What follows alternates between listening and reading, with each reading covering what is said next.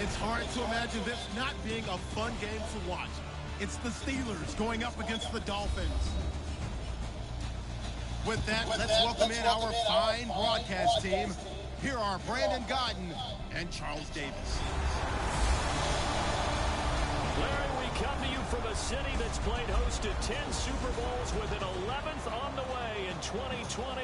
Yes, we are in beautiful Miami, Florida. Tonight, it's a preseason matchup between the Pittsburgh Steelers and the Miami Dolphins. Hi again, everyone. Brandon Gaudin along with Charles Davis. And Charles, week 3 of the preseason. We're getting there. Opening night on the horizon. Here, the Madden video game even came out on Tuesday, so you know we're close. But this is the week you use as your dress rehearsal, isn't it? It is. You go over everything as you would on opening day when it actually counts. They'll regulate how much the starters play, but this is probably the game they play the most in the preseason. And don't forget, after this game, the rosters get pared down to 75 guys. And that'll carry over the back line of the end zone for a touchback. So here are the Steelers now to take over for the first time. And they will be led out by their 6'6" quarterback.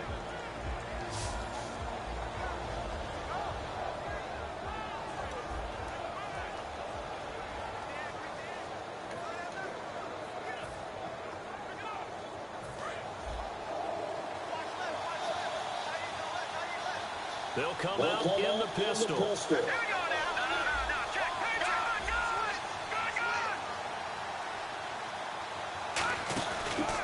Here's the first carry for Le'Veon Bell. And he'll push his way forward to about the 32. 7 yards on the pickup there, and it'll leave him with a 2nd and 3. First play of the drive, let's give credit all around. Excellent blocking, but the guy carrying the ball, he was the finisher. A really nice run.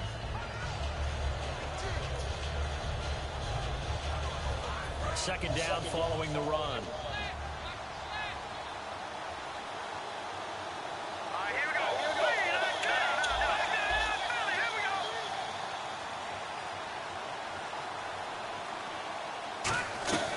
Now they'll throw here out of the gun. They've got his man complete. And into the end zone. Touchdown, Pittsburgh. Sammy Coates, 68 yards. And the Steelers have taken a first quarter lead. Not a bad way to start it. And I think that was part of their script, because so many teams script their opening possessions, and whether it's just that possession or even deeper into the half, sometimes it's 15 to 30 plays. That had to be one in there where they call a shot play. Go for the big one, and they got it done. Chris Boswell now for the extra point.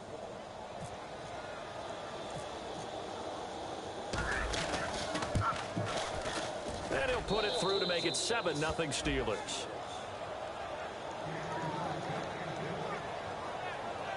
That drive started on their own 25. 2 plays, 75 yards later, into the end zone.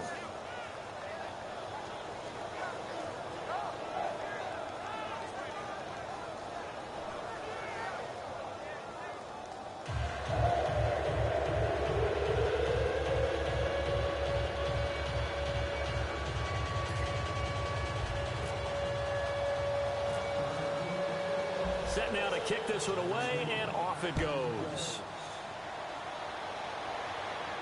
Here's Jarvis Landry now on the return. And he'll take this one near the 25, call it the 26-yard line.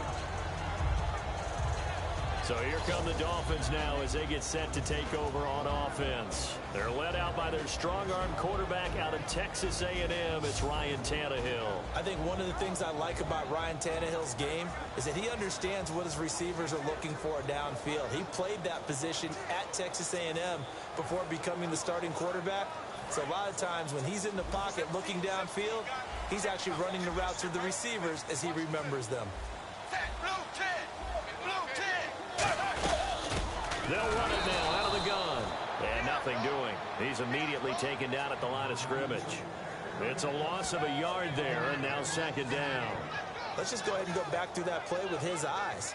because he's got to read his keys. Run or pass right off the top. You're probably going to read an offensive lineman to see if he sets up in pass protection or if he fires out for a running play. The next thing is you're going to check and see what the back's going to do. And if he ends up with the football, okay, now you got to check and see. Does an offensive lineman come downfield and try and block you?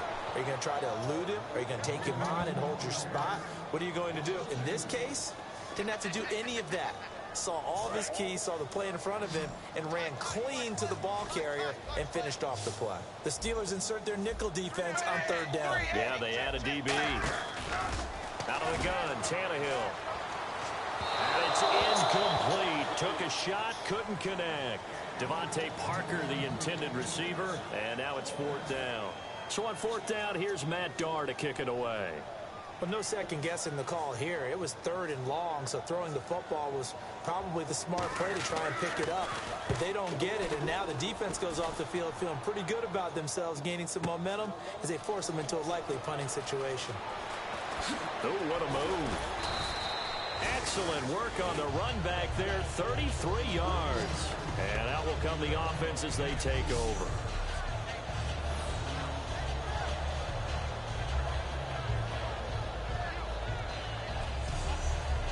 And Pittsburgh getting set to take the field.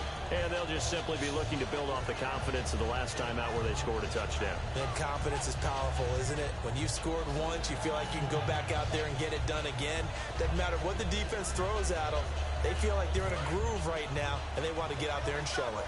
Yeah, hoping to stay in that groove here this go-around.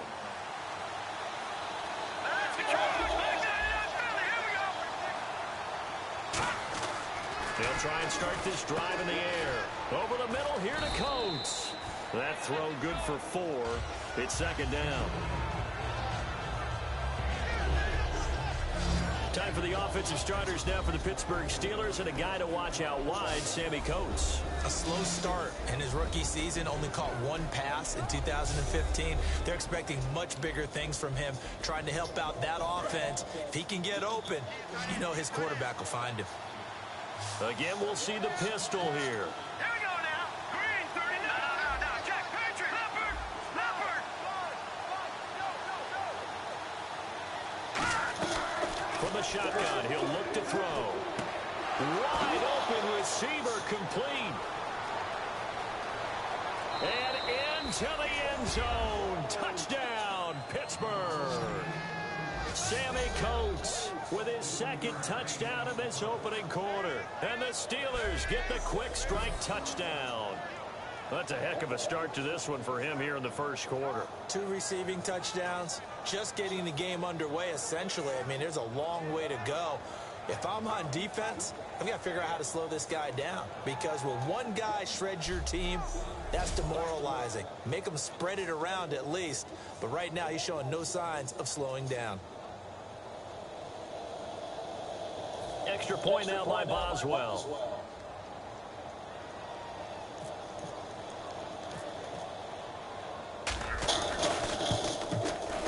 And it's good to make it 14-0.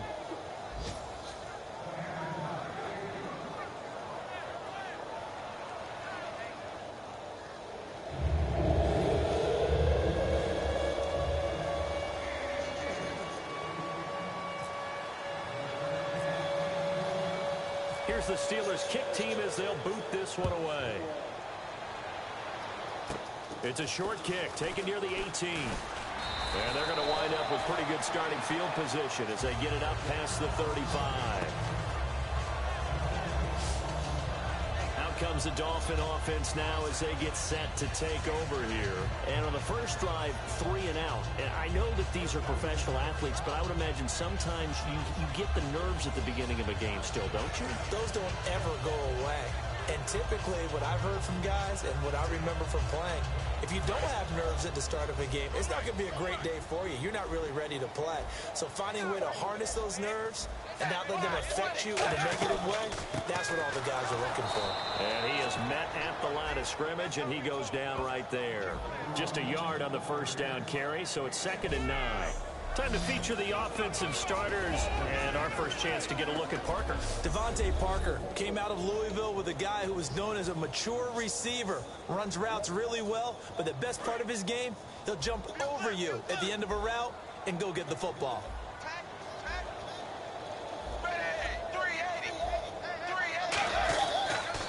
Now a handoff here to his running back.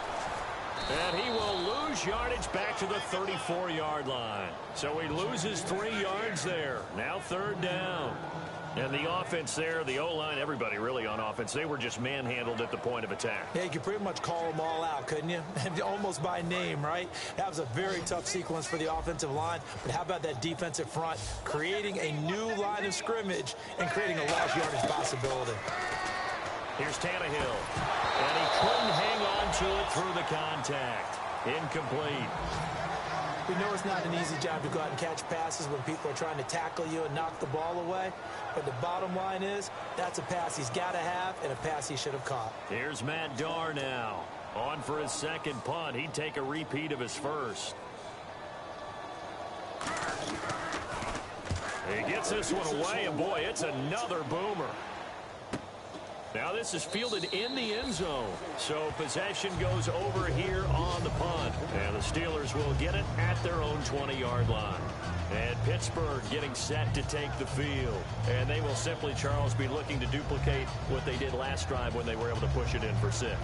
And they hope it'll be that easy, right? To be able to take exactly what happened before, replicate it. They may have to make a few additional changes along the way because I'm sure the defense will make some adjustments, but they've got to have great confidence having scored the last time out.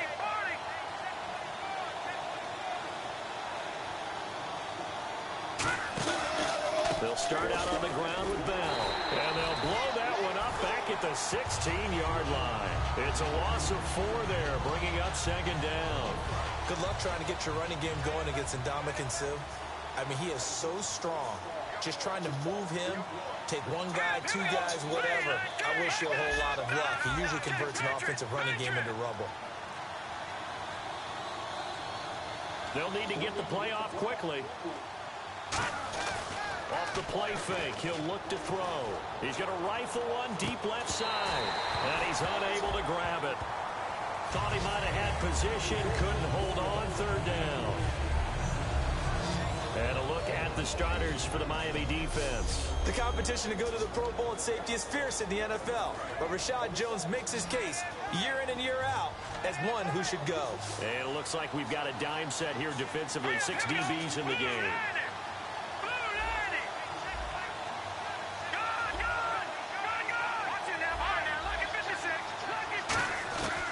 Now a shotgun snap as they'll look to throw. And he fires one that's intercepted. A great read and it's picked off. And he'll return it to the 24-yard line. Well, you can just see this one coming, couldn't you? It's an obvious passing situation, 3rd and long. The defense is going to bring in 2 more defensive backs and say, you want to throw? Go ahead. We dare you. And it's just no one open anywhere as they come away with the interception. So the Dolphins getting set to go here. And 3 out on the last drive. No points on the scoreboard. A little soul-searching now? I would say so. And he'll take this into the end zone for a Dolphins touchdown. Leonte Carew, 23 yards for the touchdown. And the Dolphins able to get this back within a touchdown. As a former DB, you might not like to see that, but from a wide receiver's perspective, those are the plays they dream of. Correct on both counts, all right? Because once he took off, I mean, let's face it, that should have been done in Big Sky Country. Aren't any speed limits out there? And off he went. Glad I wasn't the one trying to chase him. Billy Cundiff now to kick the extra point.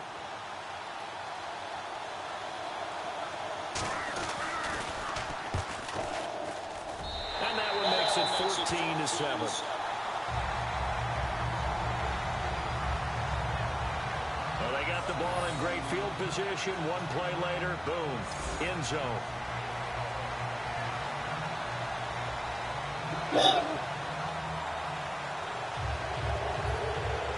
The kicking team out for Miami as they will send this one away.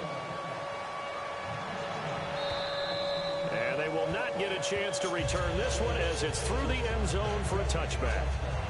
And Pittsburgh getting set to take the field.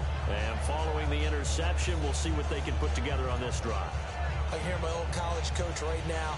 He always used to tell us before every game, the team making the fewest mistakes will win. What they're hoping is that that last mistake is their only one of the game. Coaches, that's all they talk about, turnovers, right? Minimizing those and maximizing opportunities. They'll put two receivers left, two to the right.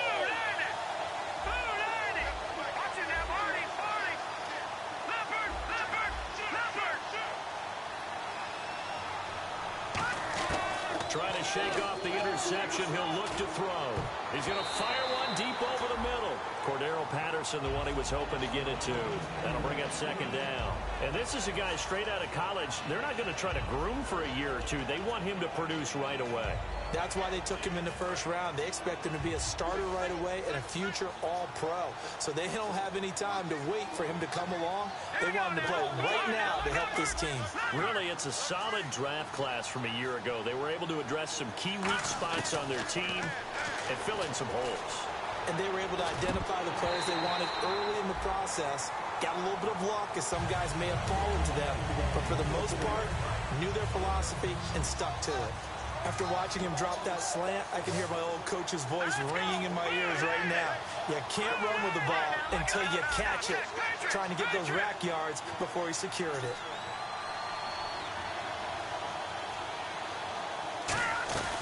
On third down, he'll drop to throw. Looking left side, and it's complete. A really nice gain of 25 yards. They were ready for what the defense was showing. They had prepared for that look, recognized it, went straight to the air, got the first. Well done. Love the recognition because you can prepare for everything. You can watch the tape and put together your game plan, but you still have to understand what they're doing in terms of what they're showing and be able to adjust accordingly, and they did exactly that. And on the outside, they're playing press coverage. Another pistol look here. At the end of one, 14-7 is the score. And we'll be back to South Florida after this. Back with Charles Davis, Brandon Gaudin. It's Steeler football to begin quarter number 2, and they've got it here with a first down.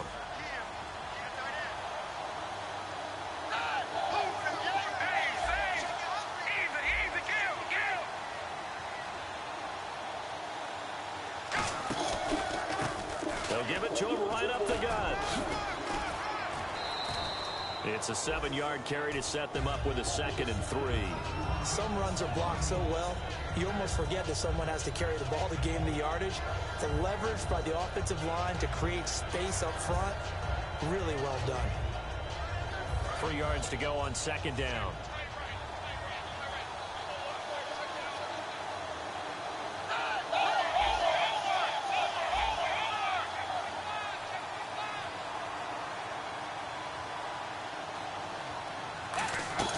They'll run it now out of the gun. Oh, a heck of a move. It's a 9-yard gain, and it keeps the drive moving.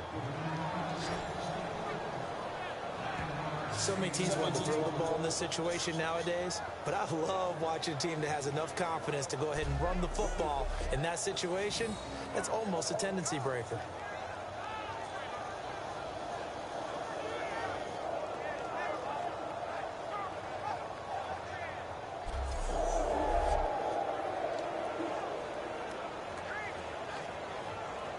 So it'll be first down here after the run.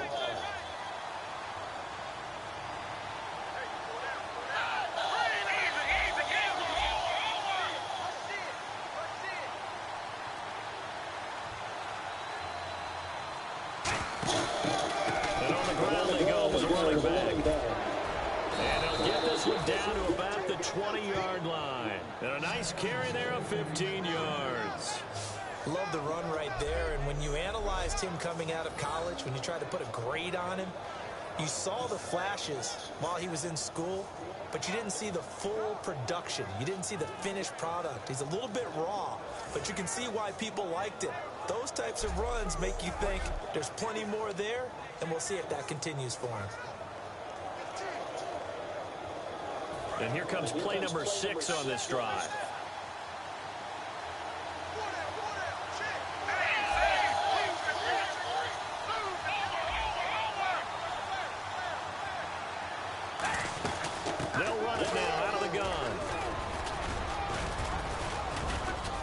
forward for 3 down to the 16-yard line. Jordan Phillips is the one on the stop. Not a run that you're going to write home about, but still a good first down run. That's what an offense calls staying on schedule. 3 to 4 yards on first down, you're set up very well for the rest of the drive. They'll put 2 receivers left, 2 to the right. And now a first chance for the backup here to throw.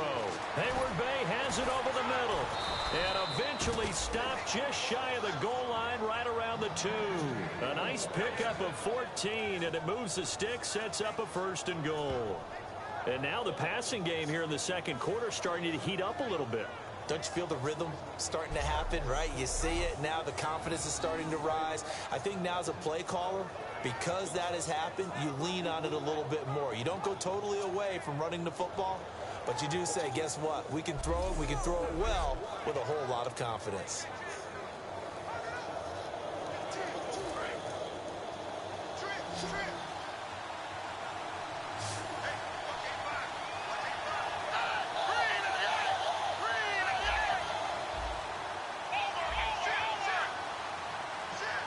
Time running in here on the play clock. They just do get the play off as he'll look to throw. Oh, it's incomplete. That would have been big in the end zone if he could have held on. Instead, it's 2nd down. Not only did they drop what looked like an interception in the end zone, they blew a golden opportunity to shift the momentum.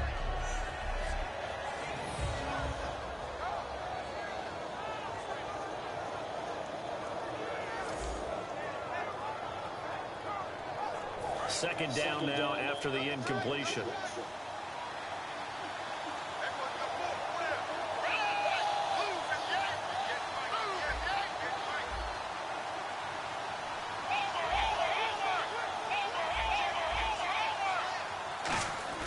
Now Manuel. And this is incomplete. Josh Huff, the intended target. And it's 3rd and short. After all the preparation, all the practice, a play like that will absolutely break your heart. They had everything they wanted, just unable to complete it. In the end zone, a big-time drop. Now, do you put it in your quarterback's hands again? That's the question here on 3rd and goal.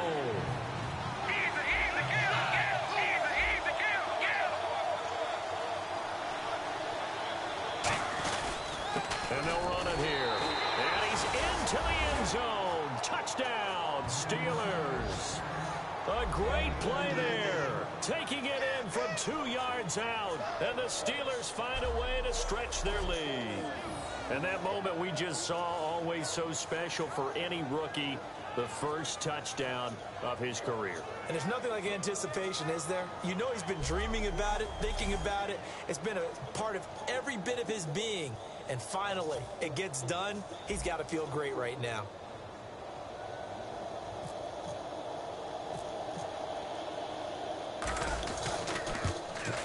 It's good, and it is now 21-7.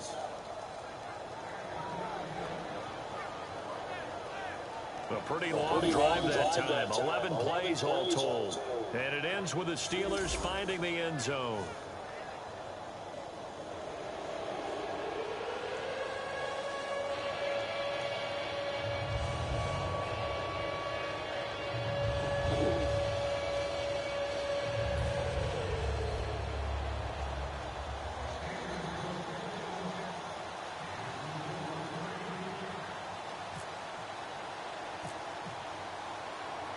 The kickoff team on the field now as they will send this one away. Here comes Johnson on the return. And not a bad return here. He gets it out to the 25-yard line. A chance for us again to look at this Pittsburgh defense. And a touchdown given up the last time they were out there, so maybe need to refocus a little bit. And make sure that they don't start finger-pointing with each other, because oftentimes when a touchdown's given up, you say, okay, where did that happen? Who broke down? Who gave it up? Instead, just go back out there, be a unit again, and try and play a little bit better. Yeah, see if they can play a little bit better on this drive. Now a first carry for the backup, Isaiah Crowell. No gain on the play. It'll be 2nd down. No gain on that run, and while this team is down, they're not out of it by any stretch of the imagination. Maybe you just have to think about different style of running in order to get this guy going. And the 2-minute warning lurking. This will probably be the last play before we hit him. Yeah, they want to get themselves in position to score in this last shot before the clock hits. Coming up at halftime in a little less than 2 minutes, we'll send you to Orlando where Larry Ridley is standing by. He'll have highlights and analysis of this first half. Back to throw now on 2nd and 10. And boy, that one drops incomplete, but if he was hit a fraction sooner, it may have been a fumble. It's a tried and true formula, and I don't think it'll change for as long as we play football. If someone's trying to throw the ball and you can put pressure on them and make it tough, that's only going to help your defense. Yeah, he sensed being hurried. He got rid of it before taking the hit, but incomplete. So here we go now. An extra defensive back in there on 3rd and 10. Out of the gun. They'll look to throw. And this time he's got the hook up. It's complete. And he's able to get the first before he's taken down at the 36. They're going to hurry back to the line now. They'll look to throw here on 1st down.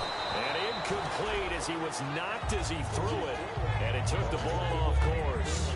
The good signal callers would never go back in the huddle and play the blame game because they need those guys to protect him.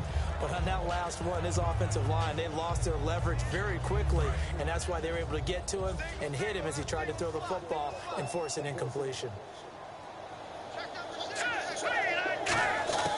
He'll try again with the arm here on 2nd down. He gets it left side of Johnson. 8 yards on the completion, but now they face 3rd down. And on 3rd down, a nickel formation here defensively.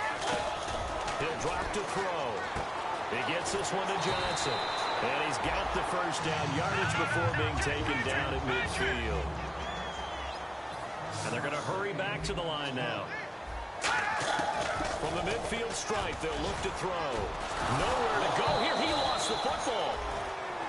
Creeping up on a minute to play in this first half. From the shotgun, he'll look to throw. And seeing nowhere to throw, he chucks this one away from harm. Incomplete. Now it's 3rd down. They tried to make something happen, but that one came up incomplete and really wasn't a good-looking throw. Yeah, maybe even go as far as to call that a little ill-advised. Yeah, I would say so. I think that's the right phrase for it. Definitely ill-advised. Just wonder about his mechanics right now, you know, and that's the tough part. You do so much stuff in practice to make it repetitive, but it has to repeat under pressure, whether it's pressure from the defense or just the pressure of playing the game. I like what they were thinking on defense. Just guard the 1st down sticks. Don't let anyone pass that. Didn't matter whether they threw it or ran it. They just ended up rallying to the football on the running play and stopped them short of a 1st down.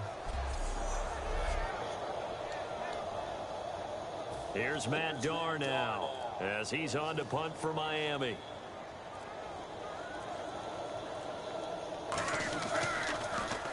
He's been a busy man here in this first half as he gets it away. And he did get it back, I do think, yes. So no turnover on the punt, and it'll be a 1st down. So yeah, that's perfect. 2, Davis, deep. I gotta go.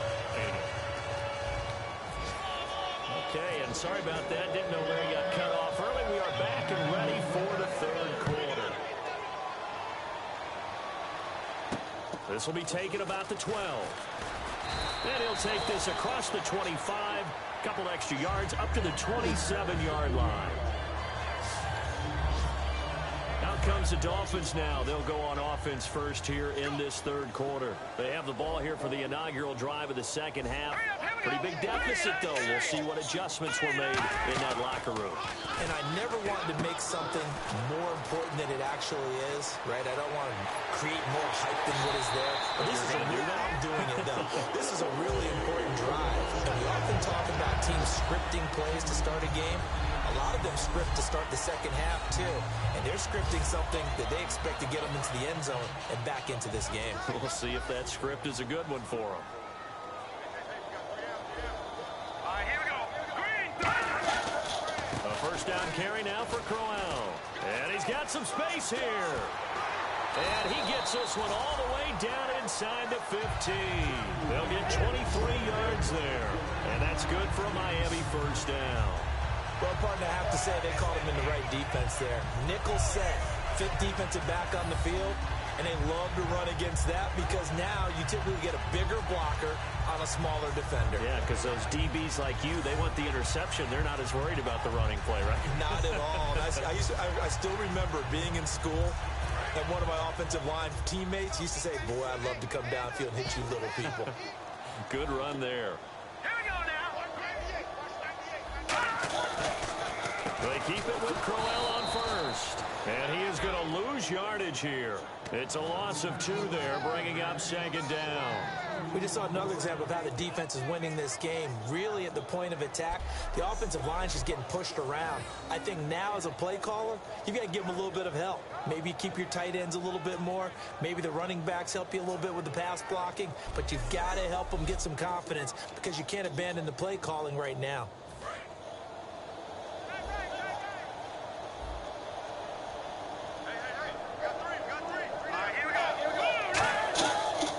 Second down, here's Crowell. And they get to him quickly here as he stopped right around the 13. Give him 2 on that run, and they're still left looking at a 3rd and about 9 to go. The best defensive linemen, they play with great leverage so they can get low and not get bowled over by offensive linemen. They have excellent hands. They can throw people off on a play. We just saw a great example of a really good run stop by a guy playing the defensive tackle position. He's going to flip that out to the flat. It's complete. Call it a gain of 5, and that's going to bring up a 4th down. Partner, I think that completion takes the definition of dink and dunk to a different level, doesn't it? It does, and the defense was right there, kind of played into their hands.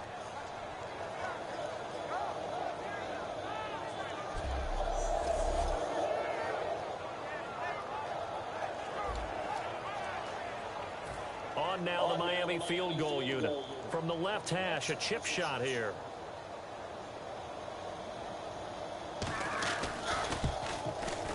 And the 14-year trusty veteran able to knock it through. But there is a penalty marker down. They might be forced to try this one again. And this is going to be roughing the kicker, an inexcusable penalty, Charles. You worked so hard to hold him to a 3-point kick. Now you give him the ball again with a chance for a touchdown. After the penalty, it's Crowell. And he's maybe going to get this back to the 4, but that's about all. No gain on the play that time, and it sets up 2nd and goal. They tried to run it to the short side of the field. There just wasn't a whole lot of room to work with. Yeah, it seems like things just kept getting strung out towards the sideline, and he kept looking for a spot to dive up into the gap. There just wasn't one, so that turned into nowhere to run, nowhere to hide. And no gain. And he will push his way forward down to about the 3-yard line. Calling a gain of 2 as they're knocking on the door now. 3rd and goal. Well, sometimes I get caught in hyperbole, but I think they desperately need to punch this one in. They're running out of time. Yeah, 2-score game, second half. You're down here. This is the time to put it in the end zone. And not going to get much better than this for an opportunity. They'll look to throw on 3rd and goal. And this is going to be incomplete. Isaiah Crowell, the intended target. And it's now 4th and 3. And that was a nice play. He knocked it away, but obviously you want the interception in this situation. You want to take away any chance that they have any decision to make on 4th down. But things happen so quickly in the end zone in this compressed area of the field that you're just happy to knock it away and not allow a touchdown. And Cundiff able to knock it through. And the Dolphins are going to be forced to settle for 3. So give them 3 there. A good drive gets them inside the 5, but they couldn't punch it in. And credit this defense, too. That was the old bend but don't break approach. But it kept the offense out of the end zone. The kickoff unit is out on the field, and they will send this one away. That'll be taken in the end zone. And no run back here. This will be a touchback, and it comes out to the 25-yard line. Time for the Steelers offense now to get set for their first possession of half number 2. And that recipe on their last drive that resulted in a touchdown looked pretty good, so they'll be hoping to do that once more. And it takes me back to when we sat with the offensive coordinator and the head coach. They felt pretty good about their game plan and thought there were some holes in the defense, and they exploited them the last time out. Let's see if they can come back and put together a similar drive. And we'll see if they can do just that.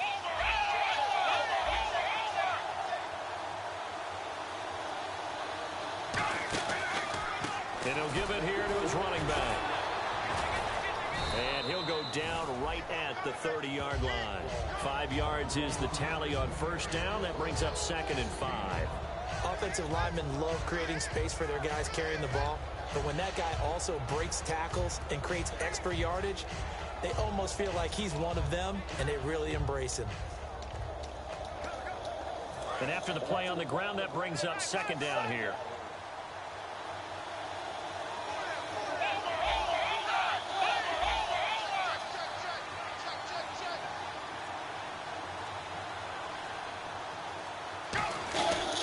And they'll go with the ground attack here.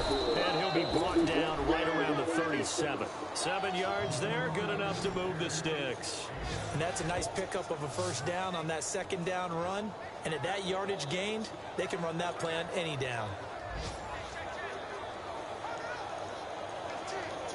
Final minute now of the 3rd quarter.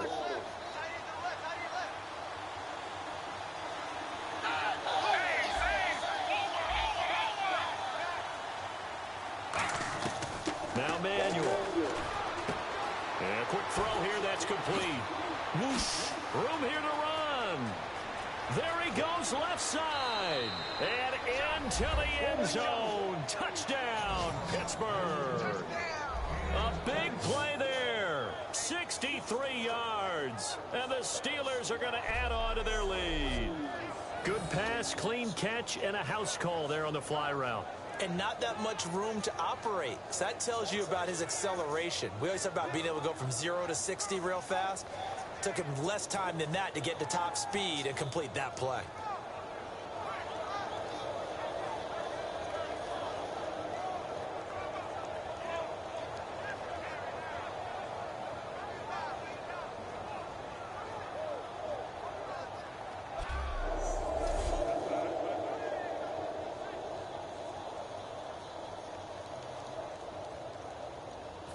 Boswell for the extra point.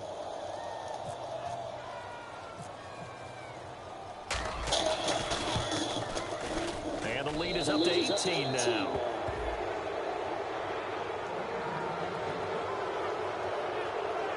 So a 75-yard scoring drive on just 3 plays. And it ends with a Pittsburgh touchdown.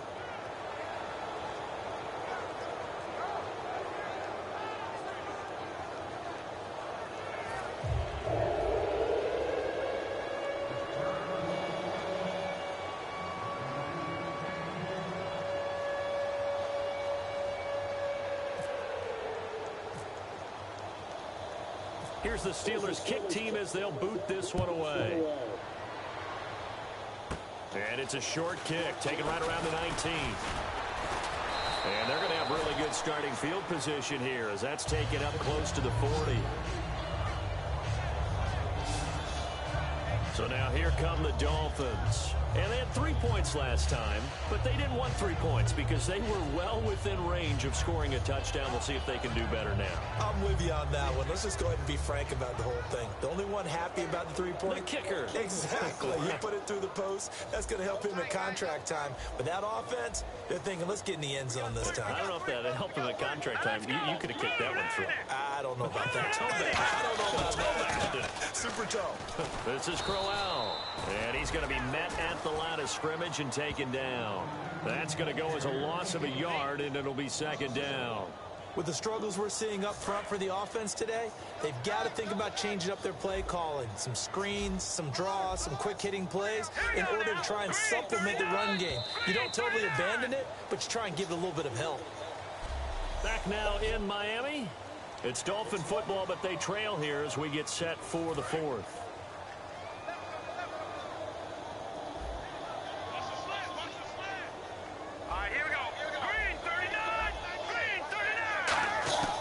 Now they'll throw here out of the gun. And it's a short one here, complete to the tight end. 6 yards is the pickup, and that'll lead to a third down. That throw has to be a quarterback's dream, doesn't it? Big tight end, curling in the middle of the field, so it's great sight lines for him.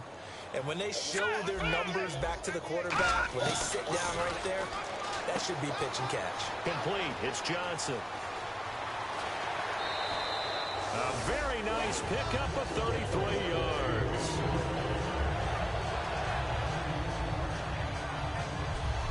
Coaches really don't care from what position they get this, but run after the catch ability, rack ability, is often the difference between winning and losing and changing field position.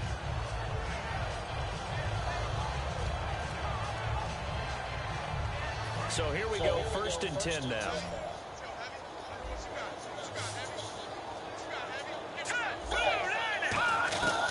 Out of the gun, they'll look to throw.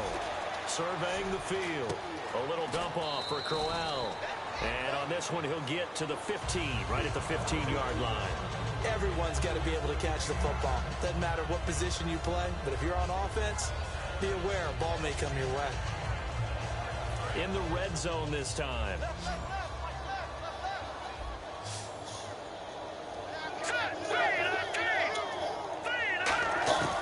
They'll stick with the passing game as he looks to throw. Firing quickly here, and that's complete. 7 yards on the pickup there, and now they've got it 1st and goal. Partner, it's a lot of fun watching the NFL now, isn't it? Because when the big fella runs routes, it used to be when we were kids, he'd run about 3 different routes, and that was it. Now he can run anything and catch the balls we just saw there. And from the 9-yard line now, it's 1st and goal. They'll try and run for it with Crowell. And they'll be driven back here, losing yardage to the 10-yard line. That's going to go as a loss of 2, and it'll be 2nd down. When you're putting together a formula for winning defense, it's exactly what we're seeing in this game. Controlling the line of scrimmage, attacking, and changing everything so that now they're playing in the offense's backfield. They're playing an excellent game. 10 yards still left on 2nd down. It's a 5-receiver set. 3 to the left, 2 to the right. Now he'll look to throw here on 2nd and 10. Had his hands on it, but dropped it. The rookie making a little bit of a rookie mistake. 3rd down. So much of this game is focus and concentration. And whenever I see guys running the in route, I know that in the back of their mind, they're always wondering who's lurking inside that might put a big hit on them as they try and catch the ball. They gotta have 6 here. It's 3rd and goal.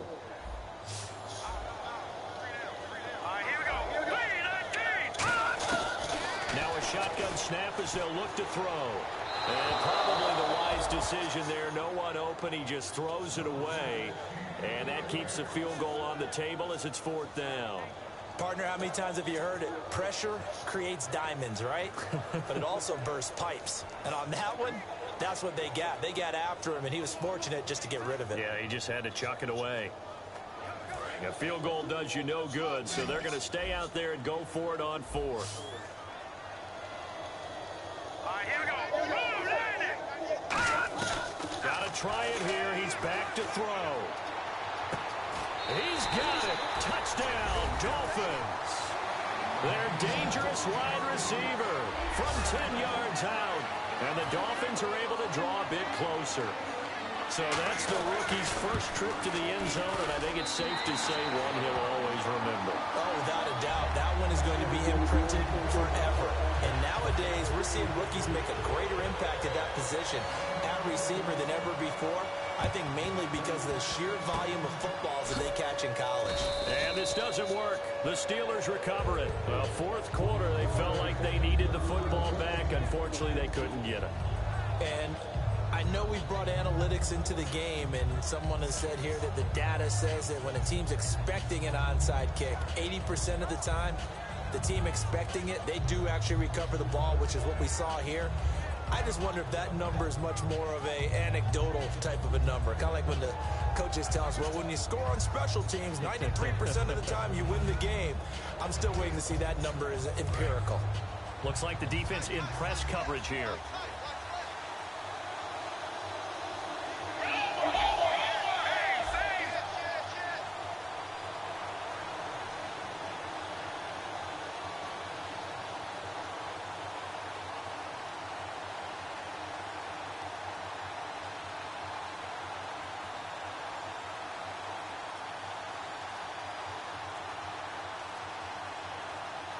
Play clock winding down.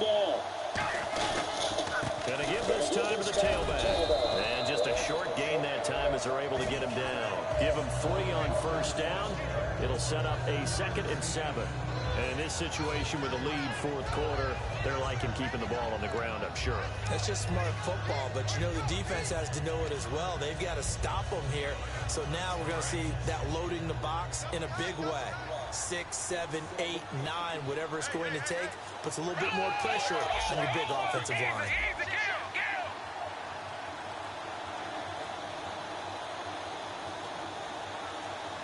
The play clock's running down, and they'll go on the ground. And here he'll be brought down a little shy of the 35 at the 36. It's an 8-yard pickup and leads to a new set of downs. That's a good, nice, crisp run for a first down. I wonder if the defense might have been loosened up a little bit, maybe anticipating a pass instead of the run that they got. Getting late in the fourth now, Charles. 2-minute warning just around the corner.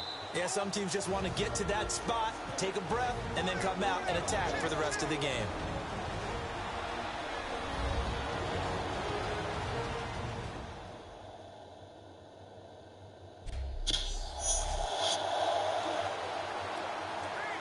So the Steelers with the football as we get you reset. And let's see what they've come up with offensively after having time to talk it over.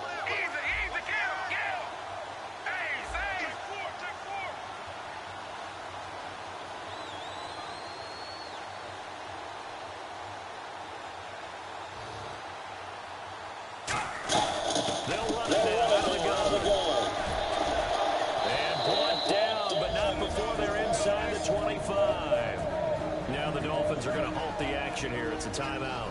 It's just their first. They've got 2 more to use here in the final stages.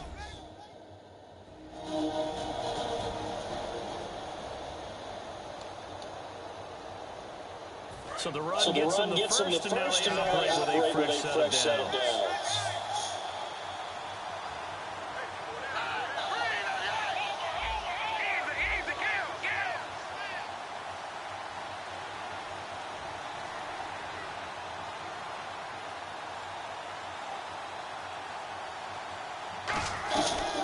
And they'll try the ground game here with the running back. Sheds a second man. Now the Dolphins are going to take another timeout here. That'll leave them with just 1 remaining in this fourth quarter of play.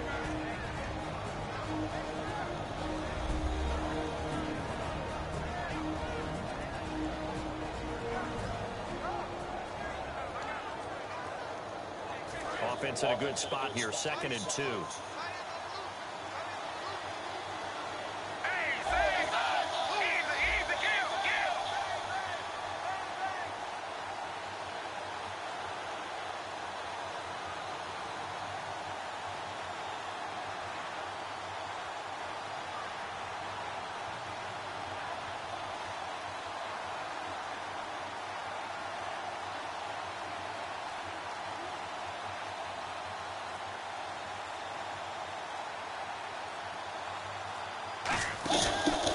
And they'll go ground game here on the tailback. And he'll get it here to the 10-yard line. Now hang on here. Timeout called by the defense.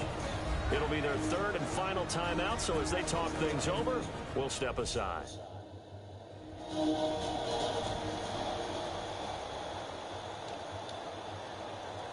Fresh set of downs here.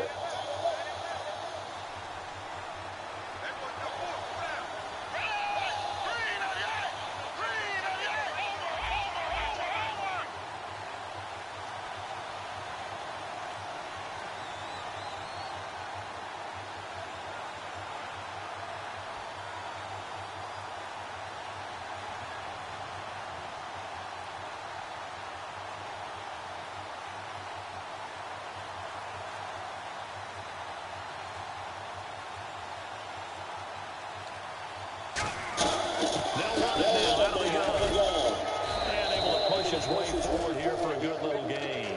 And they give him 5 that time as they draw a bit closer here for a 2nd and goal.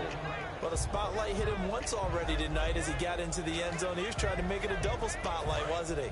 But credit the defense, bottling him up, not letting him get in for the 2nd score there.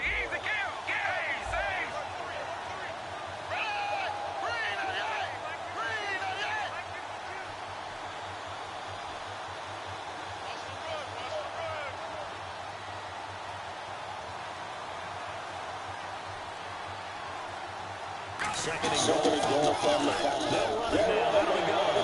And he's in. Touchdown, Pittsburgh. A great effort there. Ready for the regular season with his second touchdown of the game. And the Steelers find a way to stretch their lead.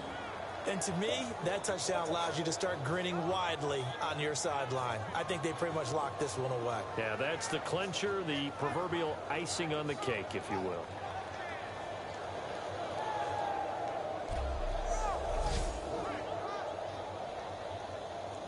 Extra point now by Boswell.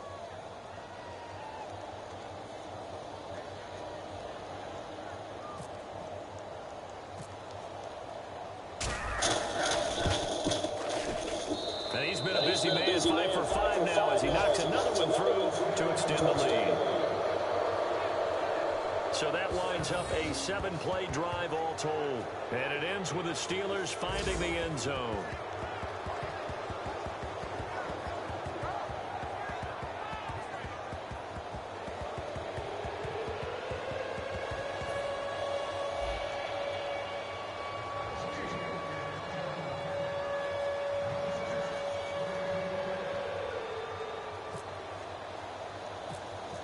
Out is the kickoff unit as they run up and send this one away.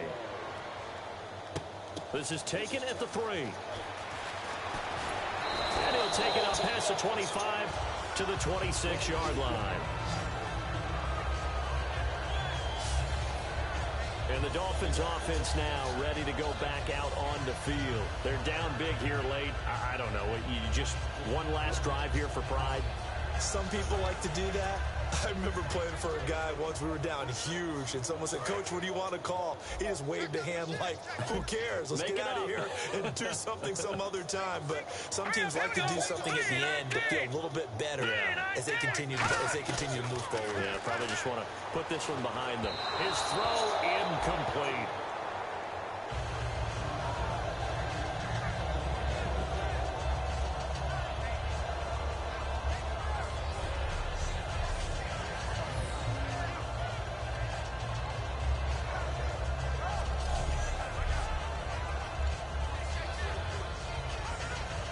Second down following the incompletion.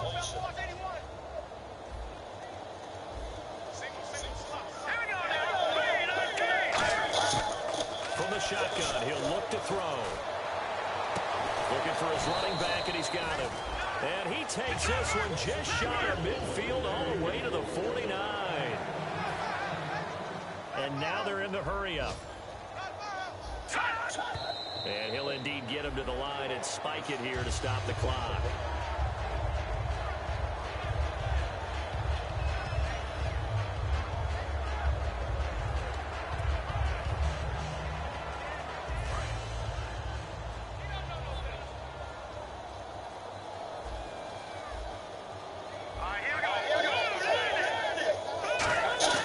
Back to throw again. And the Steelers pressure too much here. He's going down. A well-designed corner blitz that gets him for a loss of 8 yards. And now it looks like they're going to be in the hurry-up. Out of the gun now on third down. And that is incomplete. So 17 seconds now on the clock here.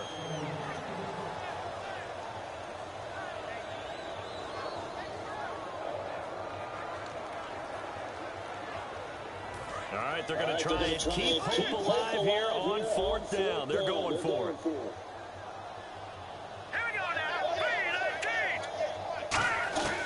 Now they'll throw here out of the gun.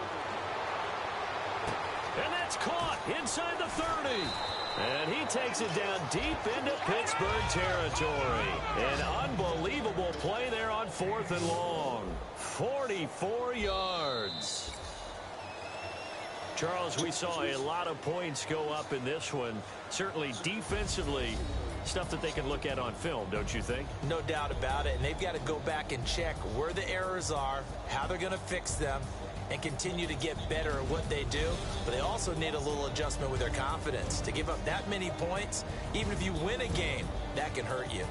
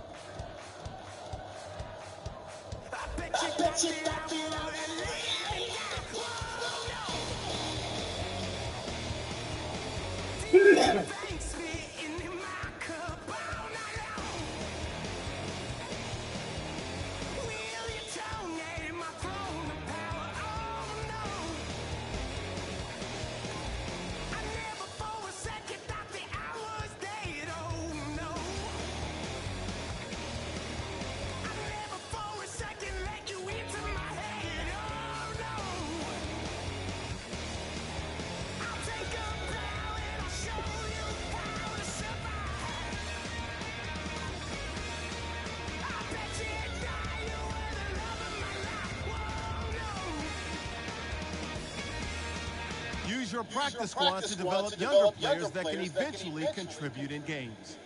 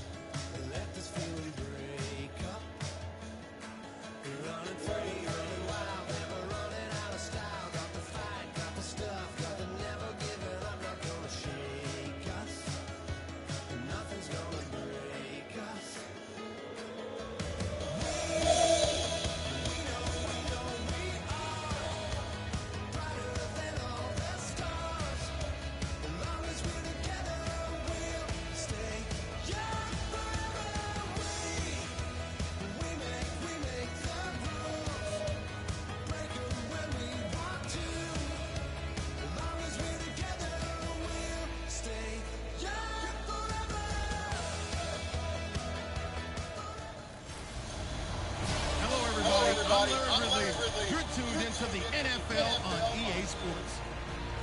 It's hard to imagine this not being a fun game to watch. It's the Steelers going up against the Buccaneers. With that, let's get out to Raymond James Stadium. Brandon Gaudin and Charles Davis. And we're about 5 miles northwest of downtown Tampa at beautiful Raymond James Stadium near Florida's Gulf Coast. Tonight, it's a preseason matchup between the Pittsburgh Steelers and the Tampa Bay Buccaneers. Hello again, everyone. Alongside Charles Davis, I'm Brandon Gaudin, and partner, I think we can safely sum up the goal of this final week of the preseason with 3 simple words. Don't get hurt. And make sure you follow that mantra, okay? We cannot have you hurt going into the season, but you're exactly right. Starters will play very little, if at all, in this game. A lot of guys fighting to make the roster because after this game's over, we get down to the 53-man number, and guys will be fighting like mad to be included in it.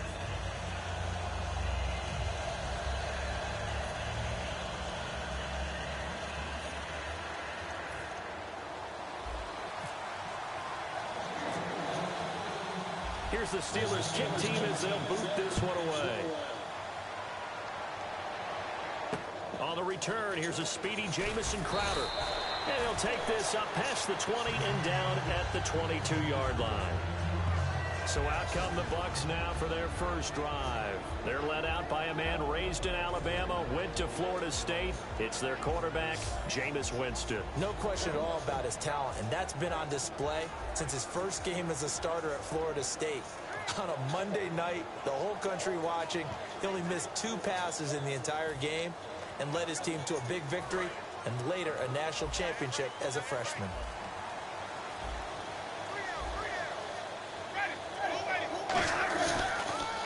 Now the first carry for Doug Martin. And he's able to plow forward up to about the 29, just shy of the 30. A solid run on first down. Gain of 7 leaves him with a 2nd and 3. That was a good run, and it got to the second level. And what I mean by that is that's where the linebackers usually play. First level being the defensive front, last level being the secondary. But the strong safety position ended up making the tackle. And oftentimes we call them a hybrid. Combination defensive back, combination linebacker. We saw the linebacker make the stop. And he's just going to get rid of this thing. To no one here. He throws it away. And now it's 3rd. And this offense can air it out. And when they do, you have to key on Mike Evans. And we do think about his catch radius first and foremost. A tall, lean receiver. But he actually can make some agile plays as well.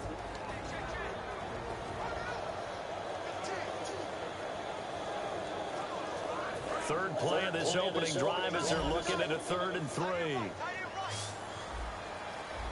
Looking to jam the receivers at the line here. Press coverage look defensively. They'll run it. Here's Martin. And they take him down, losing yardage back at the 27. He lost 2, and it brings up 4th. I think Cameron Hayward's ability to take on blocks, hold the point of attack, and get upfield serves him very, very well. What a nice play there. Yeah, he can take on blocks because he's built like a block.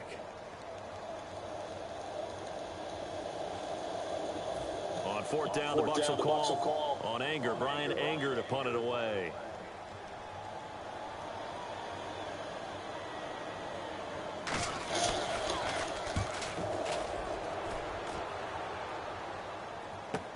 Oh, boy, he fielded it right on the goal line.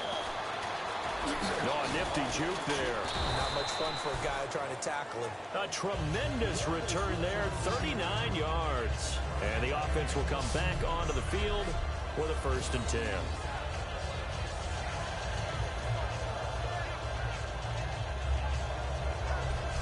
So out come the Steelers now for their first drive. They'll be led out by their quarterback, a product of NC State. It's Jacoby Brissett.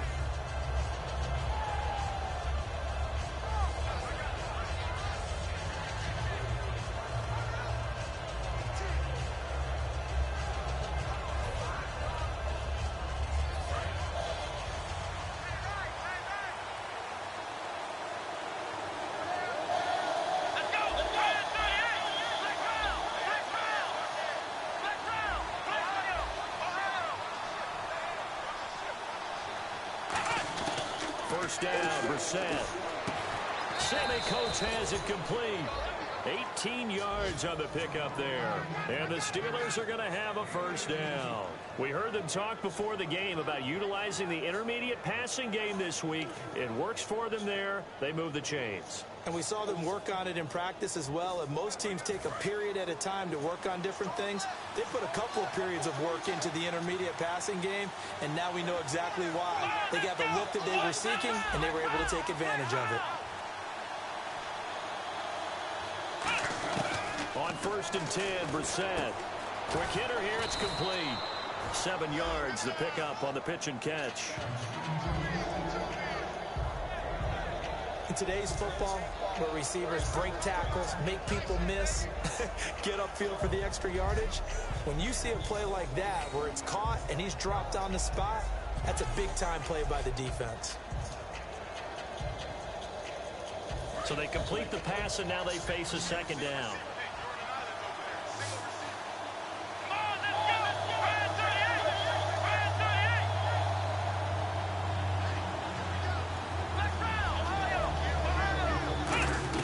Second down, Brissett. Throwing middle, but it's incomplete.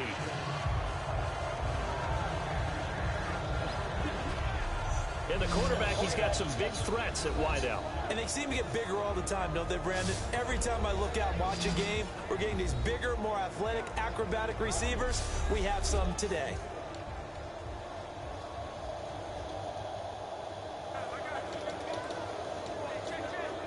And 3 full yards here for the offense to get on 3rd down.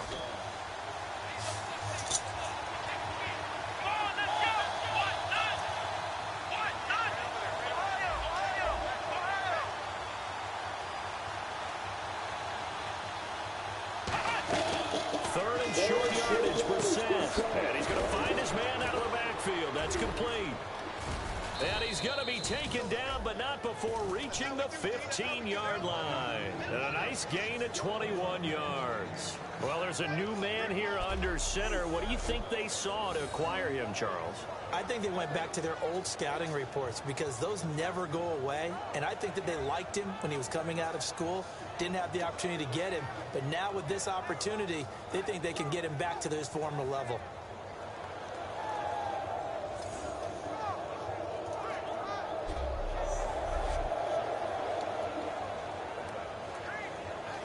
So the offense has its 1st and 10.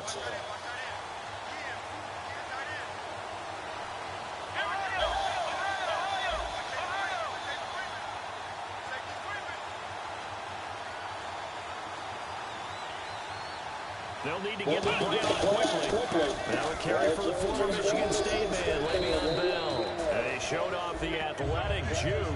Good little gain there. Not a whole lot of real estate, but a nice carry.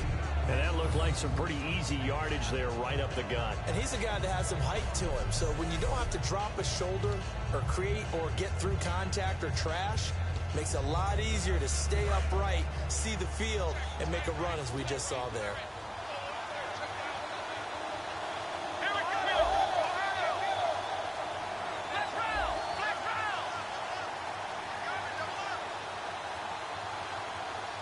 Time running out here on the play clock. Again, it's Bell. And they'll get him down here at about the 5-yard line. Just a couple on the pickup there, and now it's 3rd down. And a quick look at the Buccaneer defensive starters. Joe McCoy's one of the top defensive tackles in the league. Always a threat to go to the Pro Bowl, especially because of his pass rushing ability. Now hold everything here. We're going to get a timeout by the offense. They'll have 2 remaining as we step aside here in this first quarter. And the head coach reaches for the red flag, tosses it down on the field. He wants a challenge here.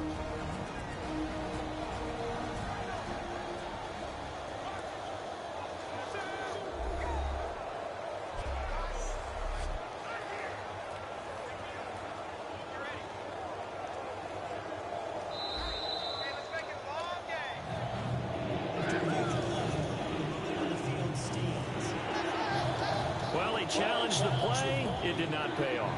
And that means he lost a timeout in that challenge. And as a coach, you hate that. Don't know if you took the advice of the player, you threw it yourself, but it didn't go your way. At the end of the day, it all comes back to the head coach. He has the final determination on whether to actually challenge the play or not. In this case, it didn't pay off for him. And that's got to be so heartbreaking. You throw that flag, you probably feel really confident, and then all of a sudden, boom, you lose the challenge.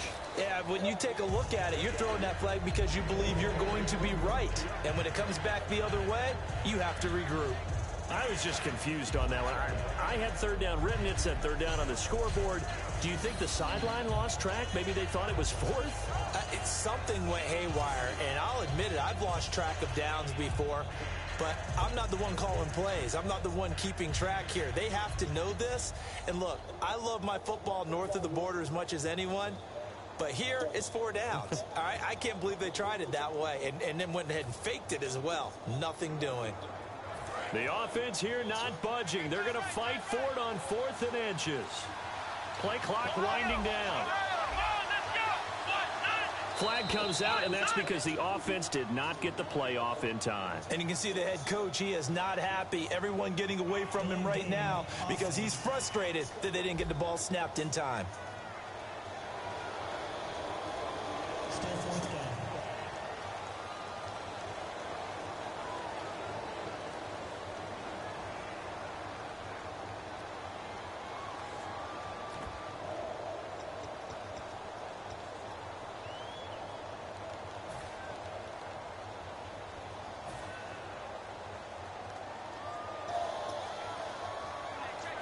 No movement to get the offense off the field. They're going on 4th and 5.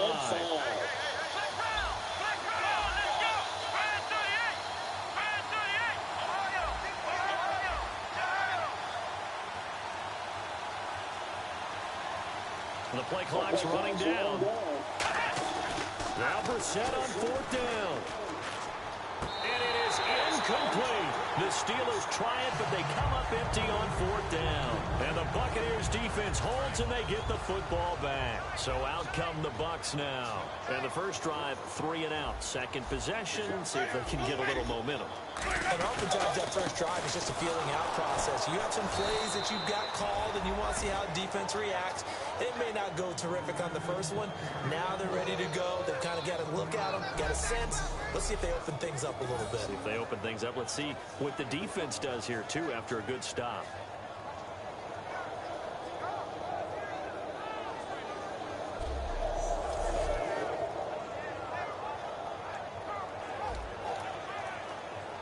So now 11 yards to go for this offensive unit. It's 2nd down.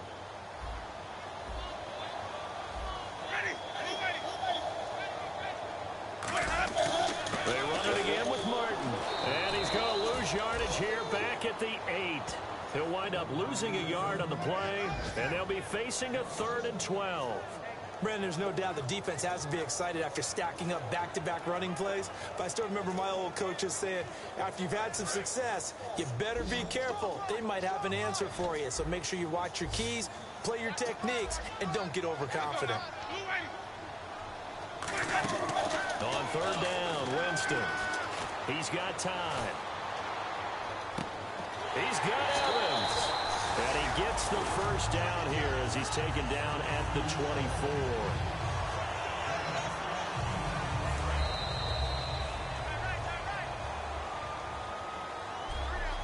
So we've reached the end of a fairly even first quarter of play.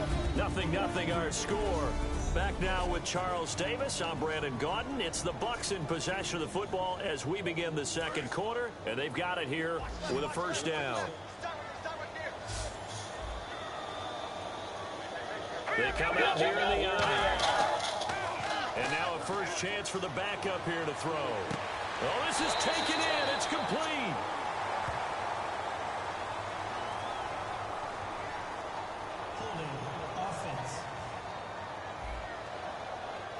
So he got his hands a little too far outside. The ref caught him, threw the flag. So now the offense is facing a first down and 20 after that last mistake. They're going to look to throw. And he just gets rid of it. Throws it away. A wise move there. Looked like nobody open. Now 2nd down. I hope I don't sound too rah-rah on that one, but that's the exact right throw. Either your receiver gets it or no one gets it. Give him a lot of credit for being really precise with it. Got rid of it. No one got it.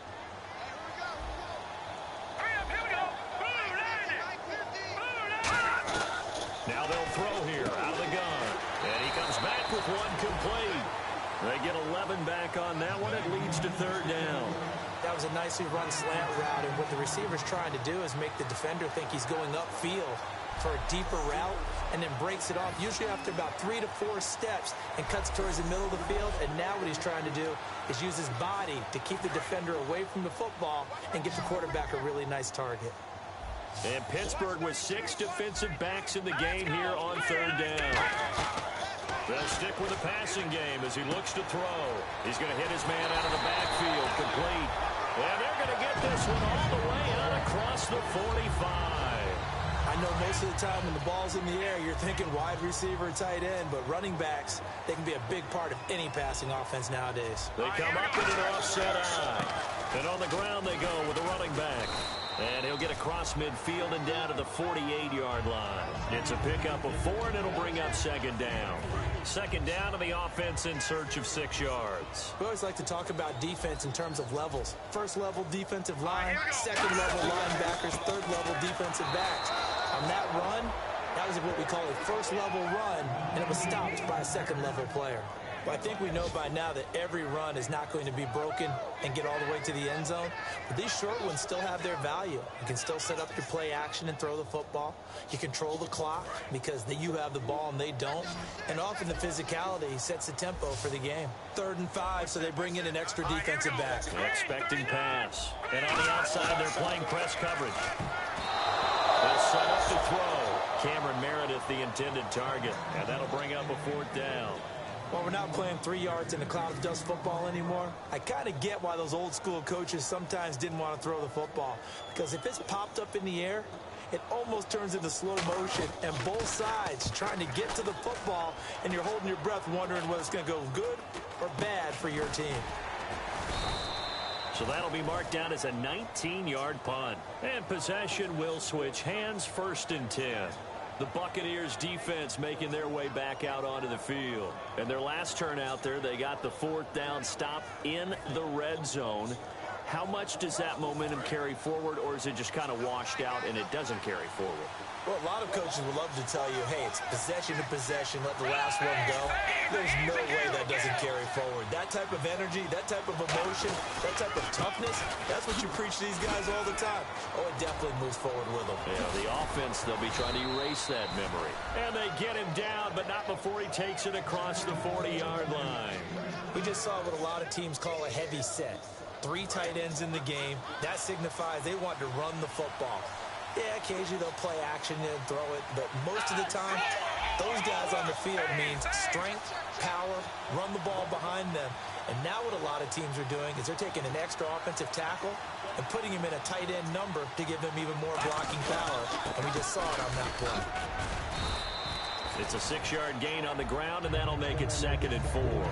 So much of the game today, we're looking for hybrid players, guys who can do a combination of jobs.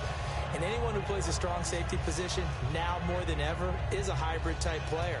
Half defensive back that covers passes and half linebacker that makes tackles. We just saw the linebacker make that play. And now we're circling here around the 2-minute warning. This is a setup play, trying to get one last one in before the clock warning.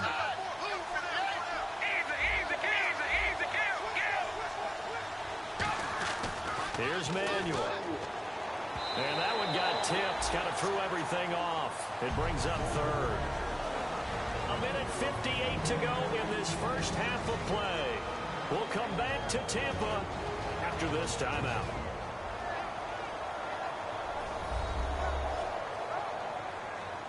A reminder, coming up at halftime, we'll check in with Larry Ridley for highlights and analysis of our first half of play. Now, not too many highlights yet, at least in terms of scoring plays, that is. Yeah, but hang in there. We might get something these last 2 minutes. They come out with 1 back and 3 tight ends.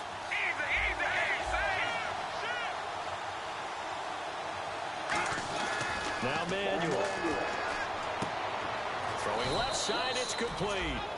It's a gain of 20 and picking up the first.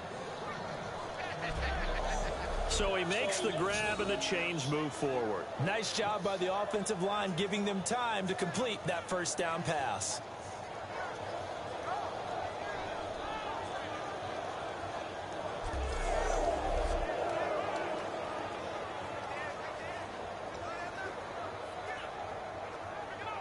So after that big play, let's see if they can catch their defense maybe on their heels.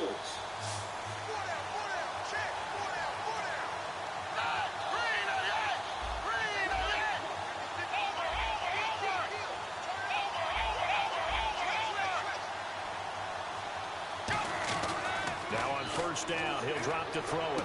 Caught. It's Huff. And he carries this one all the way down to the 9. 22 yards on the pickup there. And the Steelers are going to have a first and goal. And those first downs do add up. The offense keeps the ball moving downfield and keeps their defense on the bench, giving them a chance to rest.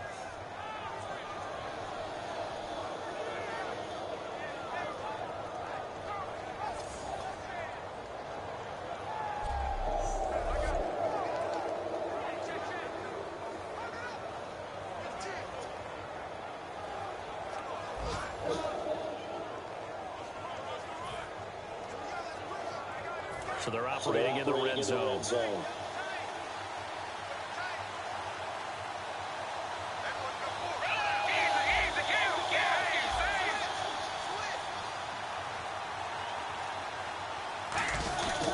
And they'll run it here. Oh, nice move. A good run of 6 yards there. Gets them closer to the goal line with second down coming up. This drive is turning into an extended one, and the guy carrying the ball, he's becoming more like a... Now whistles come in. We're going to get a timeout here by the offense. And with halftime on the horizon, they'll be out of timeouts from here forward.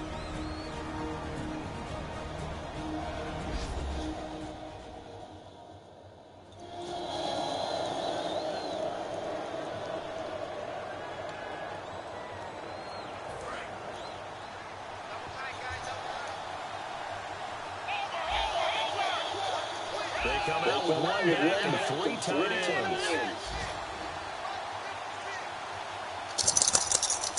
And from the 3 now, it's second and goal. And he'll go backwards, losing yardage to the 5. He lost 2 there, and it's third down. Gerald McCoy is so slippery and elusive in the interior of the defense. I don't care who has the assignment to block him. It usually ends up having to take at least 2. And most of the time, that's not enough either. Witness that tackle for loss.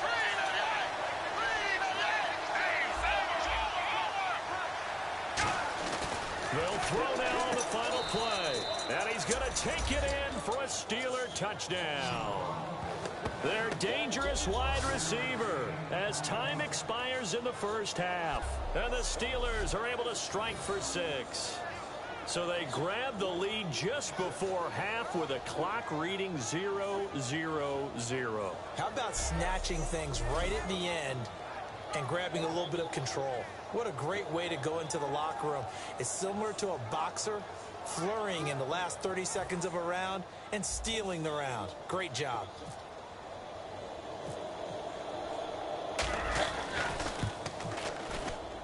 And he'll put it through to make it 7-0 Steelers. So we are halfway through here in the final week of the preseason, as we will toss it an hour or so east of here to Orlando. That's where we check in with Larry Ridley with our EA Sports Halftime Report. Thanks, Brandon. Thanks, Charles. And welcome to our EA Halftime Report. I'm Larry Ridley. Both teams have had their moments so far today, and that's why we have a tight game on our hands. We'll have to see if either side can take control in the second half. All right, let's roll those highlights. Steelers come out on 3rd and 4. Whitehead's found on the quick pass, and he'll be tackled at the 31-yard line.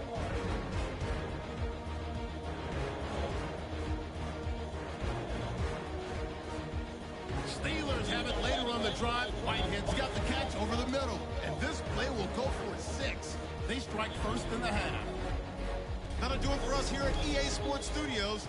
Let's get back out to Brandon and Charles for the call of the second half. Brandon.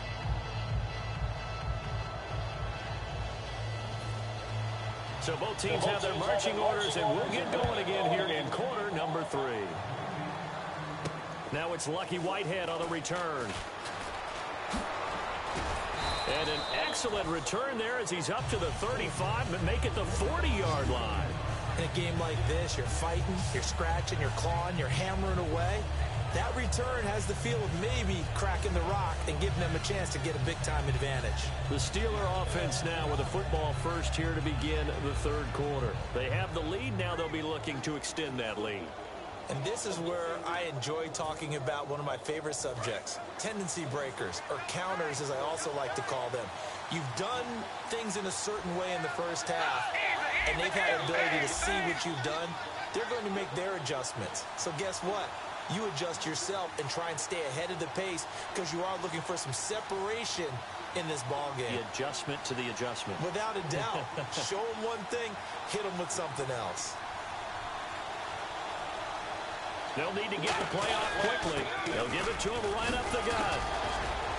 And he takes it past the 45 and down at the 46. He'll get a nice chunk there on the first down run, and it's 2nd and 4. You know what really fires up offensive linemen? When the guy that is carrying the ball behind them can create his own space and break a tackle along the way.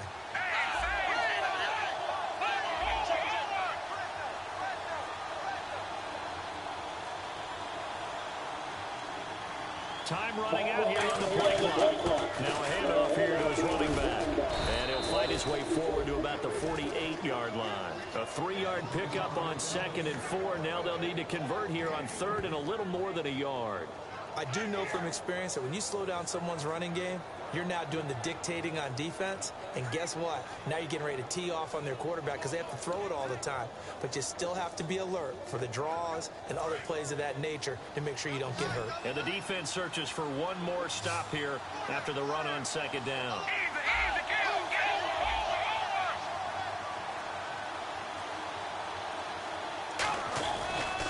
And he'll give it here to his running back. And he's got the first before he's brought down at the 39-yard line. They pick up 12 on the play there, and they move the chains.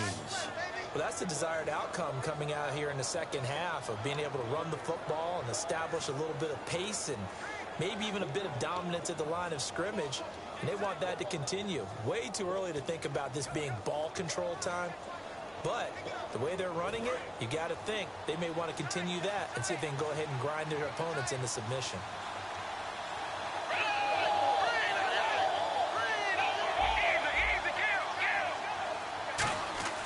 Back to throw now on 1st down.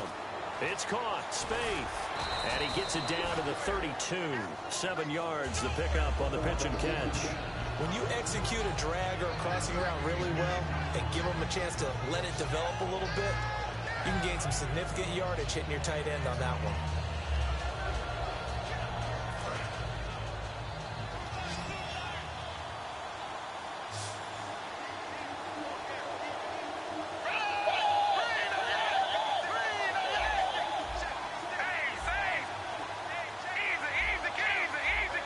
Play clock winding down. They'll drop to throw. And that one got tipped. Kind of threw everything off. It brings up 3rd. A pretty good coverage there, and both of these defenses, they've had good coverage throughout this one. No doubt about it. And in today's NFL, where we're used to a bit more scoring, this feels almost like a well-pitched game in baseball on both sides where the tension continues to build. Who's going to make the big play?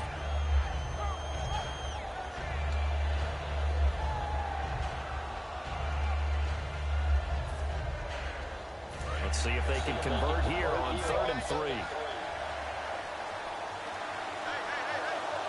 They come out with 1 back and 3 tight ends. And the play clock's running down. And they'll go with a ground attack here. And he will cross the 30 down to the 29-yard line. The ball's still a few inches shy of the marker after the 3-yard run. So now a little soul-searching on 4th down.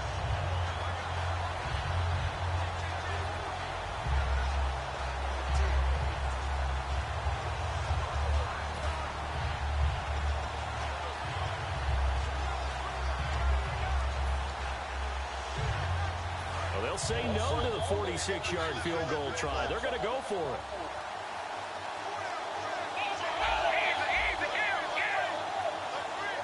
They'll need to get the play off quickly. Going to give this time to the tailback. He only needed a few inches. He didn't even get that. And the Buccaneers defense holds and they get the football back. Partner, when you see a running play stop short like that, you just know that the defensive front, they won the battle of leverage and created a push back into the opposing backfield. And for the offensive coordinator, whether you had 1 yard to go or 20 yards to go on fourth down, now you're probably saying, oh, maybe I should have passed it, right? Yeah, hindsight is always 20/20. He takes us from the 30 to the 34. The linebacker, Ryan Shazier, there to make the tackle. It'd be hard to say that the defense wouldn't be ready for a first down run. When you can gain that kind of yardage against a defense that's really kind of geared to stop that play, your confidence has to rise, and now you've actually opened up your playbook. If you want to throw the ball now for play action, you're good to go. Let's go. 3, And they'll go on the ground. And he'll get this only up to about the 35. 2 yards the gain there, and now they're left with a third and about 4 for a first. Partner, we know today's NFL is really built around the guy throwing the football. But these short runs, they still pay dividends because they can take their toll on a defense and they can add up as the game goes along. You control the clock, you control the ball, and that way you often control the game. And incomplete. He had nowhere to throw, so he just tossed it away. But that brings up fourth. I'm not sure we could spot any tendency here on this third down. They could have run it or passed it. Either one was available. They chose to try and get it through the air, but they were unsuccessful.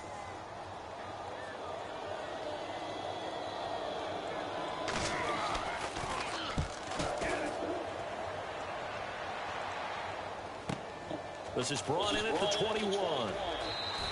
Give him 11 yards that time on the return. And the offense will take over with a new set of downs. Out comes the Steeler offense now, ready to see what they can do here. And on the last drive, they were in field goal range. They just opted not to kick it, didn't get it. How does that change the mentality this go around?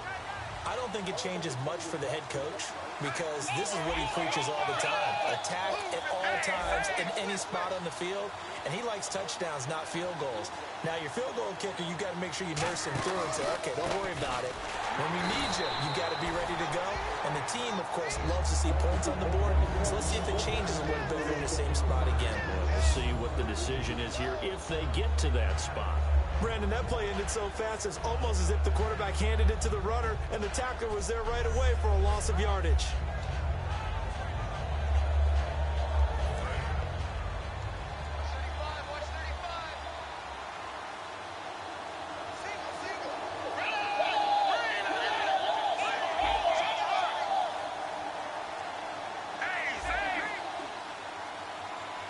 Time running out here on the play clock. They'll look to throw. He's going to fire one deep, middle of the field. He's got a man, complete. A very nice pickup of 33 yards. Well, we know he's got the speed there. He needed the speed and the hands. A great catch. And because of that speed, you have to respect it as a defender. So you have to either play off or make sure you're somehow in contact with him. And he's able to do exactly what you said. Use the speed to his advantage and go up and get the football. That's a big-time play right there. They'll come out in the pistol.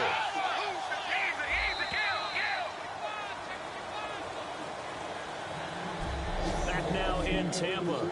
It's Steeler football, and they have the lead as well as we begin quarter number 4.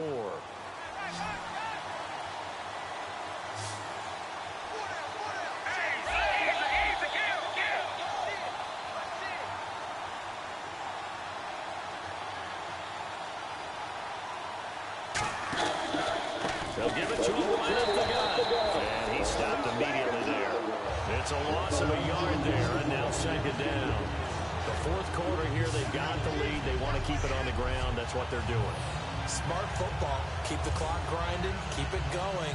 But you got to figure now, they're going to see more people stacked up at the line of scrimmage as they try and bleed it out.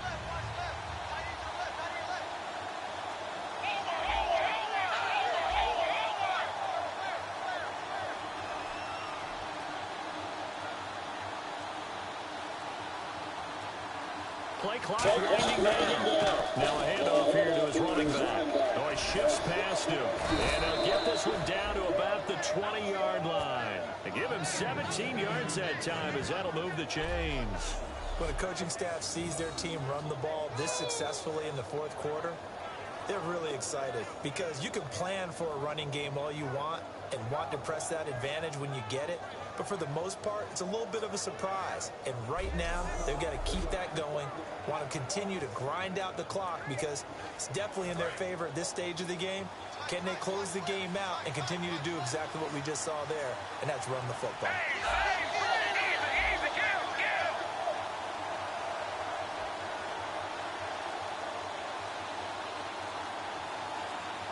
The play clock's running down. And they'll try the ground game here with the running back. And he gets it down close to the 10-yard line. That one good for 10 yards. And it'll be second and very short. Not an ideal spot to be on first down, but I love that the play caller did not immediately abandon the running game and say, okay, we've got to throw it in order to pick it up.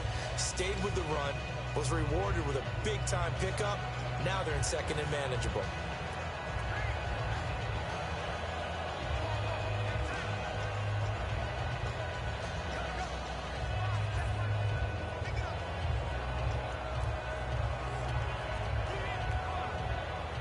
And the next snap coming inside the red zone here. They'll need to get the play off quickly. They come out here in the eye. And they're going to take it all the way down and just take the delay. Game offense.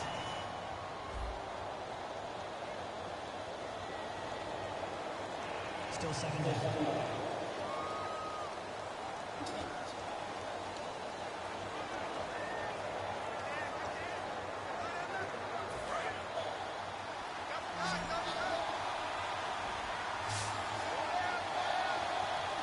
They come out with one back and three tight ends.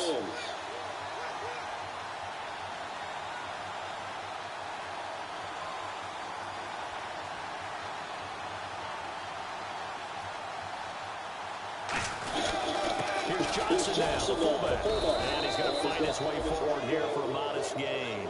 5 yards on the pickup, and that'll make it 3rd and 1. And that's why that position was created. Big, powerful, strong guy who can carry the ball and plow forward. That's exactly why you have him on the field. And here comes play number 6 on this drive.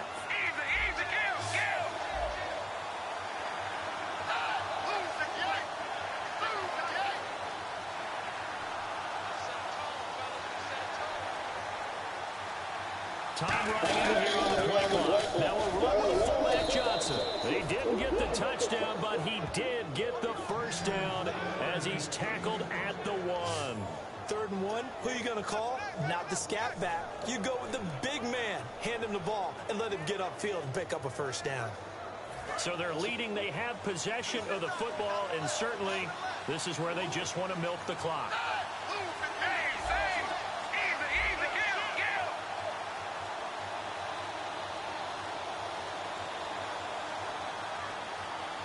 Play clock winding down.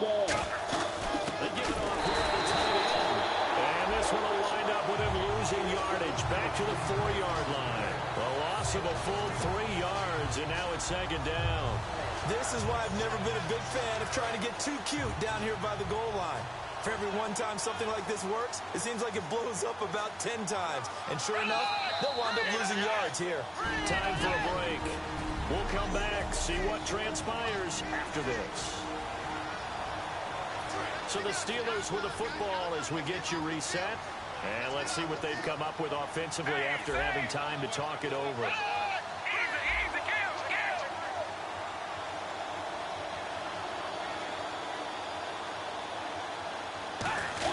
They'll try and power it home here with a fullback Johnson. Calling a gain of a yard as they get a little bit closer here. It's 3rd and goal. And now the Bucs deciding to take a timeout defensively. It's just their first. They've got 2 more to use here in the final stages. The line of scrimmage is the 2 here on 3rd and goal. They come out here in the eye.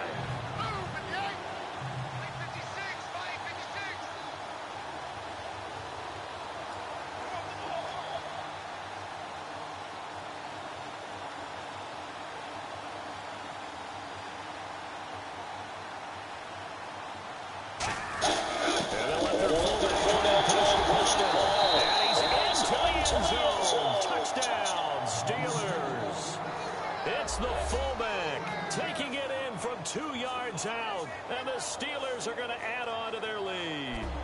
Well, it'd be real easy to say that they are firmly in control right now, but I'm looking at your face and I'm thinking I've got to be careful with that. Well, it's a two-score game. You're inside at 2 minutes. I think you can breathe relatively easily now. Yeah, you can, but still, you got to stay vigilant. Can't give up anything cheap and easy. That could put you in some jeopardy. Still an important piece of business to take care of, the extra point.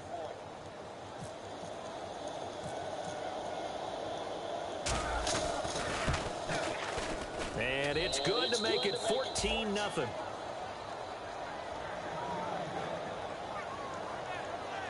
A 10-play drive that time. And it ends with a Pittsburgh touchdown.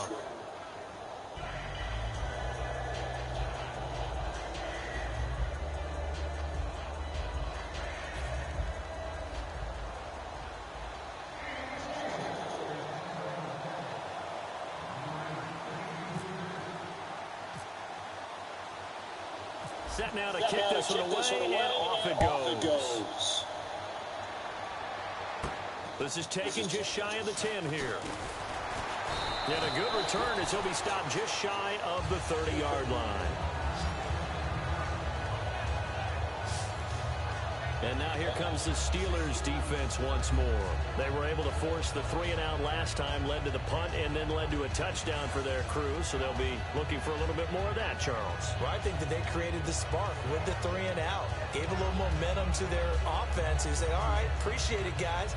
And they took the ball downfield and stuck it in the end zone. And that defense wasn't out there long. They'll be trying to keep it short here. And the D-line pinching together must be expecting the run. They'll come out throwing here on first down. And seeing no options, he just tosses this one away, incomplete. Now that'll bring up second down. So 2nd and 10 here. They got pressure there and only rushing 3. And there's a defensive coordinator right now who is celebrating not just getting home with 3 there, but realizing if that's the type of pressure he can get in the entire game, then his pass defense is going to be excellent. You're dropping 8. Where are you going to go with the football? And he's brought down after a good gain. A nice gain of 21 yards. They'll put 2 receivers left, 2 to the right. He'll look to throw. And the tip there altered the ball flight, and it falls incomplete. It'll be second down. That's just flat out a terrific play because it's rare that you see a hitch route batted down. That means someone read that one really well and was right on the spot when the ball got to the receiver.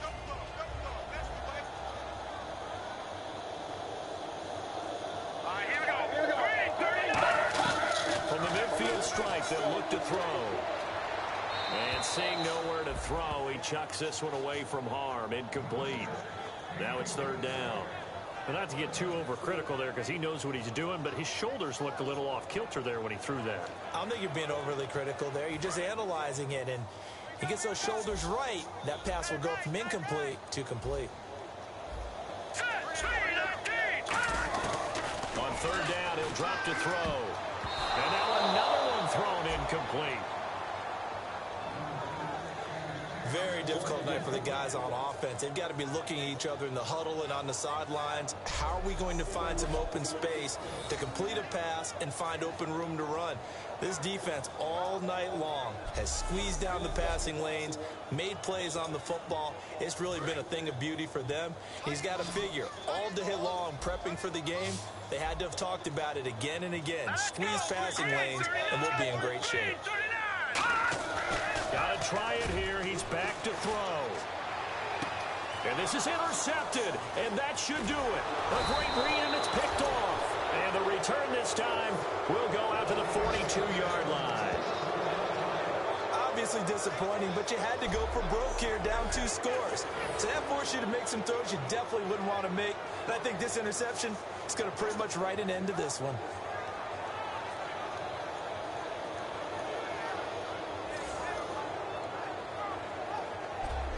Here comes the defensive unit now for the Buccaneers onto the field. And with this deficit, let's be honest, it's time for them to get a stop.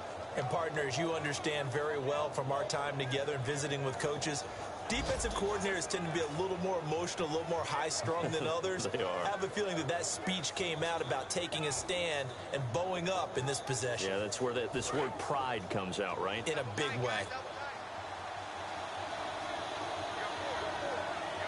They come out with one back and 3 tight ends.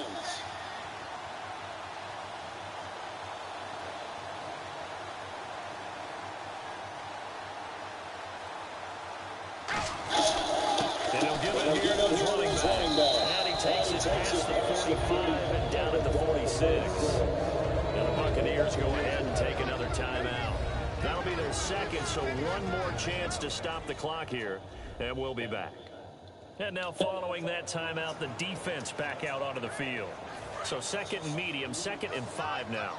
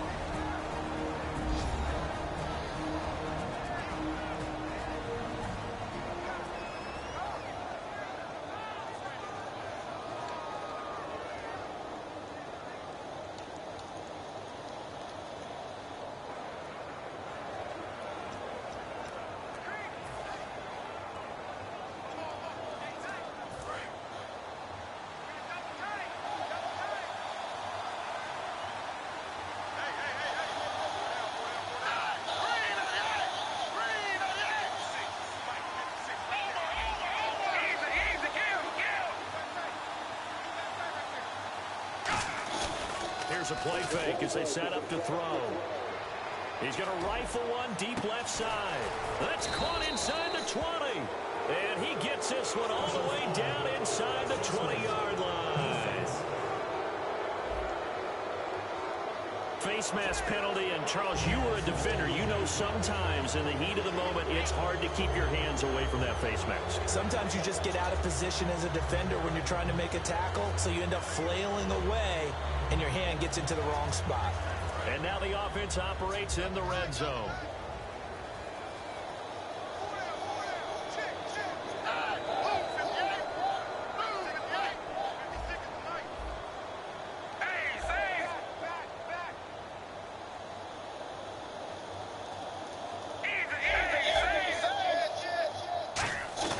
Now it looks like he'll throw here. And his throw here's incomplete. Lucky Whitehead, his intended target. And now it's second down. All defenders get tired of hearing about their lack of hands and why they're playing defense instead of offense. But in this situation, it was the hands that made the play. Batting the ball away on an attempted touchdown pass. Excellent job. Way to knock it down.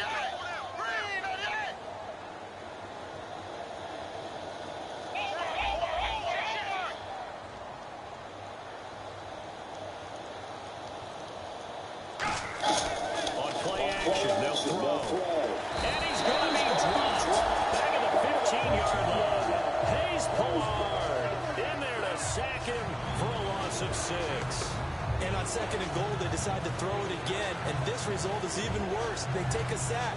On first down, it was simply an incomplete pass. Not a good first two plays, beginning with first and goal. So an extra defensive back on the field. They need a stop here on third and goal. Now Manuel, and he's got his man in stride, complete. It'll be a gain of 8, but it'll also lead to a fourth down.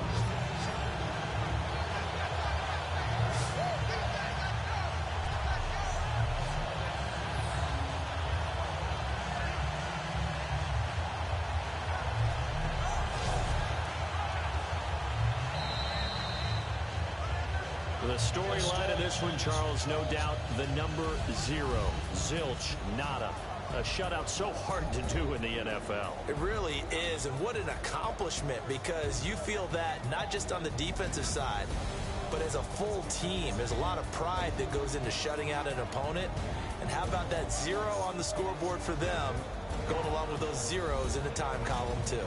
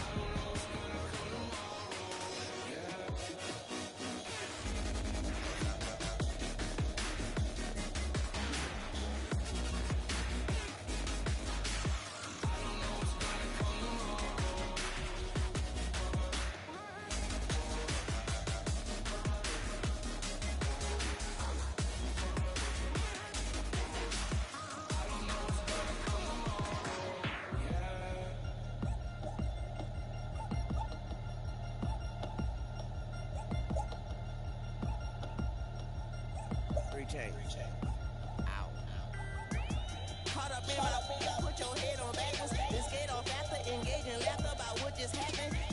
Napkins get sent to mammies, is that too graphic? Catch you in traffic, you sitting dappy like stealing candy. My ceiling's absent, my wheels are massive, my friends assassins. All of us, our mothers queens and our women dancers. My rivers rapping, my finish splashing, my gills are flapping. I bit some matches, then sip something when kiss the dragon. I'm really rapping, no finger snapping, them packing. Y'all slipping. tripping, my swag is dripping, so here's a napkin. What's really happening? Verbal attacking, I'm showing passion. Know what I mean? See, I'm the king, like I'm from Akron. I'm going overboard. Somebody call the captain. And when it comes to getting checks, I always want the fat one. I'm so I can sing to a chandelier. My flow a glass of spade and yours a can of beer. Too many buttons, not enough. These bugging, the SWAT is coming. Shoulder, no shoulder, shrugging at your nugget. Sticky like acupuncture and Magnus honey. Knock on the side door 3 times and have your money. Or get to stepping like Kappa stomping. I slap. I'm having lunch with Italian Sonny. Don't ask the subject. Lord, why you took rabbit from me? He said, don't ask me nothing. Too many bodies, too many bundles. Not enough. These bugging, I heard they stun you. It's gonna be trouble. We come through and catch you while you cuddle. Barrels like tunnels. Don't even mumble. I'm back to ballin', I'm in the back full of only. Put on the scene enough. Queen playing Pastor Troy. Breaded turkey, spaghetti, and castor oil. Turn your guillotine to a fashion show. In 4 minutes, I turn this into forensics in a foreign car with a foreign. It's long-winded, paper long, and you taking long. You just don't get it. Hung the phone up on Say Tony, want a song with me. Hotter than Mississippi, the summer of the 1950s. In a van full of some white. Get pulled over for swerving like hi, officer. When he asked me why I was swerving, I'm officer. I can make it bounce by myself. I can make it bounce by myself. I can make it bounce by myself. I can make it bounce by myself. I can make it bounce by myself. I can make it bounce by myself. I can make it bounce by myself. I can make it bounce by myself. Got a mansion, a condo, a cabin. I sleep in my phantom. Dancing with the stars to the Star-Spangled Banner. I change your channel, I change your pattern. I ring your Saturn. I your madam, she gets and I shake the ladder. I make her and gather and calculate the data. I listen up for the snakes or the baby rattle. I play no shadows, don't play no games. I straight get at them. I'm on a all day like it's my favorite album. I'll play the sound. Hello, everyone. I'm Larry Ridley, and this is the NFL on EA Sports. It's opening week in the NFL, and today we have 2 teams who are more than ready to get the season underway.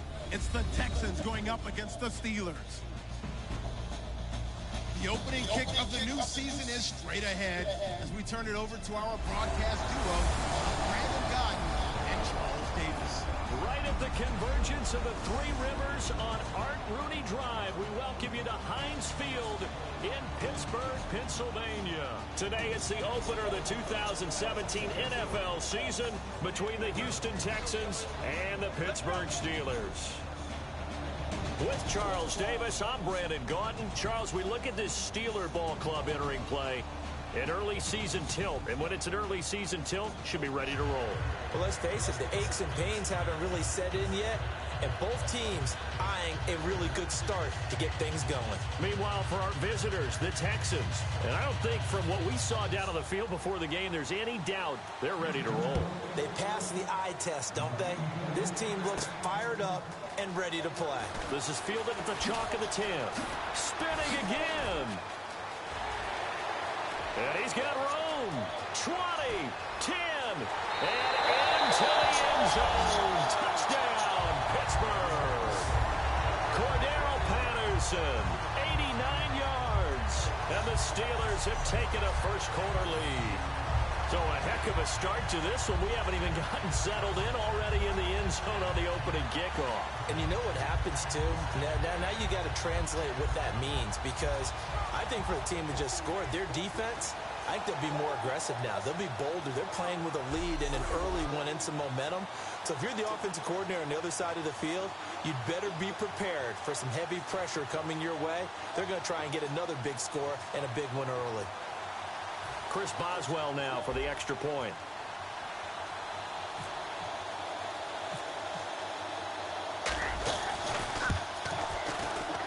And he'll put it through to make it 7-0 Steelers. So how about that for an intriguing start? The opening kickoff of the ball game, return for a touchdown.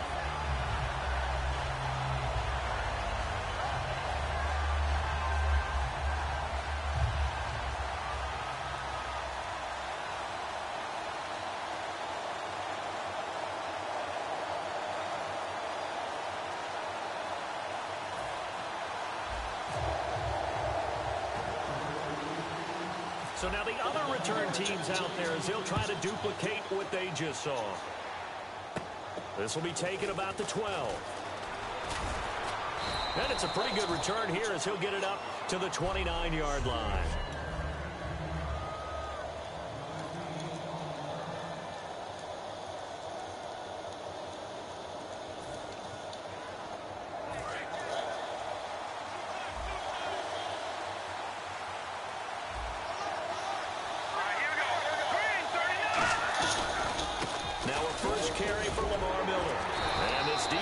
Feeling the encouragement. They stop him at the line of scrimmage on the first play of the afternoon. No gain, and it's second down. Offensive starters here. Wide receiver DeAndre Hopkins, a talented wide receiver. And he's still looking for that ultimate recognition. He wants to be mentioned with the best receivers in the game. His numbers suggest that we should do so.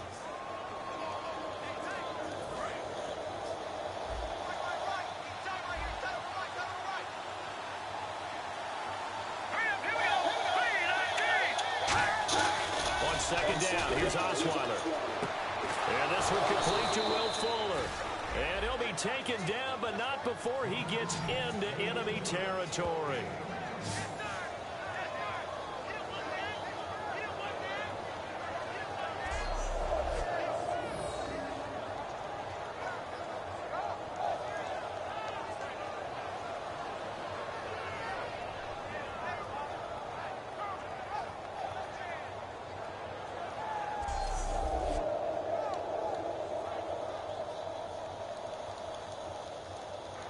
So after that big game, let's see what else the offense has up its sleeve.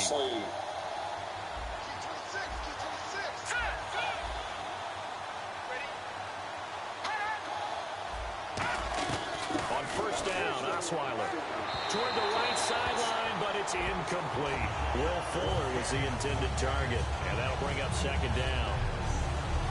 And the starting defensive unit here for Pittsburgh. Cameron Hayward is a defensive lineman, but many of us, especially guys of my vintage, remember his father, Craig Ironhead Hayward, who was a running back. I think Cameron decided he'd rather hit people than be hit.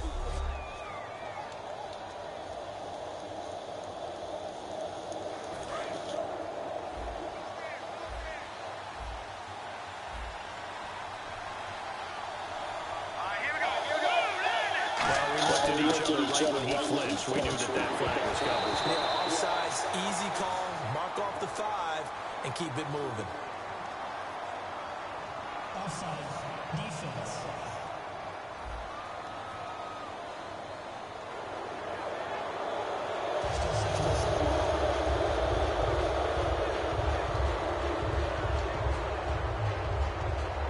Second down to the offense, needing 5 yards.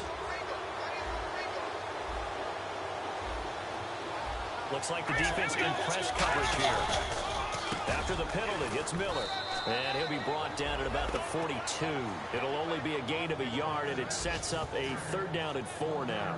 Well, so many times we look at a short run and we praise the offense for trying to set the tempo and establish things. But the defensive guys, hey, they just won the battle there. It wasn't a big run given up. They don't always have to absorb the body blows. Sometimes they dish them out themselves. From the gun on third down, Osweiler. He's got time in the pocket. Now the ball's out. Osweiler lost it. On plays like this, when the ball comes free, it's often unusual for the team that lost it to get it back. Because this is the quarterback. The ball gets away from him. Everyone else is trying to execute what they're supposed to do on offense. They're usually looking in the other direction, downfield, or moved away from it. In this case, though, a teammate is able to come up with the ball. So on fourth down, here's the veteran left-footed punter Donnie Jones to kick it away.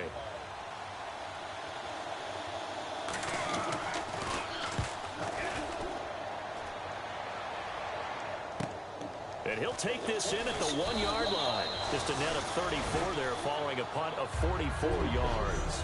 And the Steelers are going to take over 1st and 10 deep in their own territory.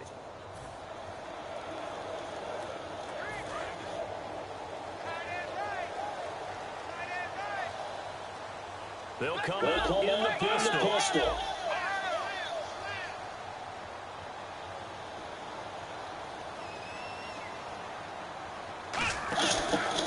Now the first carry for Le'Veon Bell. Stiff-armed him. Missed. This will not go down. And he'll get this up to the 30-yard line. He got 18 yards out of that one, and it gets him a new set of downs. And sometimes when you're watching a game, you can actually see drills in effect during a ball game. And what I saw there was what running backs call a gauntlet drill. We have to go through a series of defenders.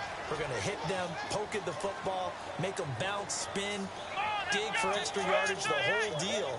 And we saw it there. His running backs coach, he's got to be awfully proud of that run. We're set on first down. And this one caught by Coates. And he's brought down after a good gain. And a nice gain of 21 yards. Well, coaches always talk about finding balance on offense. I don't think you get much more balance than this. Big-time run, big-time pass. A 1-2 combination. Looked pretty good. How about that? Let's see if they can continue to take that kind of a punch, though. And now a first down following that long gain.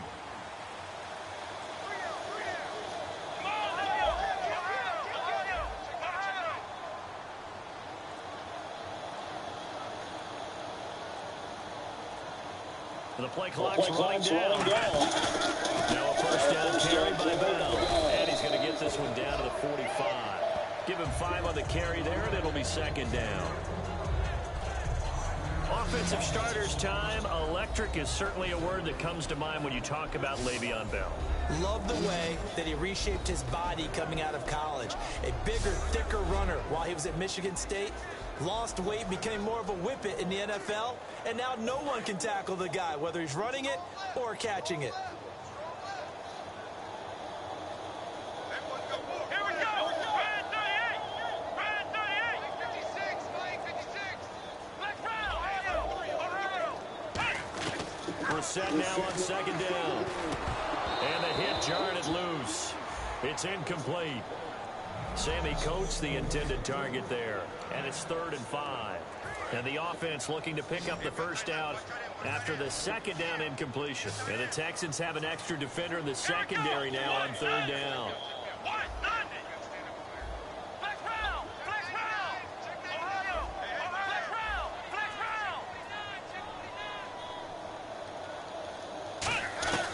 Set from the gun on 3rd. He's going to rifle one deep left side. Oh, the ball batted in the air, and now it's intercepted. A great read, and it's picked off. And he brings it back to right around the 26-yard line. Well, why do you go out and spend a first-round pick on a defensive back?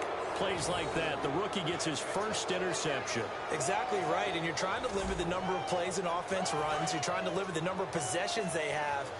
And he was a guy that I targeted coming out of college and rated very highly for his playmaking skills on defense. And now he has his first career interception. And he'll go down right at the 30-yard line. Call it a gain of 4 on first, and that'll make it second down. With that kind of run on first down, that's a winning type of a run. That just sets things up for them moving forward as they begin the drive. 6 yards to go here on second down. Possible run anticipation. Here's the D-line sandwiches together. Miller, the lone setback. And they'll give it to him here. And he'll be brought down right around the 37. It's a pickup of 6 and good enough to move the chains.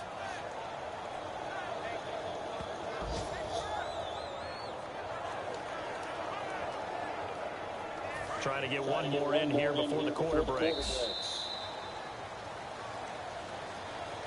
So 1 quarter in the books on NFL kickoff weekend. With Charles Davis, I'm Brandon Gaudin, and it's Texans football as we get going in quarter number 2, and they've got it here with a first down. They'll run it now out of the gun. A beautiful fake, and he'll be brought down just shy of the 45. 7 yards on the pickup there, and it'll leave him with a 2nd and 3. And once again, leverage wins. The offensive line, lower than the defensive front. They moved them and found some good space for the guy carrying the ball. Here we go. Green 39. Green 39. Now they'll throw it with Osweiler. Finding time. Throwing over the middle, and it's incomplete. The Pro Bowler DeAndre Hopkins, the intended receiver. And it's 3rd and short. And the offense looking to pick up the first down after the 2nd down incompletion. All right, here we go.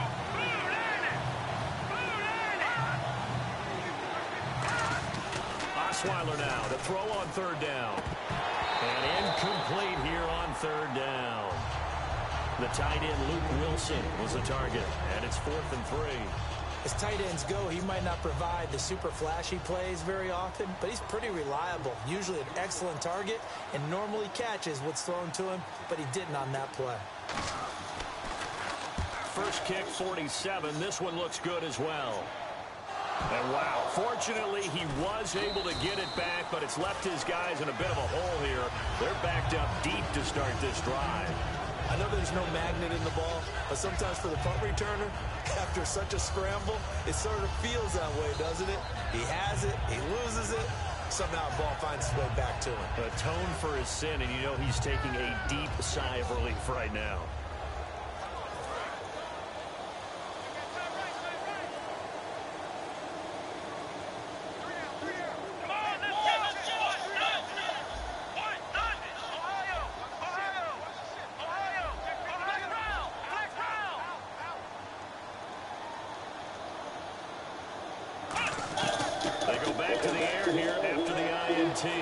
He's going to let it go again. And got his man complete. A big play that time for Pittsburgh. 41 yards. Now that play will end up on the highlights, and you'll see it all over the place. But what you won't see, the offensive line that bought the extra time, that allowed for the big completion downfield, those guys made that play possible. And the offense lining up 1st and 10.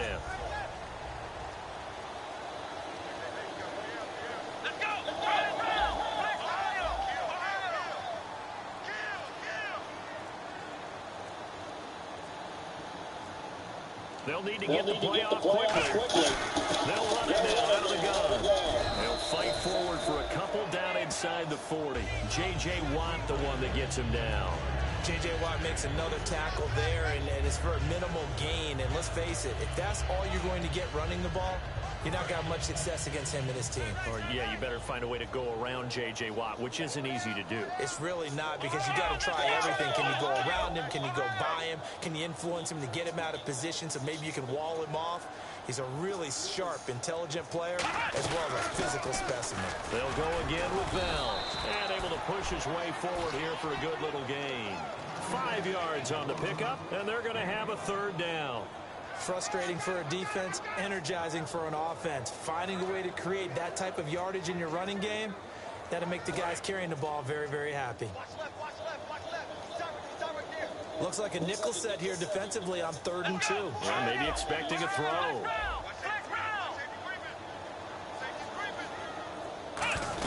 They'll try and run for it with Bell.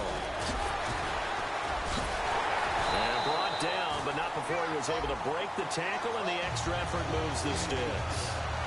Doesn't matter who the runner is going to be each week. Defenses get ready to gang tackle. They want multiple people to the ball. They want to make sure they take the proper angles to the runner, make sure there's no place for him to spin out and go what they call through the back door and get away from people. And they want plenty of guys there to hit him, try to knock the ball free, the whole deal. But on that play, the best laid plans did not work.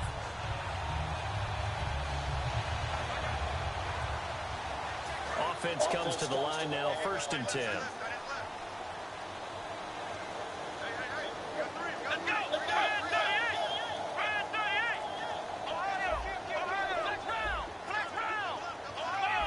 Time running out here on the play clock. They'll run it now out of the gun. And able to surge forward for about 5 yards down to the 10.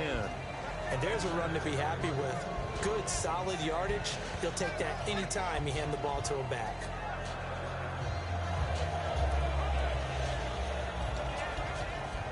See if they stay on the ground for 2nd down. 2 minutes to go here in the first half. Back to Heinz Field after this.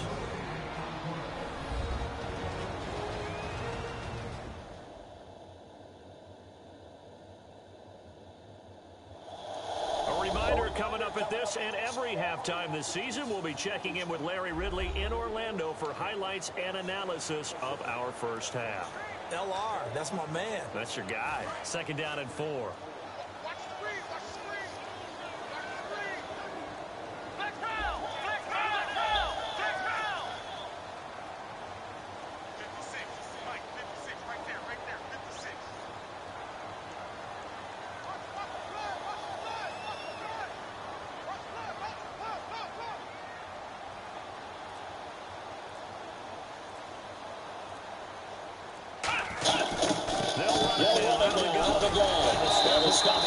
Inside the 4. 6 yards on the pickup, and it leaves him with a 1st and goal.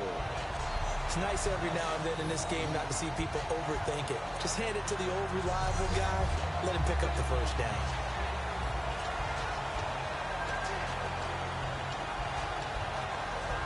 And a new set of downs here after picking up the 1st on the ground.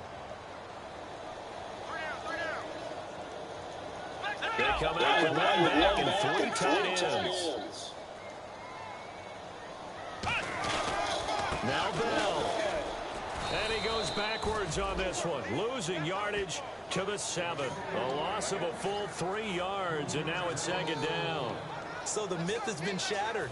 Every cornerback in the league is not just a cover corner. Some of them will stick their nose in there and make plays exactly as we just saw there. A big loss suffered by the offense after that nice tackle.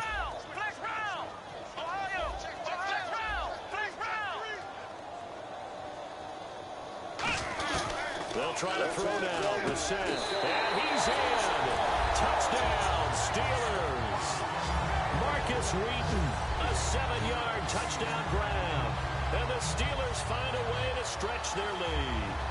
And that'll give them a 2-score lead here, but I'm looking ahead. They just want to hold it for the final moments here in the 2nd quarter. They don't want to give up anything on the other side. No, not at all, because if they don't, it almost had the feel of an imposing their will score. And right now, they want to make sure they keep that and carry it into the 2nd half. Boswell for the extra point.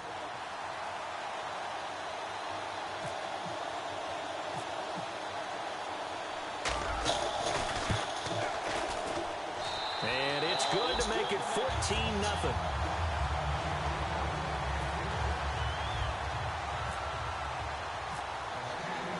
Here's the Steelers' kick team as they'll boot this one away.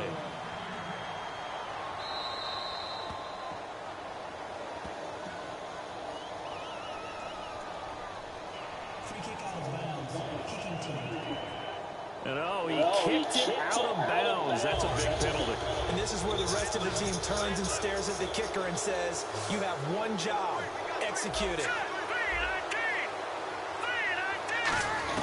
Throwing now, Osweiler on 1st down. On the catch, it's Jarius Wright. And he'll get it out a couple yards shy of midfield at the 48. Now hold everything here. We're going to get a timeout by the offense.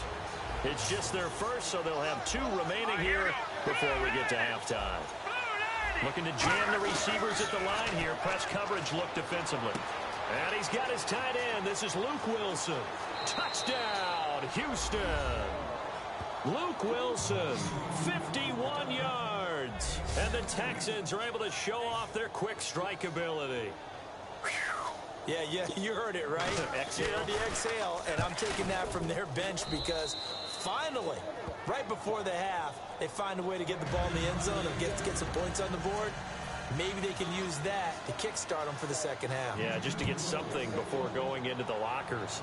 And now in the 2nd half, they can just tighten. It's what they want to do. Tighten down everything they're doing and maybe explode at the right time. Solid return, pretty good field position. They'll start at the 32-yard line. And Pittsburgh getting set to take the field. And that last drive was very, very balanced, pretty methodical. You think they go that route again? I'm always of the school that until they stop me from doing something, I'm going to continue. And I think that that's exactly what they'll look to do. But the beauty is the balance that they've created sets up opportunities for big plays. Looks like a run, turn into a play action, and throw one deep. Here we go. What? Nothing. What? Nothing. Back round. Ohio. Now a play fake here on first down. Over the middle here to Coates.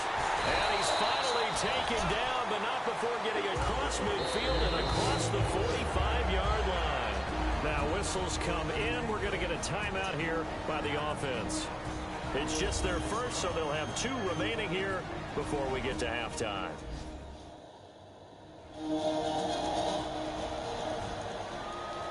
So the offensive unit called the TO, and now we are ready to resume play. They come out 5 wide, 3 of them to the right side.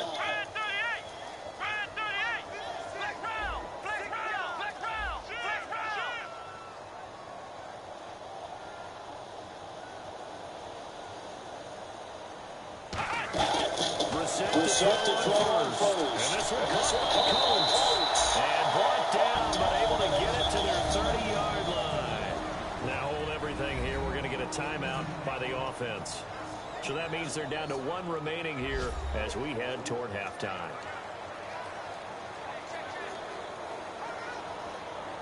First down and 10 now for the offensive group.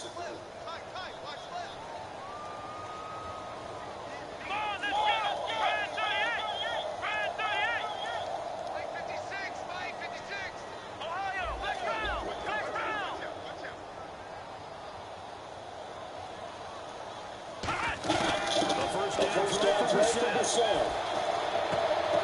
find his man on the comeback route. Complete. 5 yards on the catch there. Brings up second down. He had time, was able to survey the field and find a soft spot in that zone coverage. And that's where it gets difficult for a defender, Brandon. You go to your spots on the field that you have to cover, and when the offense finds an area that you're not in, that's where they throw the football.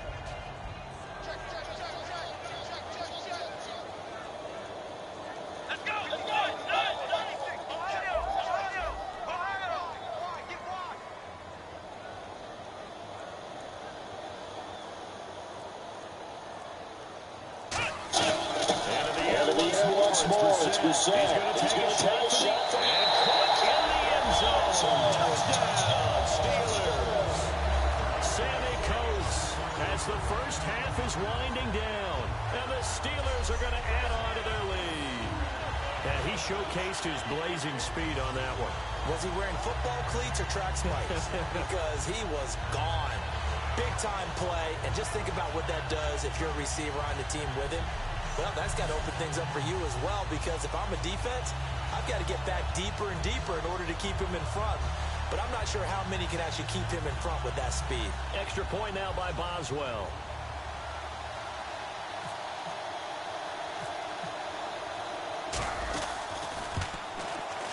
It's good, and it is now 21-7.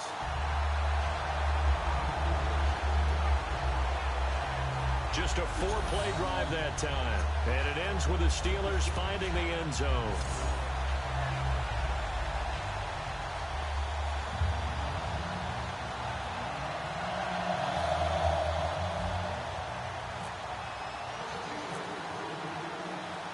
The kickoff team on the field now as they will send this one away.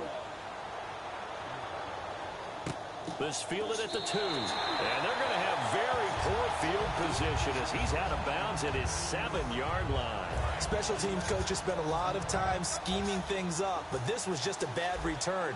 Now the offense has a long way to go to try to put points on the board. They'll start out on the ground. It's Lamar Miller. And a short pickup here as he'll get across the 10 to the 11-yard line. And give him 4 yards there. It'll be 2nd and 6. So we've reached halftime here on opening weekend, as we'll send you down to Orlando, where Larry Ridley has our EA Sports Halftime Report. Larry? Thanks, Brandon. I'm Larry Ridley, and welcome to our EA Halftime Report. The Steelers are happy to be in front, and they'll look to play another solid half of football. The Texans know it's always hard to come in and get a win on the road, but they're not out of this one yet. So let's take a look at the highlights from the first half. Jones is going to kick it away. Patterson's able to get a running start here, and he'll take this all the way for a touchdown. Steelers take the early lead. Now midway through the first, here we get a quick pass and completion, and the pass and catch will end up going for 21 yards. Steelers end up throwing a pick to end the drive. Now following the fumble, Wheaton's able to get open here, and the pass and catch will end up going for 41 yards. Same drive, Brissett's completion is made out of the gun, and he capped off the long drive with a touchdown. The lead now at 14. 2nd and 2 coming up. The pass will be caught over the middle, and he'll win the sprint to the end zone. Texans trail now by just 7. Late in the second, Brissett's going to complete a pass into coverage, and this 4-play drive goes for a touchdown. The lead now at 14. So that'll do it for us here in Orlando. For the call of the second half, let's hand it back over to Brandon and Charles. Brandon.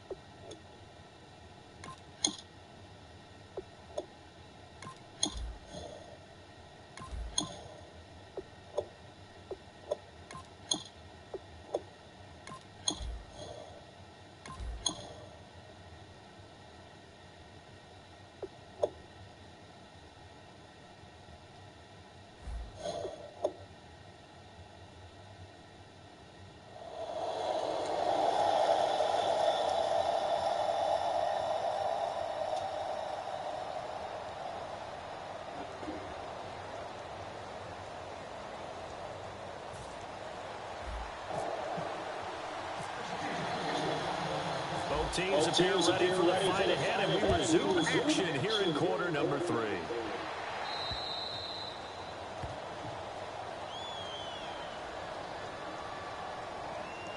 Free kick out of bounds. Kicking team. And out of bounds there on the kick.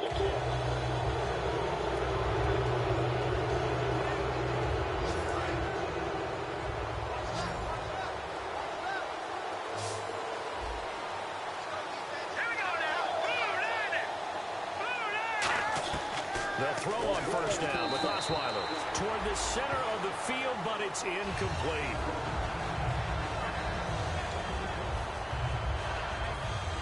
Offense looking to avoid a 3rd and long. It's 2nd and 10.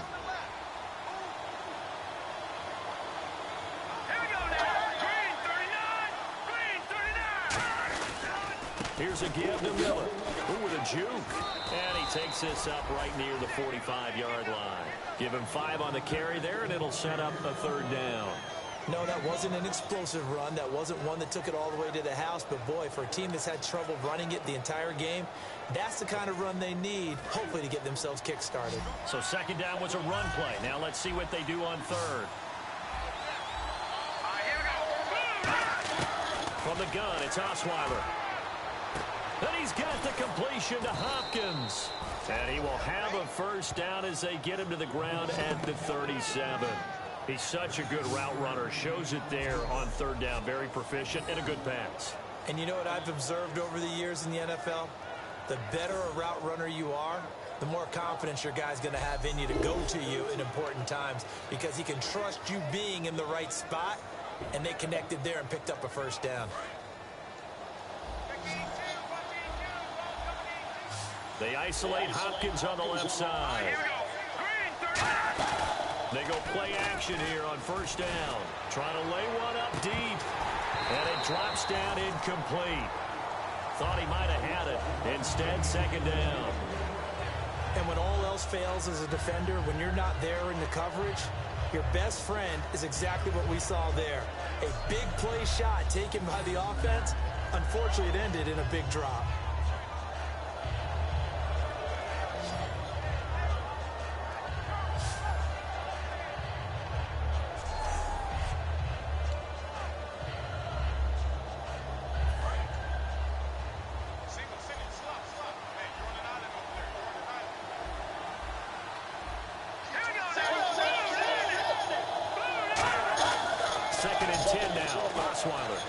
Surveying the field. Out to the right here to Wilson. And he'll take this one in for a Texans touchdown. Luke Wilson, already his 2nd touchdown here in this opening weekend. And the Texans have cut it to within a score. I know Paul Revere talked about by land or by sea, right? You know, 1 by land, 2 by sea. He didn't mention air because right now we're seeing a big-time performance, aren't we? That's 2 touchdowns so far in this game. Where'd you pull that one from? And, you know, every now and then I actually listened in history class. And you're just a scholar all the way around. You're reading all the time. I like that you fit that into the broadcast. You know, I just grab a nugget when I can. Point after try forthcoming. It's up and good. This becomes a 21-14 ball game now. 5 plays there on that drive. And the result, a Houston touchdown.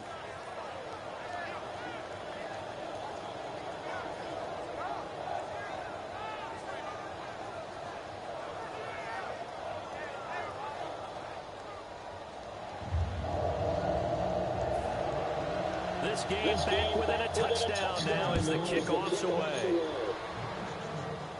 On the return, here's a dangerous Cordero Patterson. And good starting field position. He'll get this one all the way up to about the 35-yard line. And now we get a look at the captain of this offense heading back out there now. He's showing off that arm, showing it off very well. They've got the lead. Don't forget, though, about the protection he's had. The protection's been good. And I'll guarantee you he hasn't forgotten about it at all because that's keeping him clean in the pocket, allowing him to step into throws and make those deep passes come true. I mean, it's just been beautiful for him to do. But guess what? In the huddle, on the sidelines, guaranteed he's thanking those big guys up front for keeping him safe I have a feeling he may even buy dinner. Indeed, entertaining to relive some of those deep balls.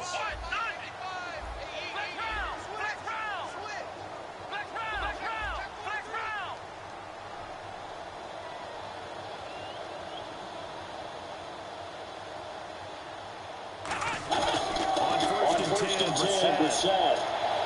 Oh, this is taken in. It's complete. Sammy Coates off to the races. And into the end zone. Touchdown, Pittsburgh.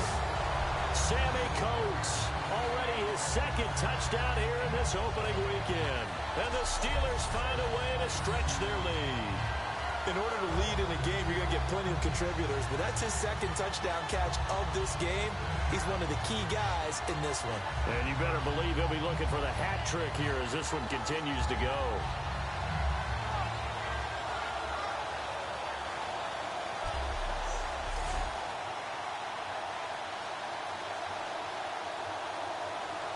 Boswell for the extra point.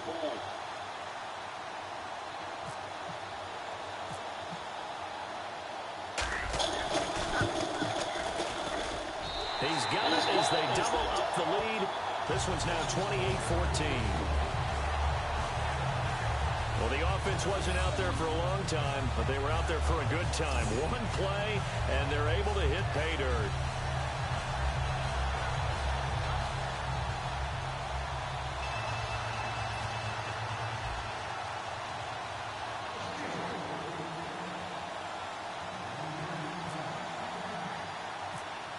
The kickoff unit is out on the field, and they will send this one away.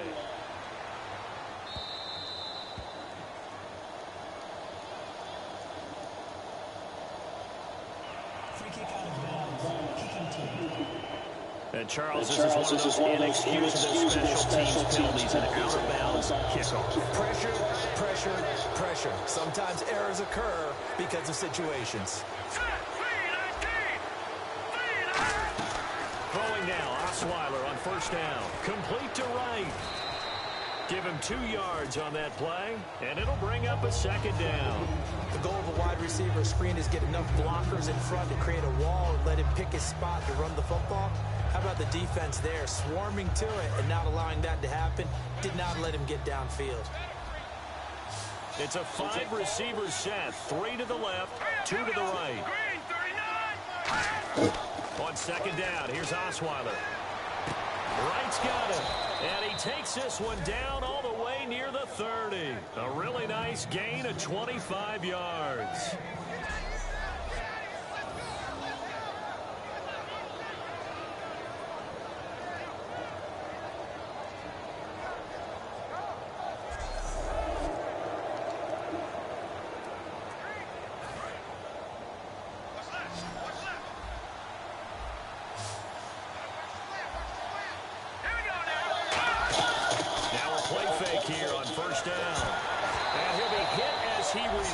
It, and that'll fall incomplete. When defenses get to the quarterback that quickly, a lot of times it's called a jailbreak. It wasn't quite that fast, but fast enough that he had no time to look downfield and set himself to throw the ball. And as he tried to do that, he was hit, and it forced an incompletion.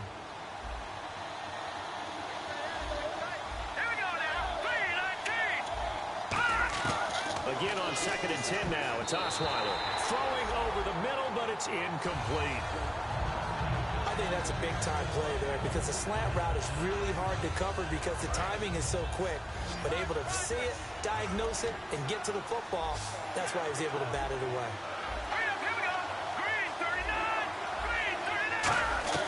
On third down, Osweiler. Into double coverage, and it's intercepted. A great read, and it's picked off. And a big turnover there as his guys will get the football back. Naturally, we're going to say it was a poor pass, but the defensive guys say it was just a great play by them. They broke on the football, picked it off, and gave some momentum to their team.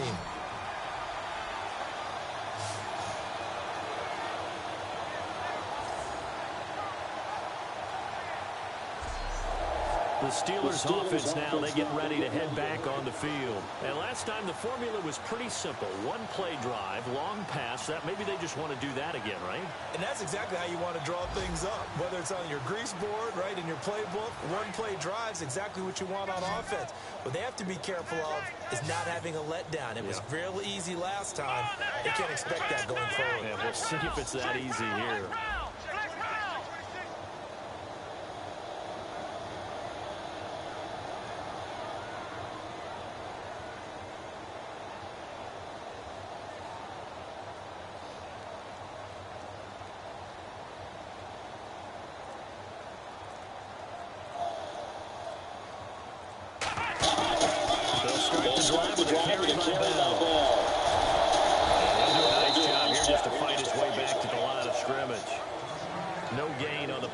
Second down.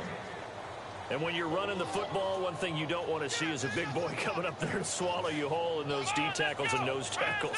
No, you're actually counting on your big boys to protect you from them.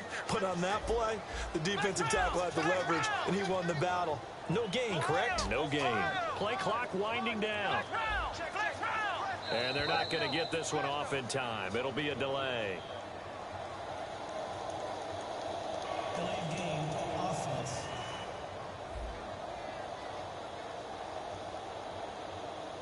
Still second down.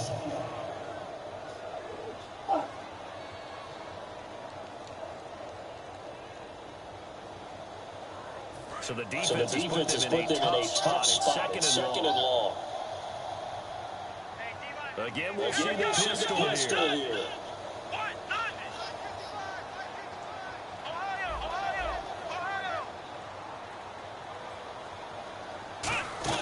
A second down throw for Brissett. Out left here, it's complete to Wheaton. The 40, the 20, 10, 5, and into the end zone. Touchdown, Pittsburgh. Marcus Wheaton, 91 yards. And the Steelers are going to add on to their lead. And I think it's safe to say we won't call many touchdown passes longer than that this year, partner. No, I would agree with that totally. And right now, you're looking at an offensive coordinator. Conservative would not go next to his name. Risk taker, definitely, because he valued the opportunity to create a big play against what could have been disaster if they end up getting sacked or fumbling the ball in the shadow of their own goal line.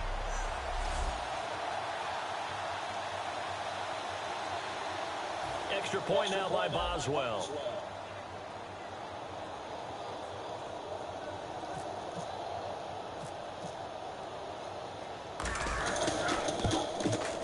And he's been a busy man, 5 for 5 now as he knocks another one through to extend the lead.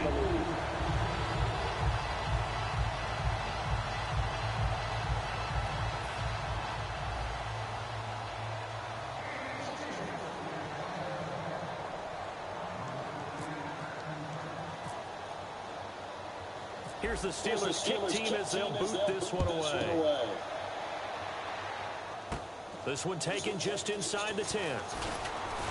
And a good return as he'll be stopped just shy of the 30-yard line.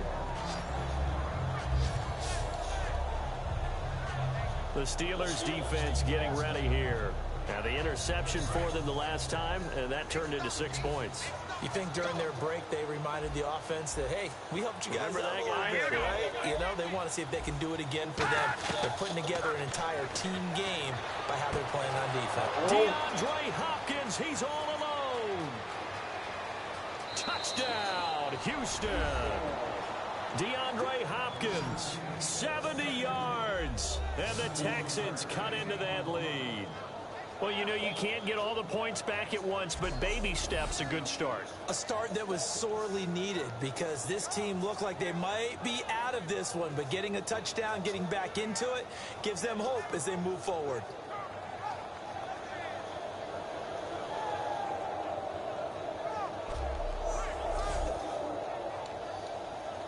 Now for the point after.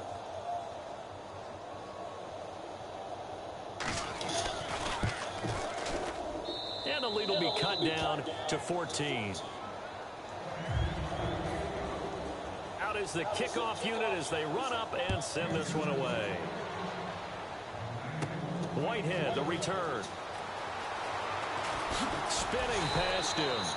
Solid return, pretty good field position. They'll start at the 32-yard line. The Steelers offense now, they head back onto the field. And they were able to punch it in the end zone last time. They'll be looking to do that again here for the defense. Obviously, they'll be looking to stop them from punching it back in the end zone. It always is punch, counter punch, isn't it? And which team has the advantage? Well, let's just go back. Last time on offense, they rolled downfield, got into a good rhythm. You can see a little more bounce in and out of the huddle. You can see the sideline really get into the game. So defensively, you're thinking to yourself, how do we take that away from them? How do we get the advantage back? Let's see what they come up with. I think pressure is always the first way to go. You love pressure. I love it. We'll see if they dial it up this drive.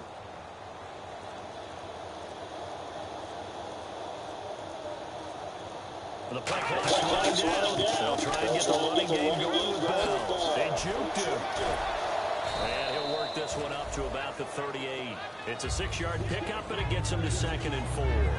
In my book, that's running the ball well, but with intelligence. How about him keeping the clock moving, staying in bounds? Yeah, even though it's the third quarter, you're thinking ahead, aren't you? This is where your running game can really help you with a lead in the second half. I agree totally. It's not just end-of-the-half situations that you worry about the clock. It's throughout the game. And with a lead, stay in bounds. Make them fight harder to try and catch you.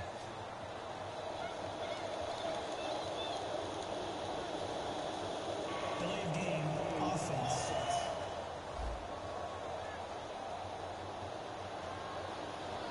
Still second down.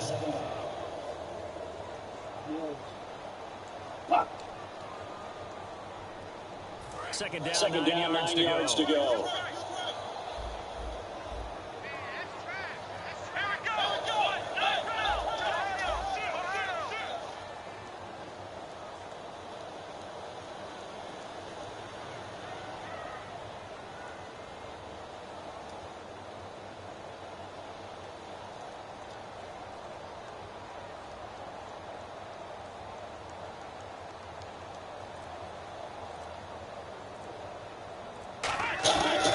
Second down for Seth. And that one got tipped, threw everything off. It brings up 3rd.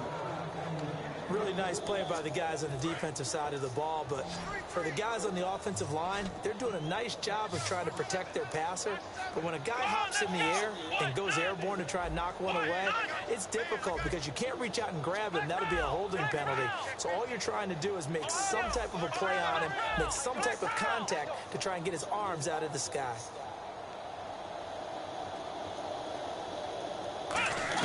On 3rd down, Brissett.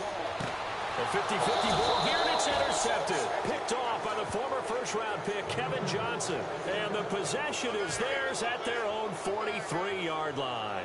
And now out comes Houston. And following that long touchdown pass, a one-point drive last time, to see if the defense, you know they're ready. They don't want that to happen again. And you would have thought they would have been ready the last time. I mean, that's what you work on all the time. Make sure that no one gets behind you. That's the cardinal sin of defense, not giving up the long pass. They did. Let's see how they adjust. Here we go. Green 39.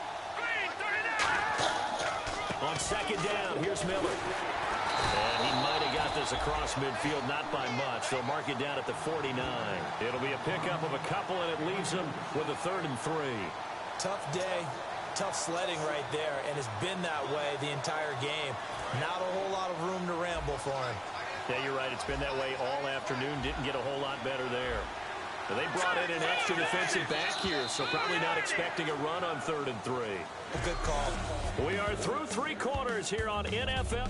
Back now in Pittsburgh. It's Texans football, but they trail here as we get started in the 4th quarter. And on the outside, they're playing press coverage. Osweiler now to throw on 3rd down. And down he goes. A sack. They sack him back across midfield at about the 48-yard line. He was trying to keep his eyes downfield. Nobody came open. He's trying to do everything that he had been taught, right? Every bit of the technique. But if no one's open, there is no technique except make sure you hold on to the ball as you go to the ground when you're getting sacked.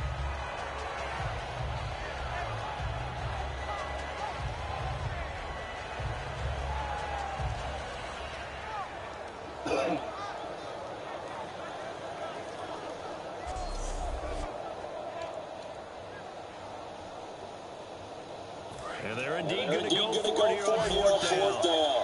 So trailing here in the last quarter. Let's see how this plays out. Here we go. It's Osweiler on fourth down. And that is incomplete. The Texans tried it, but they come up empty here on fourth. And the Steelers, they're going to take over an excellent field position. So they really needed points here in a two-score game. Could not come away with anything there on fourth. And while we know they're a little bit discouraged here, they can't check out of this game. You and I have called a good number of games over the course of our career where we've seen these types of situations. Teams get the ball back, and that miracle does occur. So they can't let that dream go just yet. They have to get stout on defense here. Yeah, right now really hoping for a turnover.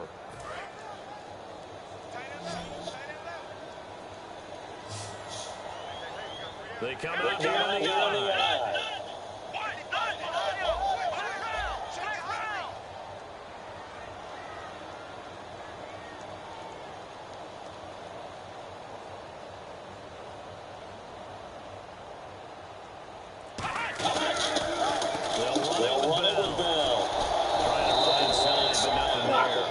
Officially no gain on the play, and it's second down.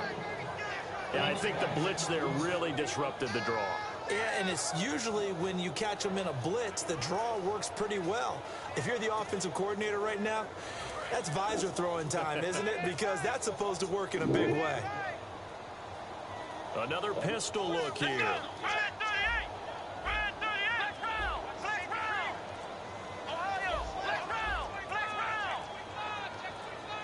They'll need to get the play off quickly. They go play action with Brissett. He's going to rifle one deep left side. And intercepted. Maybe the turning point they need. A great read, and it's picked off.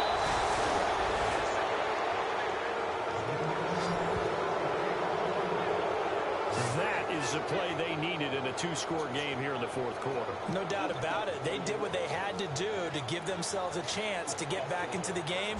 They turned it over to the offense. They are now in charge. Now they need to execute. And now out comes Houston. And this offense last time turned it over, went for it on fourth, didn't get it. They're lucky, though, because no points against the team on the board, but we'll see how they respond. Yeah, they've got to get a lot of credit to their defensive teammates, don't they? They had their backs on that last series, and because they did so, that allows the coach to still stay aggressive on offense and maybe go for it again in a similar situation. I was going to say maybe makes that offense feel good when you know you've got a defense making stands like that. Yeah, that'll loosen up things a little bit, won't it? Maybe you'll play a little bit better the next time you have the ball.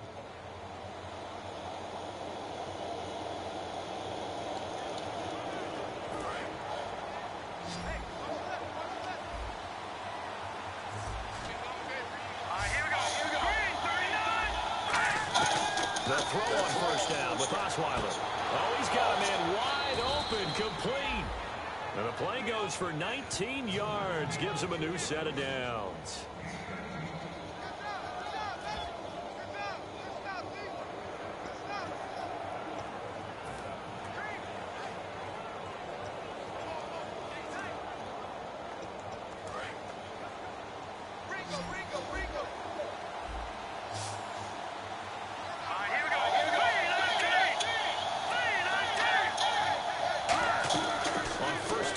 Osweiler. And he'll toss this one incomplete. Seeing no options, he throws it away.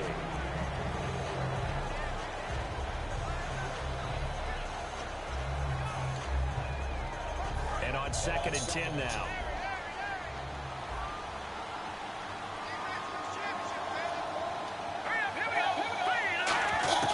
Osweiler will throw again. And his throw's going to be incomplete.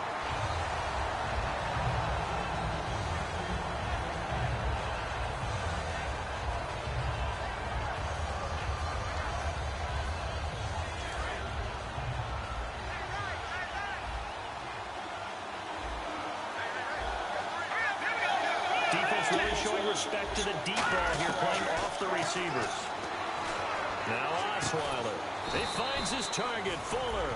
17 yards on the pickup there, and the drive will continue. It's a first down. And in a two-score game, obviously, every play, every third down, like we saw there, magnified, big pickup. It was a huge pickup. What they really want, though, is to not even get the third down. They've got to maximize time and consume as much as possible. Now it's Osweiler, and he just gets rid of it, throws it away. The wise move there, looked like nobody open, now second down.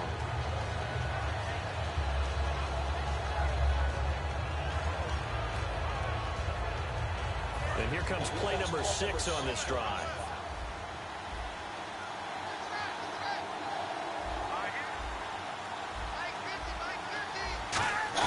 Second and 10 now, Osweiler. And his throw's going to be incomplete. Timing's crucial in any route thrown, but when you throw an out, so many things are going through the mind of the receiver. Catching the ball, timing it up with the quarterback. Are my feet going to get down in bounds? On that play, all those things going through his head might have caused him to drop it.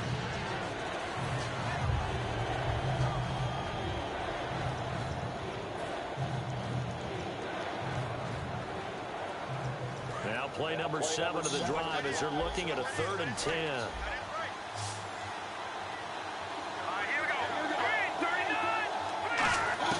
Throwing again, Osweiler. Wide open receiver complete. A solid pickup at 13 sets him up 1st and goal. And let's discuss Osweiler a little bit further. Obviously an interesting journey for him to get here to Houston. Groomed in Denver and actually got to play some before he ended up making his departure to Houston. But after the Broncos won the Super Bowl, I think he was in search of his own team and his own destiny as maybe a Super Bowl quarterback. They gave him a great opportunity, and he took advantage of it and headed to be a Texan. They'll try and run for it with Miller. And they'll lose yardage here. They go backwards to the 13-yard line. That's going to go as a loss of 4, and it'll be 2nd down. Well, it's been the air game that's taken them down on this drive before they finally turned around and handed it off on the last play. And now they're looking for the big boys to get him in the end zone. Couldn't do it there. It'll be interesting to see. Offensive lines had to pass block a lot on this drive. Will they be able to revert and fire out and create some space in the run game? Time for a break. We'll come back to wrap this one up after this. So it's Texans football as we welcome you back. And let's see what they've come up with offensively after having time to talk it over.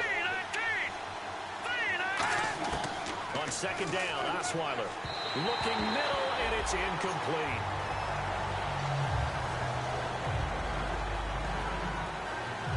They gotta have 6 here. It's 3rd and goal.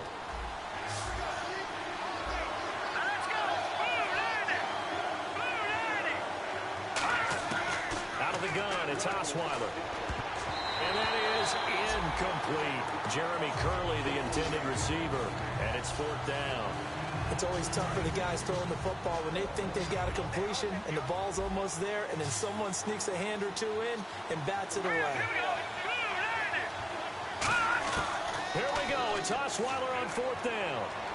And no, it's incomplete. They can't hook up here on the 4th down pass attempt. And this Steeler defense able to come up with a stop. And we put our focus now on Le'Veon Bell. And we have seen a decline in the numbers. Where does the fault lie? Just him? Maybe the guys up front? Combination? Well, as you and I both know, it's almost always a collective deal. But in this case, I think maybe the offensive line got a little overconfident. They had blocked so well in the first half, picked up on what the defense was doing. I think we've seen an adjustment now that they have not picked up on, and now they're being a little bit overwhelmed.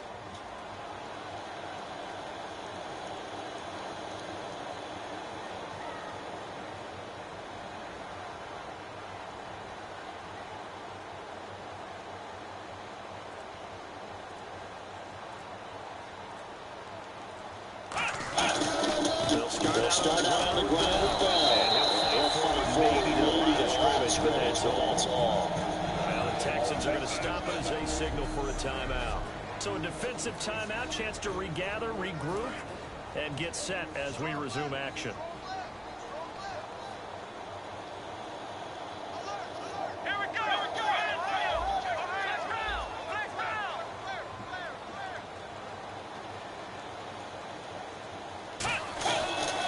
Second down, it's Bell. Oh, look at the juke. And he'll take this one up over the 20 to the 21-yard line. And Well, the Texans want to call another timeout. That'll be their second, so one more chance to stop the clock here, and we'll be back.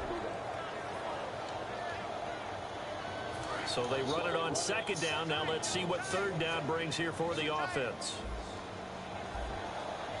Let's go. One, none. One, none. Flex round.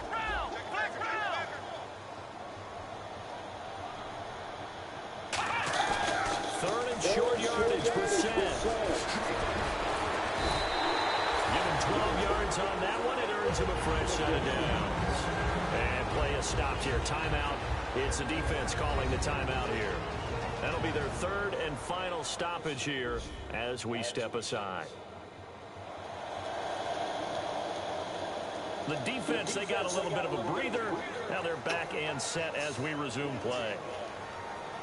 So here we go, 1st and 10 now. Let's go. Red 38. Red 38. Flex round. Ohio.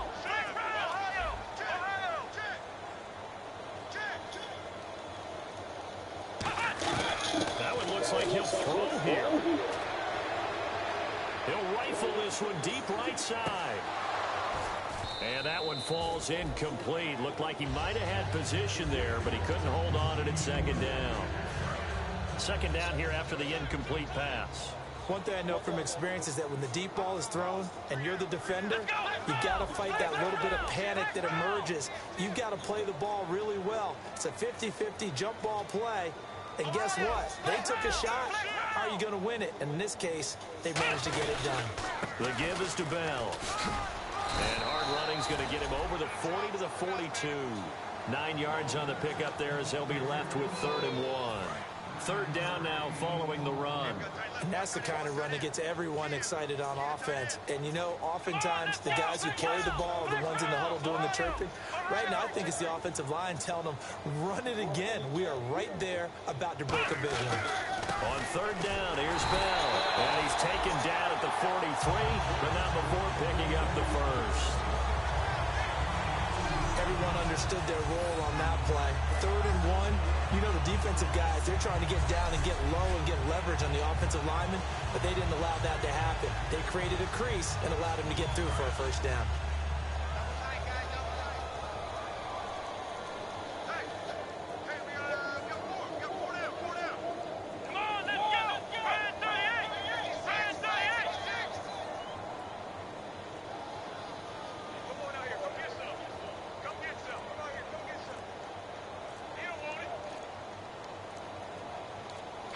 They go down to the knee, and the new campaign off to a good start. It's a win here in week 1. That's going to go as a loss of a yard, and it'll be second down.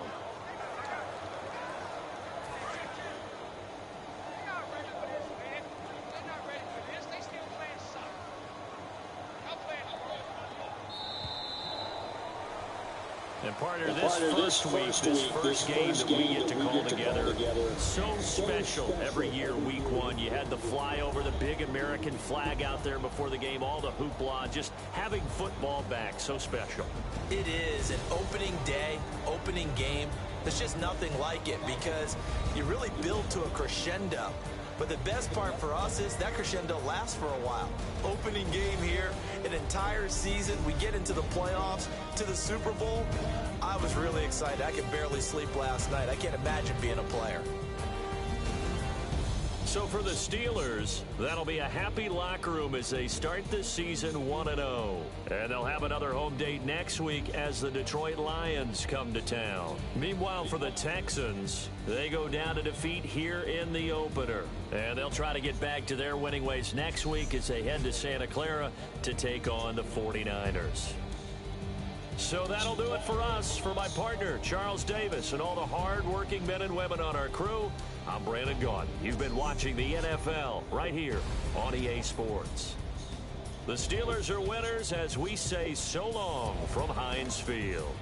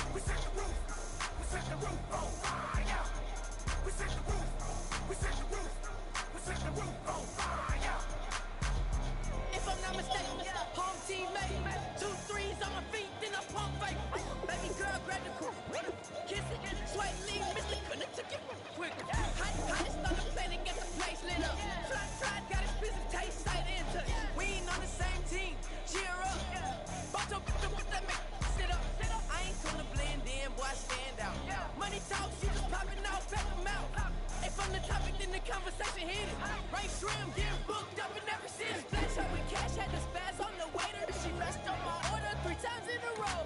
I'm good on gas, I just filled up my tank. Now let's fill up her head and let's see if she goes. We set the roof on fire. We set the roof on fire. We set the roof on fire. We set the roof on fire. We set the roof on fire. We set the roof on fire. We set the roof on fire. We set the roof on fire. We set the roof. We set the roof. We set the roof on fire. We set the roof. We set the roof. We set the roof on fire. So bad, swimming in my bed. Off with it, off with it. Young Slim, get it in my infrared. Come and hit the rain, I just lit the gas. Young wild winning, living fast. Stashing money in a brown paper bag. We set the roof on fire, then we flood it out. We just threw the money up, we ain't even count. Shake it, shake it, shake it. It in my speeder, girl, I'm nothing. Messing up my speech. I'm $1 million player, baby, nothing's out my reach. I'm $1 million like I hit the lottery. Splash her with cash, had to spaz on the waitress. She messed up my order 3 times in a row. I'm good on gas, I just filled up my tank. Now let's fill up her head and let's see if she goes. We set the roof on fire. We set the roof on fire. We set the roof on fire. We set the roof on fire. We set the roof on fire. We set the roof on fire. We set the roof on fire. We set the roof on fire.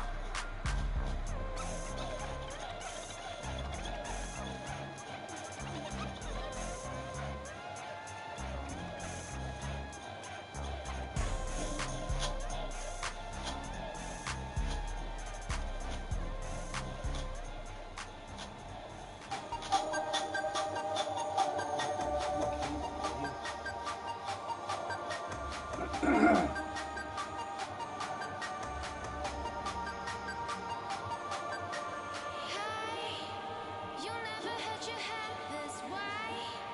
Are you still living in that place? They told me you've been doing okay. Hello, everybody. And this is the NFL on EA Sports. It's hard to imagine this not being a fun game to watch. It's the Lions going up against the Steelers. With that, let's send it out to our broadcast team. Brandon Godden and Charles Davis with this Week 2 matchup. All right, Larry, EA Sports coverage of the NFL brings us to the steel capital of the world, Pittsburgh, PA, and Heinz Field. Today, after a crazy opening weekend, it's on to Week 2, and we've got a good one here between the Detroit Lions and the Pittsburgh Steelers. With Charles Davis, I'm Brandon Gaudin. Charles, we look at this Steeler ball club entering play. They've been buoyed by getting 2 home games right at the start, and they come off a good victory in Week 1. And they looked awfully good last week and came away with a 2-touchdown victory.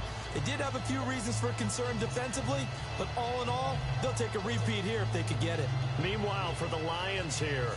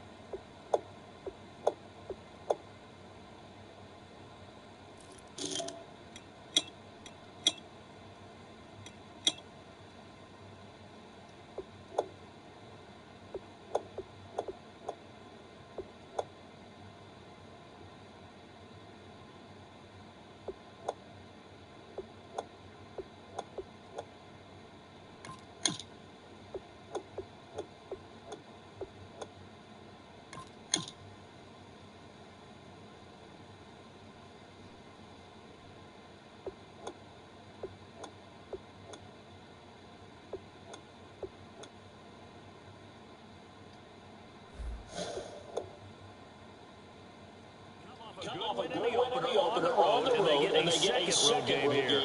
Yeah, the schedule makers didn't really do them any favors, but if they can...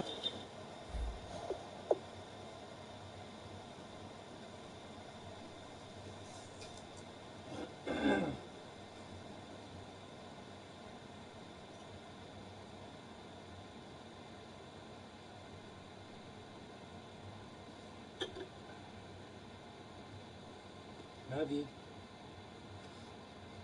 Love you. Give me those eyeballs. I'll beat your bum. Bum beat.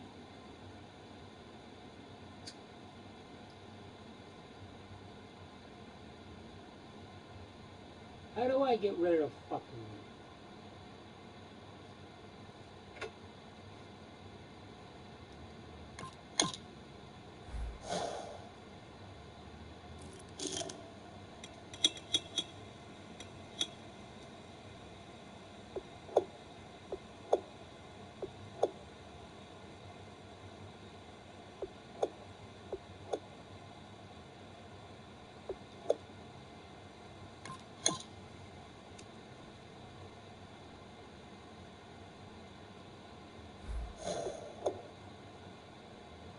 Fuck.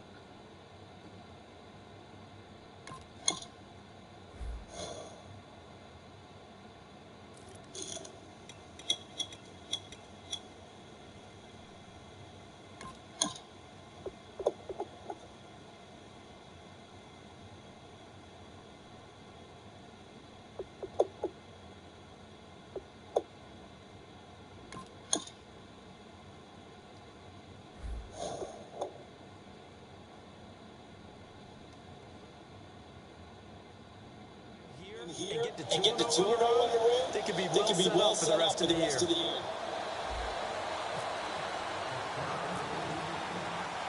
Two teams here, each off to 1-0 starts as this one is underway on EA Sports. And this will not be returnable. It's out of the back of the end zone for a touchback. So here are the Lions now coming out for their opening drive. They'll be led out by a former Pro Bowl quarterback out of the University of Georgia, Matthew Stafford. Matthew Stafford is a big-arm guy who's learned how to temper some of his throws. Actually has added a lot more touch and accuracy as his career has gone along. Big-time confidence in his arm, though. Any throw you want, he can make it.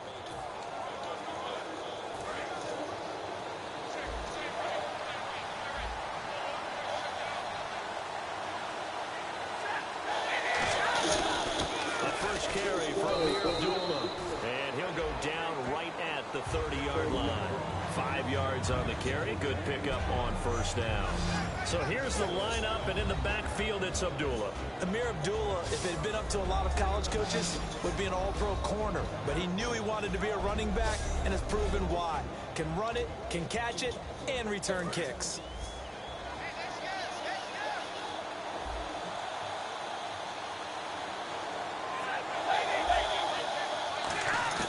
To throw on second down at Stafford. And right away, he lost the football. Unfortunately, he's able to reel it back in, but it's going to go down as a big loss here on the play. Well, that was a big oops right there. But how about his ability to correct it? Loses the football, able to get it back himself. Yeah, pounced right back on it, keeps possession.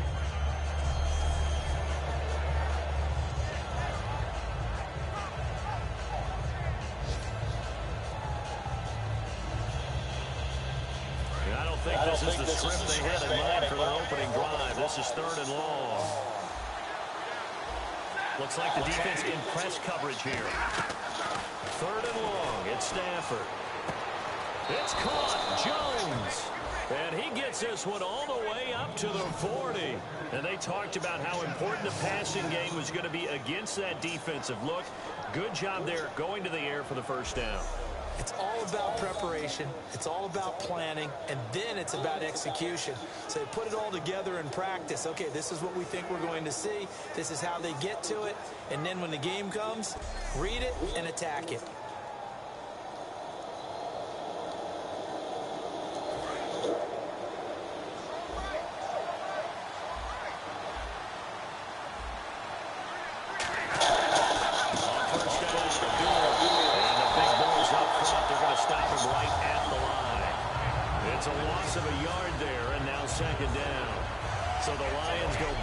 There, and unfortunately that's something they saw a lot in 2015.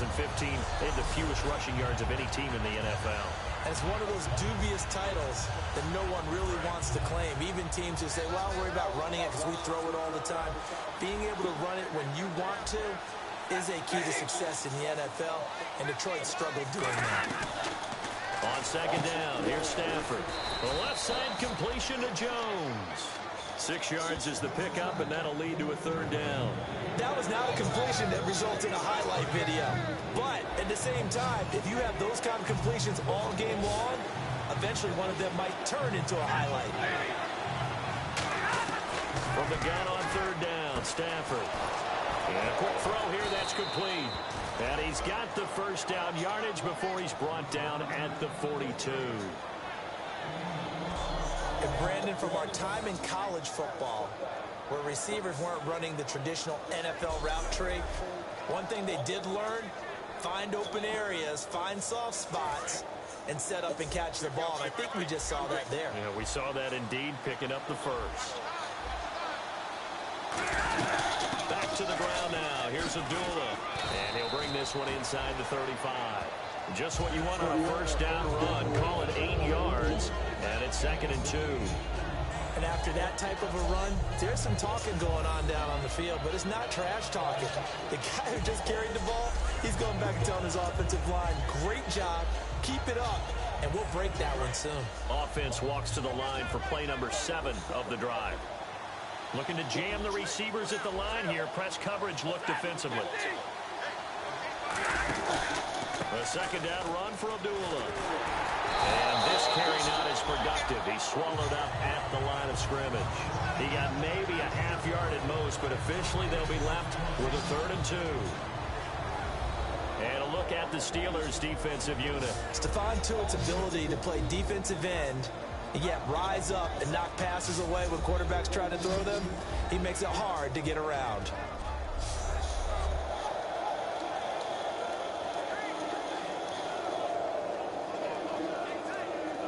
And this will be play number 8 of the opening drive. It's 3rd and short.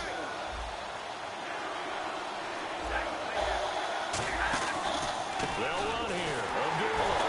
And he's able to get it to the 31, and that's enough for the first.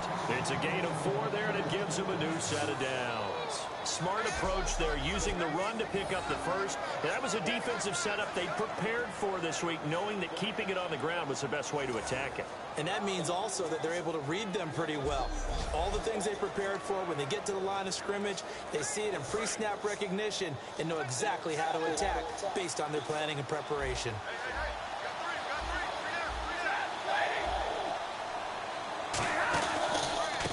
Now it's Brown. And he is going to lose yardage here. It's a loss of 2 there, bringing up 2nd down.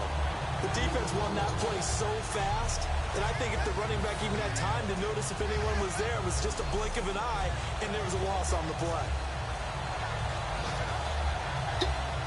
And a really long drive here, and it goes on and on.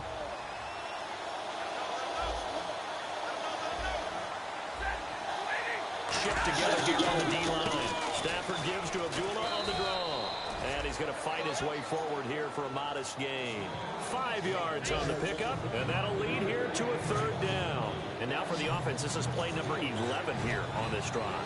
On a 2nd and long, it's really nice to see an offense that has enough confidence. Here with Charles Davis, Brandon Gaudin, as the Lions are in possession of the football here to begin quarter number 2. They're on the march, but facing a 3rd down here.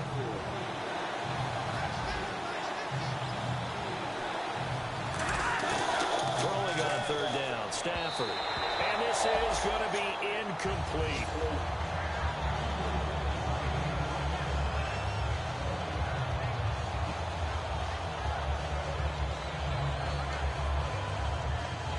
So here's the kicker, Caleb Sturgis, on to try the field goal. The wind is at his back here in the 2nd quarter.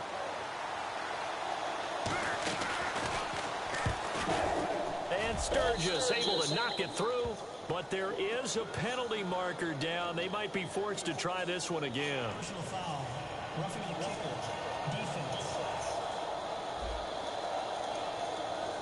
And this is going to be roughing the kicker, an inexcusable penalty, Charles. You work so hard holding to a 3-point kick. Now you're giving him the ball again with a chance for a touchdown. Following the penalty, Abdullah. And nothing doing. He's immediately taken down at the line of scrimmage. Call it no gain on the play, and it'll be 2nd down. And as a defensive end, getting off the ball quickly, swarming to the football, making a tackle, that's what we saw right there. Yeah, and that's what their job is. And really, a lot of the time, they have to throttle back a little bit in the run game because you know those defensive ends, they're like in a sprinter stance. They're just headed straight for the quarterback. That was good recognition on that play to hold them to no gain. And Jones has it over the middle. That catch good for only a yard, and it'll be 3rd down. What terrifies defenses when they see slant routes thrown is that the receiver is on the move, and oftentimes he catches it and gets upfield. Does a really nice job rallying to him and stopping him for a minimal gain. Well, just play after play after play on this long drive for the offense. And defensively, it's a nickel formation here on 3rd down and 9. From the gun, here's Stafford. And he'll get into the end zone. Touchdown, Detroit. Tajay Sharp, his first touchdown here of the new campaign. And the Lions take it right down and score on the opening drive. Well, that's how they envisioned it, get the football to start the game and score it. And I don't know if that was scripted. Was it an audible? Or was it just a play call that they had in their pocket? No matter what, they had the right call on against the right defense, and they end up in the end zone.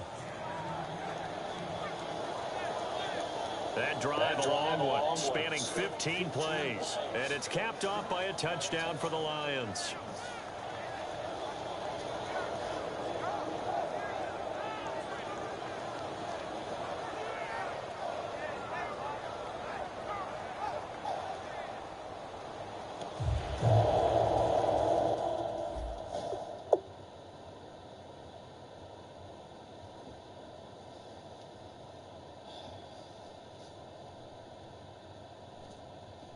What you doing, baby? What you doing?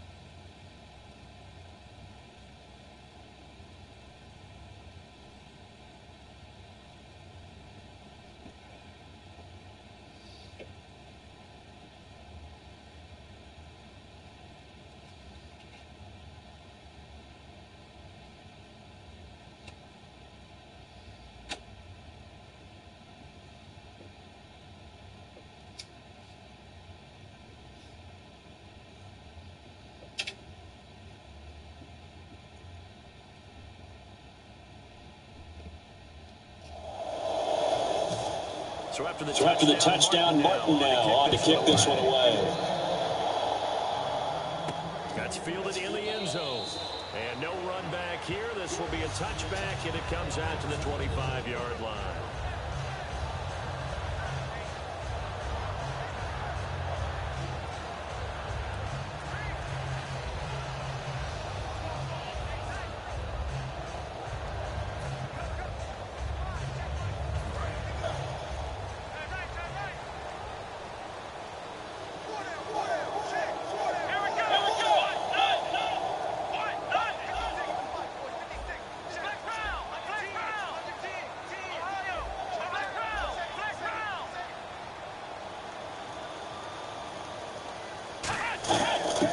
First down, Brissett.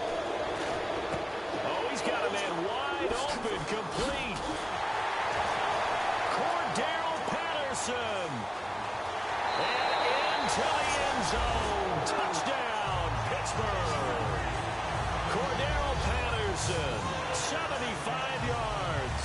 the Steelers are an extra point away from tying this thing up. The catch and the touchdown, they were the end result of a terrific route run by the receiver.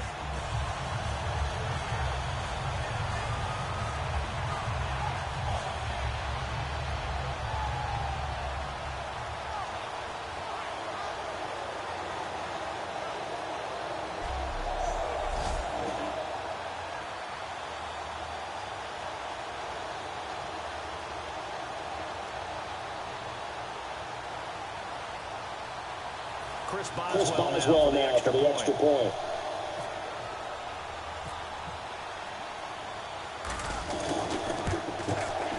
It's good, and we're all tied at 7 apiece. One of the shortest drives you'll ever see. One play, 75 yards, 6 points.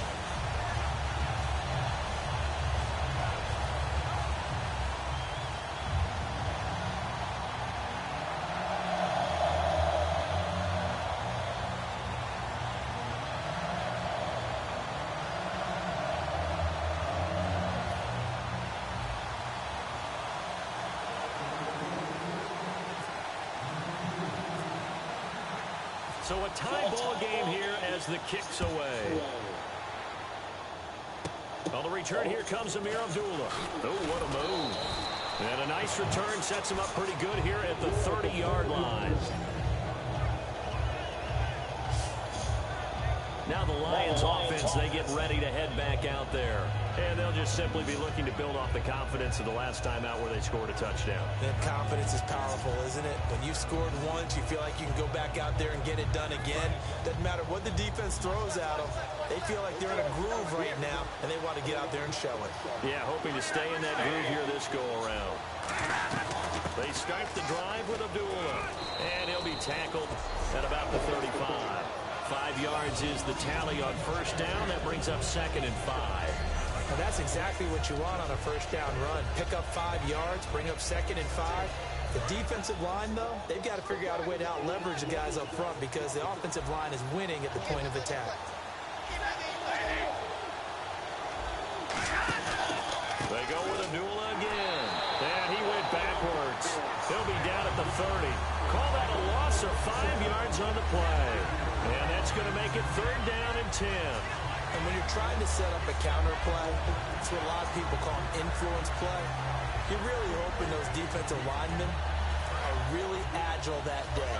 If they stayed out late the night before the game, they're not moving as fast, it's a lousy call because that means they're just going to sit in the hole that you have to create just by the movement of your offensive line. And there they got the ball to the outer third of the field, but tackled behind the line of scrimmage. Yeah, things get stacked up in there if they don't move as well as you want them to. And probably just trying to escape and couldn't get away.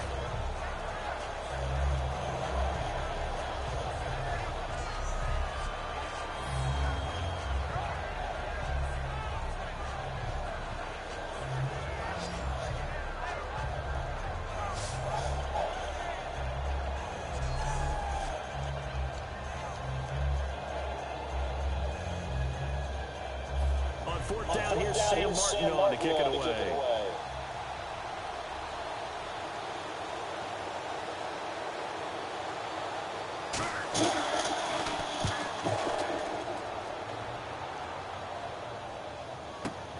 Oh, he takes it in, doesn't let it bounce. He takes it at the 2. A very nice job on the run back there. He'll get 23 yards all told. And the Steelers will go on offense here, 1st and 10. And Pittsburgh getting set to take the field. And they will simply, Charles, be looking to duplicate what they did last drive when they were able to push it in for 6.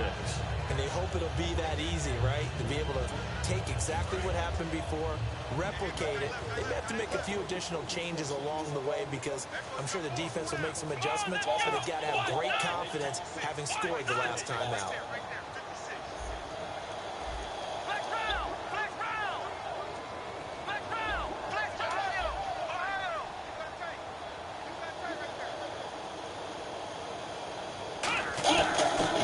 Set to throw on first. They got possession, and he pulls it in.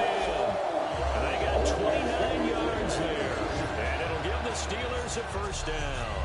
First down coming there on the intermediate passing play. That's been a point of emphasis, they told us in practice, using those medium routes to keep the defense off balance. And it wasn't just them telling us. We got to watch them practice it and work on it because they've been trying to fine-tune it and get it right before this game. And I think they have to be happy with the result.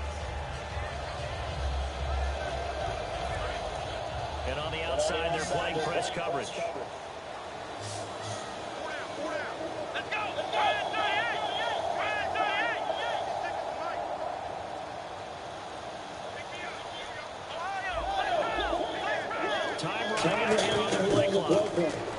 Here's Brissett.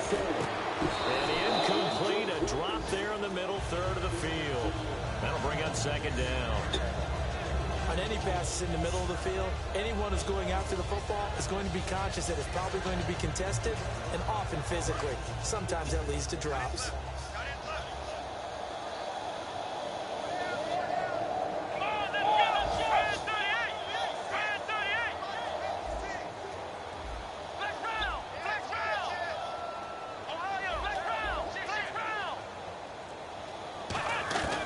Second down, Brissett again.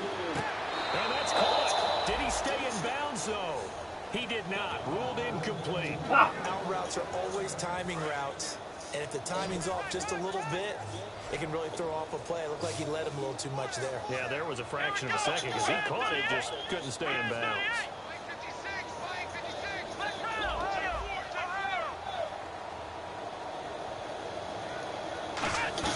On third down, Brissett. And he takes a shot to release as this will be incomplete. Putting pressure on the guy throwing the football is always good, but when you can couple that with contact on him that leads to an incompletion, as we just saw there, that's winning football. On fourth down, here comes the Steeler punter Jordan Berry to kick it away.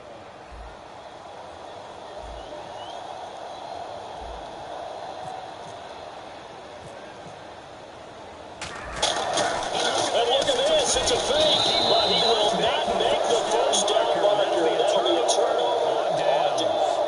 So the Lions offense ready to go back out onto the field. And a tight game after punting last time. See if they can get something going on this drive.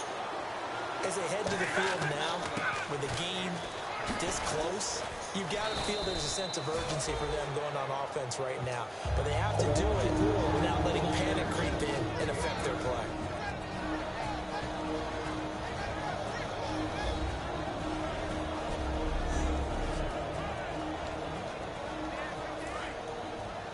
Coming up at halftime in a little less than 2 minutes, we'll send you to Orlando where Larry Ridley is standing by. He'll have highlights and analysis of this first half.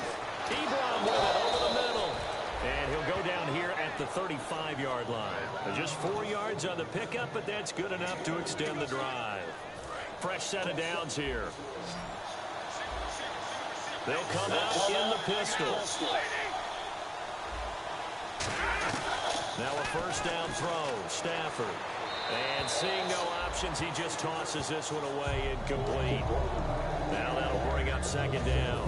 So they're still at the original line of scrimmage here. Second down and 10. Sometimes the coverage is so good, no matter what you're doing on offense, you just can't shake anyone free. They try their best to find someone open, but they took away everything. And down he goes. They sack him back right around the 41-yard line.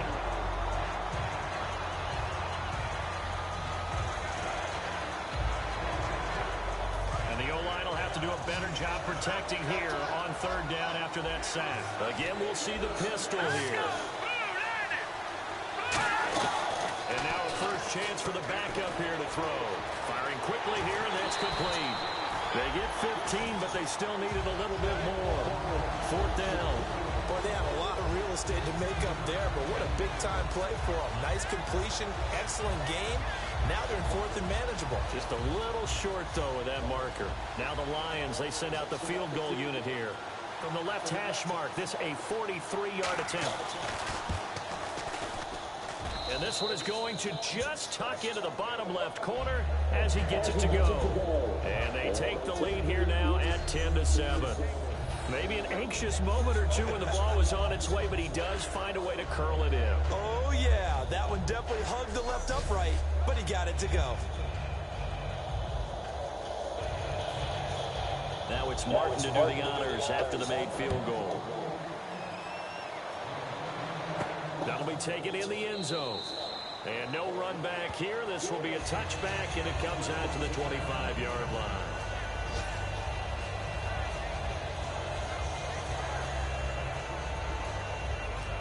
And the Steelers set to take the field. And what do you think goes on here in this situation? If you got the football, you're trailing, you're back in your own territory with just a little time, do you try something? You're thinking about jump-starting your team, right? You just mentioned they're down. They're trying to get back into the game. But you got to figure, if something goes wrong, you may have put yourself in a spot where you may not be able to come back in the second half. Managing risk, this is a big decision here. And he whips that one incomplete there.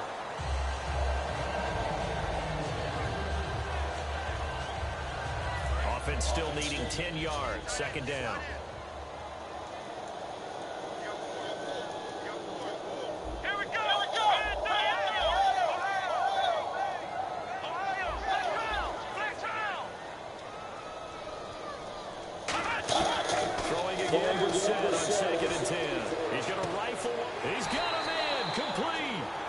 Excellent pickup of 34 yards. So after that big play, let's see if they can catch their defense maybe on their heels. And they're going to speed things up here.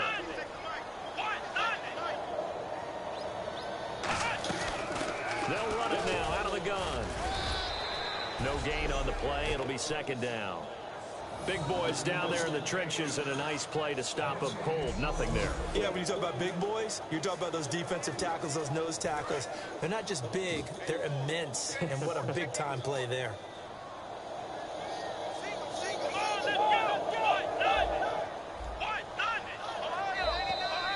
So we've hit halftime. Just a field goal separating these two teams at the break.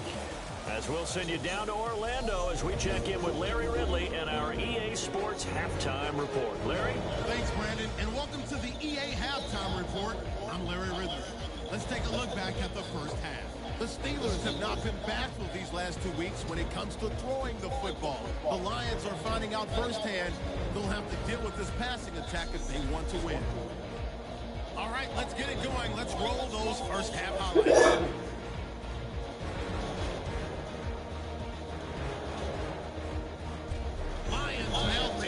Drive. Stafford's got the completion here, and he capped off the long drive with the TD. Lions up by a touchdown. Steelers fall early in the second. Brissett's completion is made out of the gun, and he's going to go 75 yards for the score. Steelers tie it up at 7.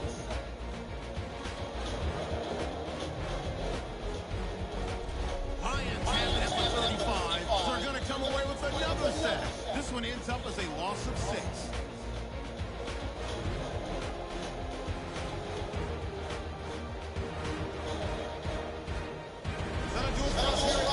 Studios.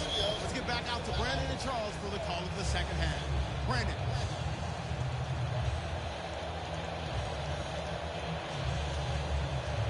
So both teams have their marching orders, and we'll get going again here in quarter number 3. Fielded about a yard deep.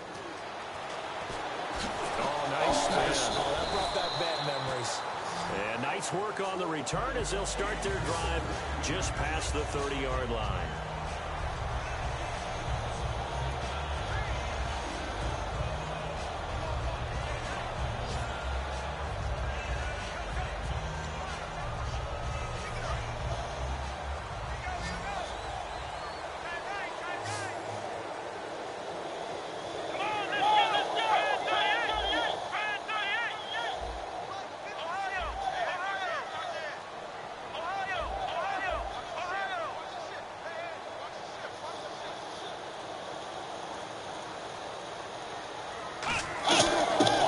First and 10, Brissett.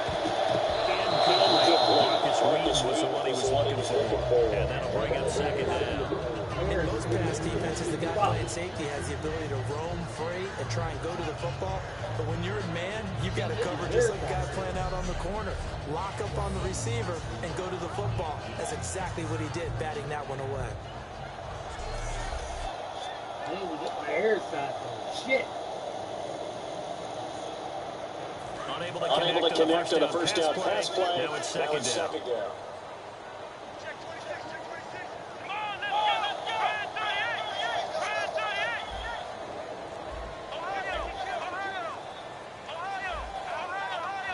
Play clock winding down. Play clock down to 0, and that's going to be a delay. Come on, here. Damn it.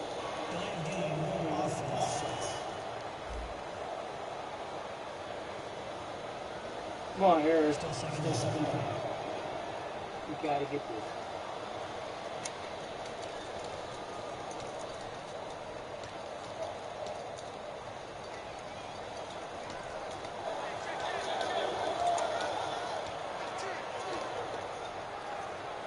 So the defense has put them in a tough spot. Second and long.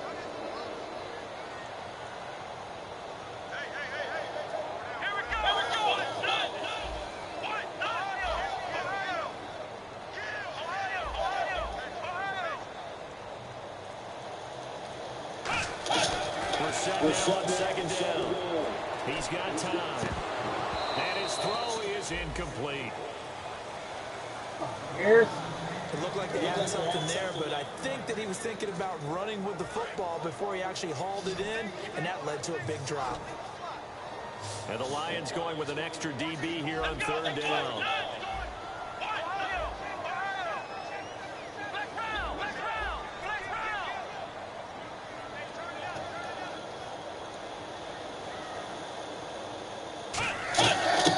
It's third and long for Brissett. Nowhere to escape, and he goes down. It's a loss of 10 on the sack, and it leads to fourth.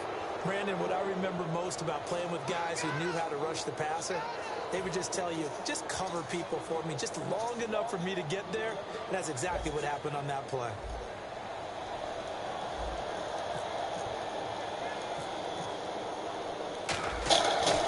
And they're going to try this again. It's another fake.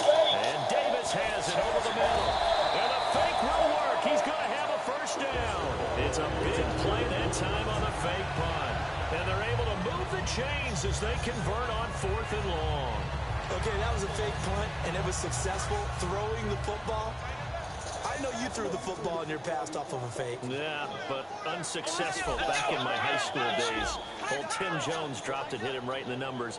But I'll tell you what, these guys, they love this opportunity, don't they? A chance to get involved. They certainly do, and many of them were quarterbacks or big-time players when they were in high school and college. So to get back doing what they did before, always fun. 3 yards on the pickup there, and it'll be second down.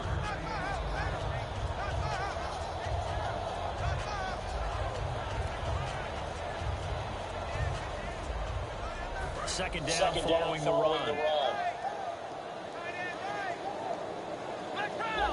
They'll come out in the pistol.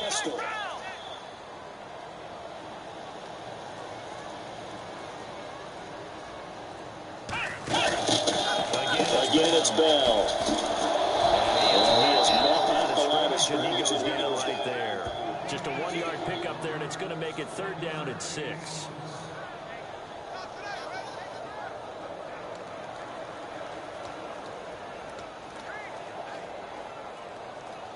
And now on third down, they'll need to get it to the 36 to pick up the first. They come out 5 wide, 3 of them to the right side.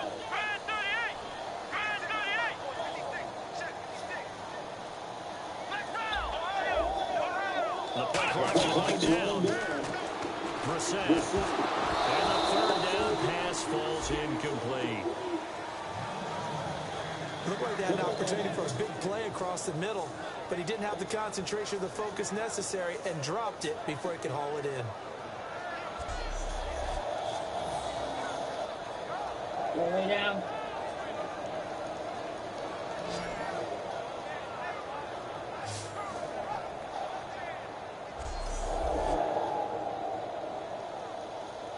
Here's Jordan Berry now, as he should be able to pin him back deep here with his first punt.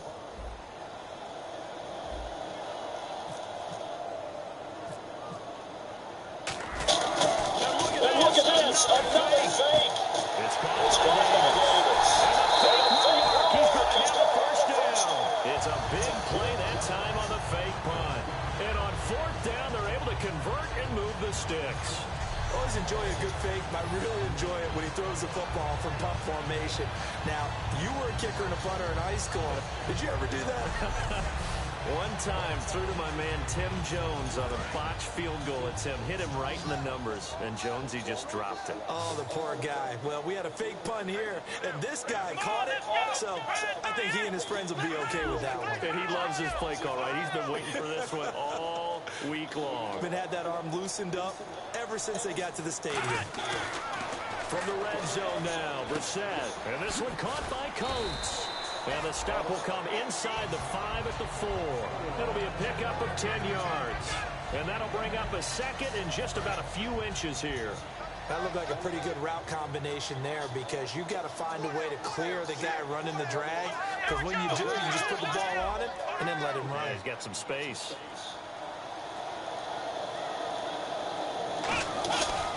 A give to Bell. And he'll be brought down right on the edge of the goal line at about the 1-yard line. It's a 3-yard pickup, and that sets up a first and goal. Oh, my God. Hand it What to someone you with want? vision and good footwork and handling a little bit of power, and you find a way to pick up first downs. And the offense readies for play number 10 of this series. They come out here on the end.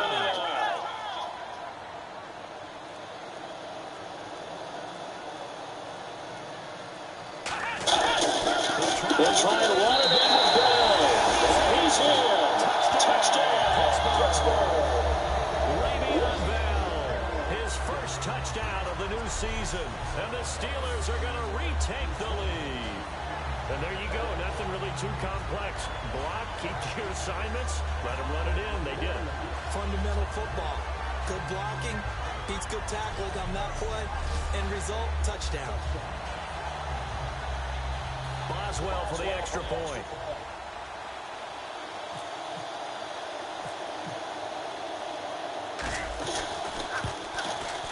And that makes it 14-10.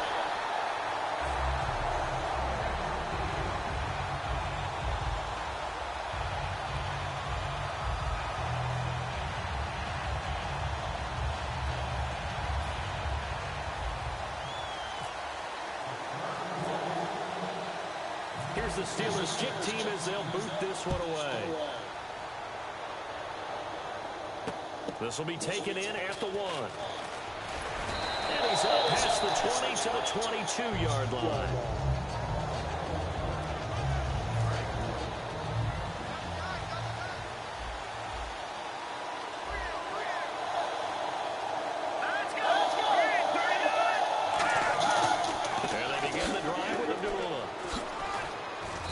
Taken down right around the 27.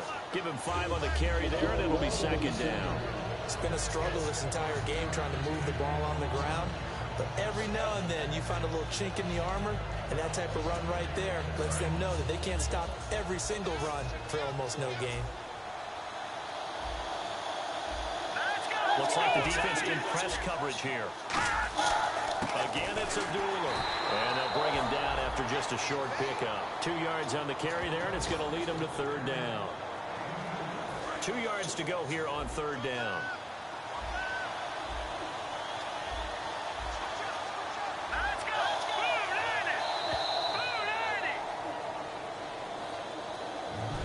Back now in Pittsburgh.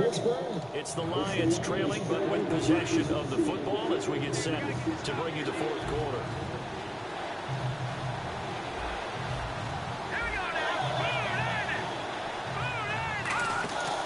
On third down, Abdullah. And they take him down, losing yardage back at the 27. He lost 2, and it brings up fourth. Here's Sam Martin now. On for his second punt. He'd take a repeat of his first.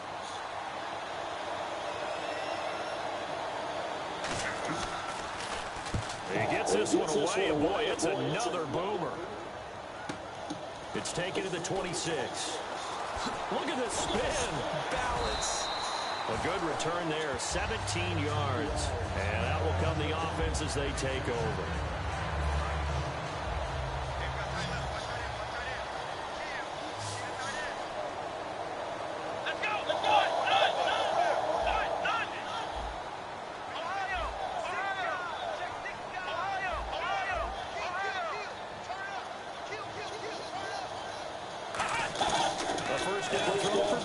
Brought in by Coates. Oh, breaks a tackle, and he's got an alley. And into the end zone. Touchdown, Pittsburgh. Sammy Coates, his third touchdown now on the year. And the Steelers find a way to stretch their lead.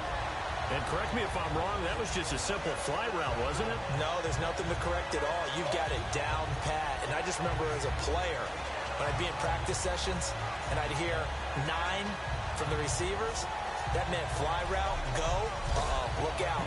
That was the 9, and he just kept going all the way into the end zone for the touchdown. Extra point now by Boswell.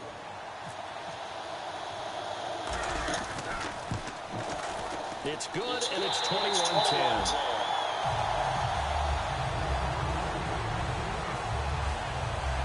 They certainly made quick work of that, ultra-quick work. One of the fastest drives you'll ever see, just one play resulting in the touchdown.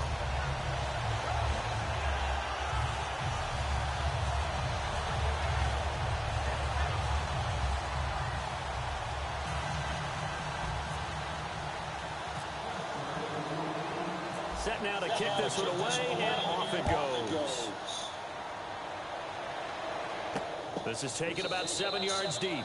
And they'll put up the stop sign there as his guys will get it at the 25.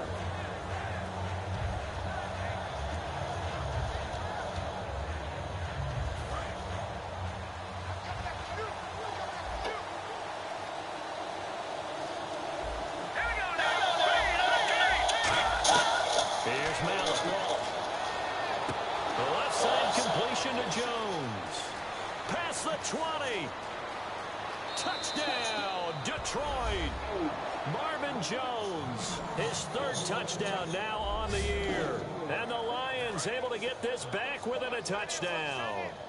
All right, now a big two-point conversion attempt still to come. Okay, I know it's an old line, but it still applies here. The fat lady has not sung yet. She may be warming up, but she hasn't sung yet. There's still an opportunity. Well, I guess the coach looked at the two-point cheat sheet, said go for it, get it to a three-point game, and they did it. Yeah, and sometimes you just throw out time of game. You don't worry about that. There's just a feel sometimes in making that call, and he felt good about what he had for a two-point conversion, and now they're only down 3 and feeling great about themselves. And a nice return sets them up pretty good here at the 30-yard line.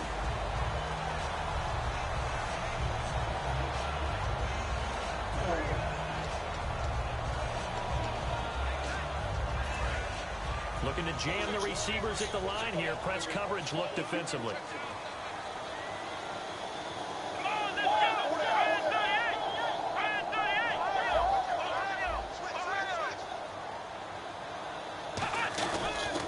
Now a first down carry by Bell. Oh, the spin. Le'Veon Bell. It's a foot race. 20. And into the end zone. Touchdown, Pittsburgh. Le'Veon Bell with 2 touchdowns on the season, both in this game. And the Steelers are going to add on to their lead. They blitzed defensively there, but he was able to slip through that first layer, and then he was gone. I think they won the leverage game, didn't they? Yes. Right? They saw the blitz coming. That got to him a little bit, but they leveraged it perfectly and found not just a crease, a gigantic hole. And off he goes, and he's still going all the way to the end zone.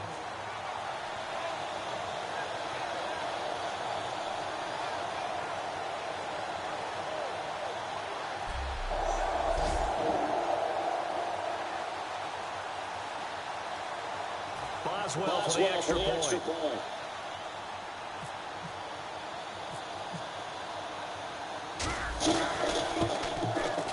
And his guys will take a 10-point lead.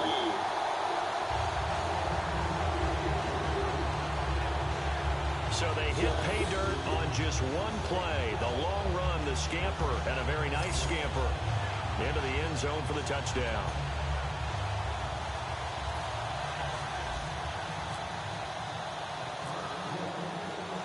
Here's the Steelers kick team as they'll boot this one away. And they will not get a chance to return this one as it's through the end zone for a touchback.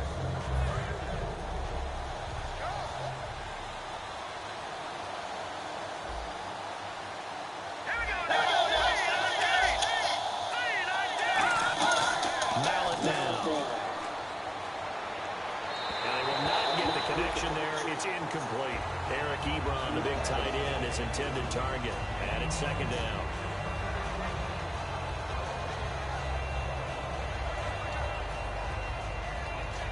So the incomplete pass brings up second down.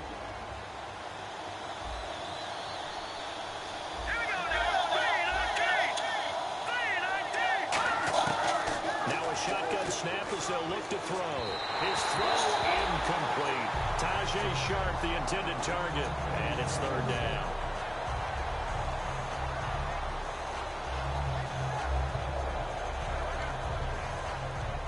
$10 yards to go on third. They come up in an empty set. 4 wide receivers, 1 tight end. On third down, he'll drop to throw. A hit as he throws there, incomplete. Third down is a down. Both sides know they absolutely have to win. And the name of the game for the defense is pressure on the quarterback. But pressure on the quarterback with contact, that's how you end up winning it. Got to try it here. He's back to throw. And he's brought down. Can't do anything with a football. It's a sack and a turnover on downs. Down 2 scores. I guess they felt like they needed to go for it. They must have thought they had a play to dial up that they could get it. It didn't work out. They must have thought, as you pointed out, they had a play, and they were probably looking at the number of possessions that they thought were left in the game. And down 2 scores, they must have felt like they couldn't risk not taking a shot here and giving up that chance. And a great spot to start this drive from here.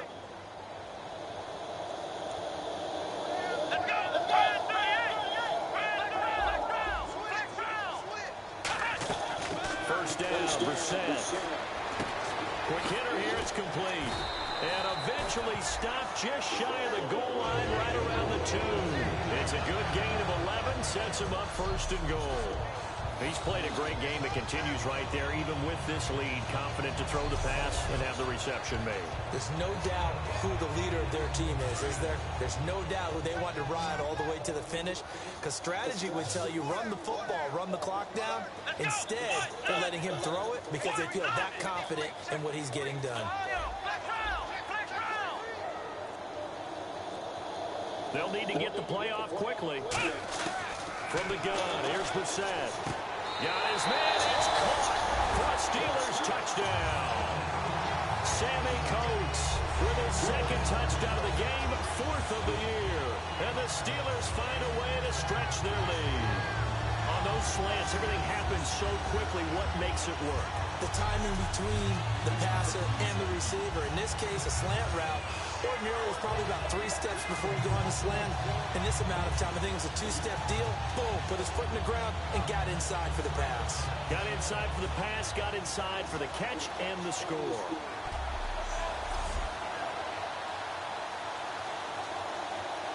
Extra point now by Boswell.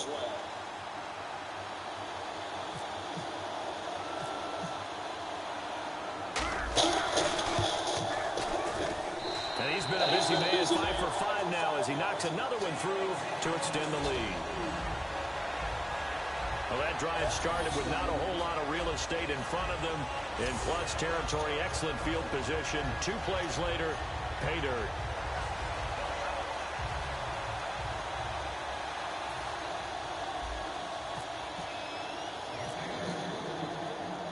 The kickoff team on the field now as they will send this one away. This will be taken to the back of the end zone. And no thought to bring this one out. He'll just go down to a knee, and they'll take over at the 25.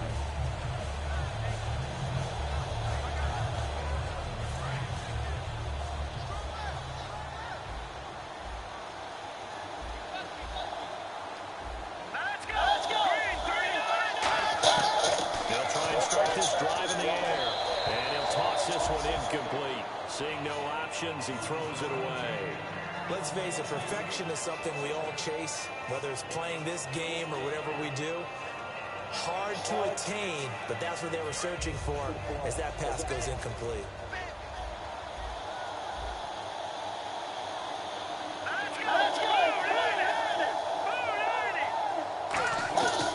And 2nd and 10, he'll look to throw again. And his throw here is incomplete. There's so much precision in an offense, especially when you're throwing the ball. And in an out route, plenty of it. How about the quarterback hitting his back foot, ball's out of his hands, receiver making his break, making his cut. He's got to time up perfectly. Not always easy to do. Just let him a little too much. Yeah, I remember back in the good old days, I was talking to a quarterback, and he said everything they did was on the count system. So when he took a snap, nowhere to go here. He lost the football.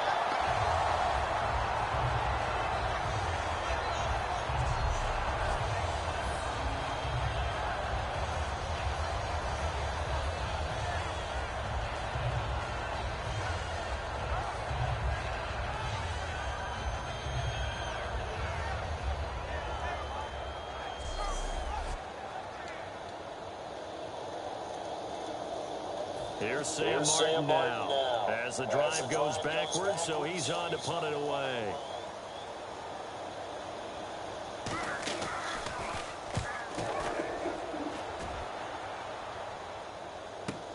Taking it about the 36.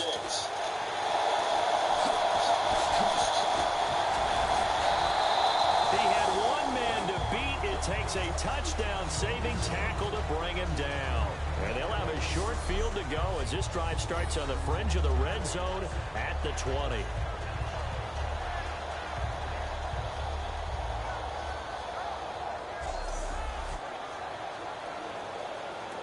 Really nice starting field position here for the offensive unit.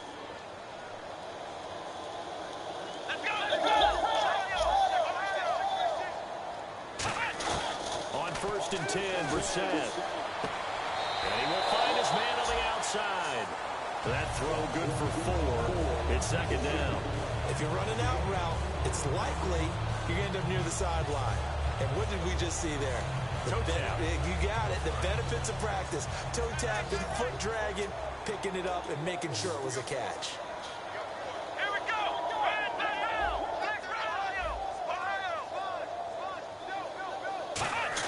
Brissett now on 2nd down.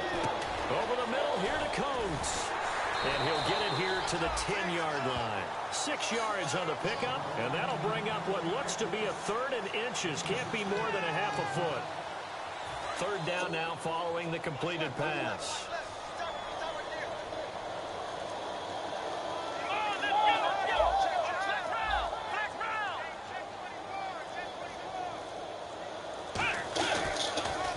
Now Bell shreds the tackle. And he picks up the first as he's able to take it down to the 7-yard line.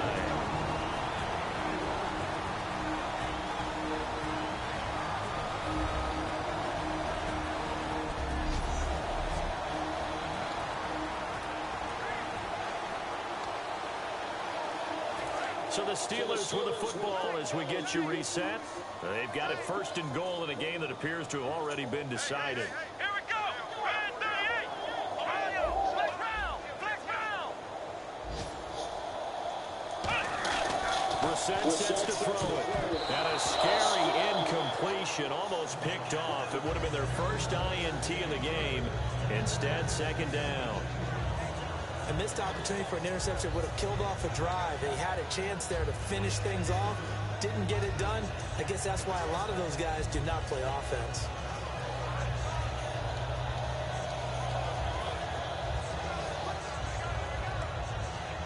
And now it's 2nd down, but here's the field goal team out onto the field. From the left hash, a chip shot here. And Boswell's kick is good. And that will extend their lead even further.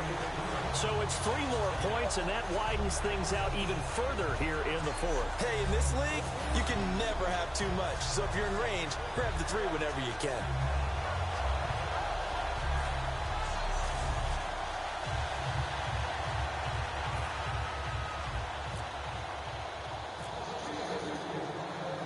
Here's the Steelers kick team as they'll boot this one away.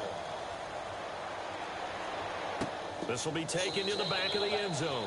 And no thought to bring this one out. He'll just go down to a knee, and they'll take over at the 25.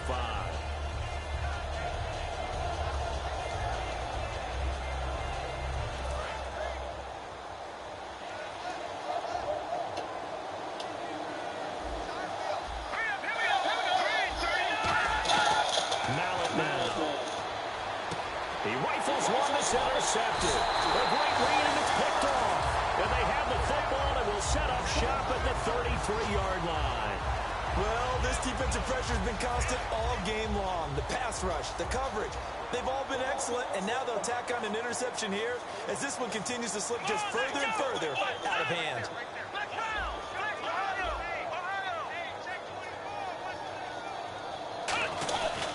Bell. And not much running room. Down to the 32. Credit him with a 1-yard gain there to make it 2nd and 9. When the 4-3 defense is functioning really well, you know he stays what we call clean and no one gets to him. The guy playing the middle linebacker position, the guy we call Mike. That means the defensive front is eating up all the blocks and just let him go to the football and make a play.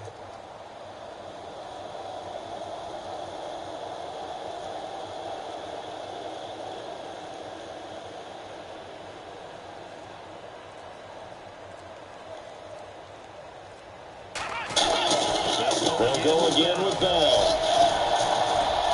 And he'll be a couple yards shy of the run spot. 22-yard line. A nice pick up there, 10 yards, and it'll move the sticks. Well, I'd say that run's pretty emblematic of what we've seen all day long. No matter what they've done on offense, this offensive line has controlled the line of scrimmage, given them time to throw it, run it, do whatever they wanted. That's why their points up on the board. And right now, the psyche of the offense, we're in control, and we can do whatever we feel like doing out here on the field. They'll run it now out of the gun. Oh, a heck of a move. And down inside the 15, shy of the 10. 12 yards there as they move the chains. Yeah, another good run there. He's been such a big part of their success here this afternoon. And that last carry, it put...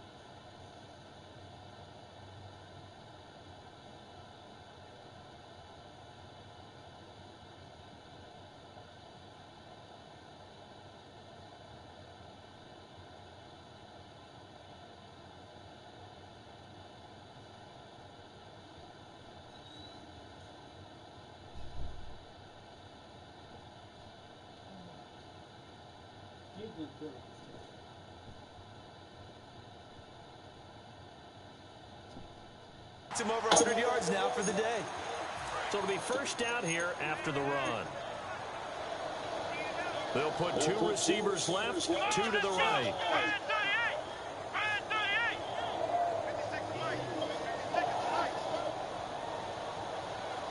Now whistles come. We're going to get a timeout here by the offense. It's just their first. They've got 2 more to use here in the final stages.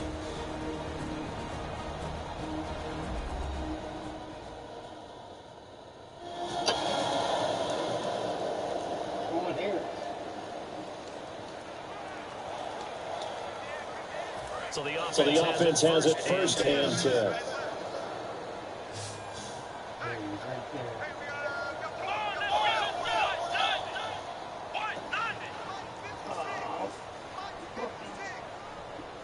Move!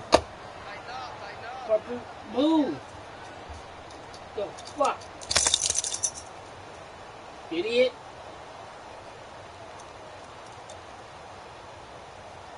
The fuck? You might have broke the game, so. You fucking idiot.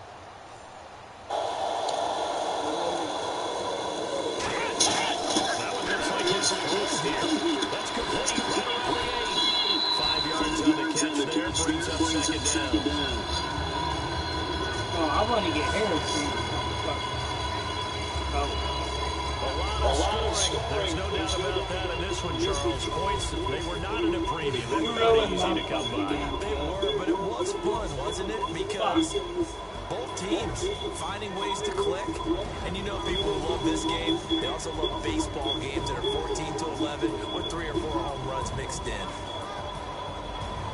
So for Pittsburgh, they used a favorable early schedule to their advantage as they move to 2-0. And they'll hit the road next week to take on the Chicago Bears. Meanwhile, for Detroit, they'll fall to 1-1. And they'll be at home for one next week as the Baltimore Ravens come to town.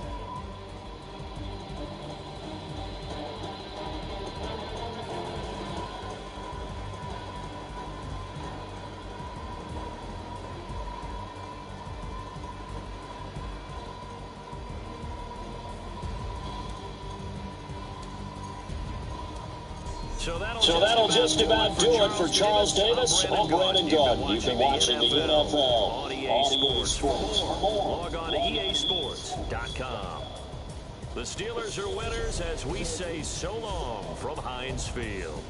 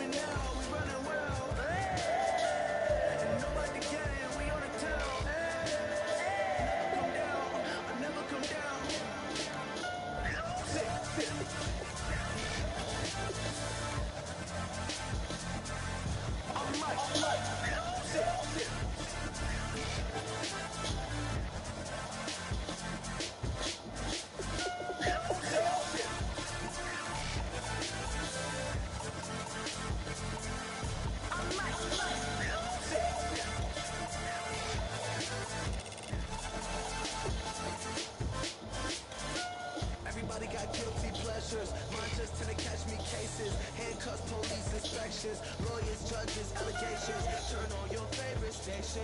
You hear the same old song. I feel like dog, I'm about to drop the bomb. Throw one down, pass it around. Hey, roll with me now, we running wild. Hey, and nobody can, we on the town. Hey, never come down, I never come down. Throw one down, pass it around. Hey, roll with me now, we running wild. Hey, and nobody can, we on the town. Hey, never come down, I never come down.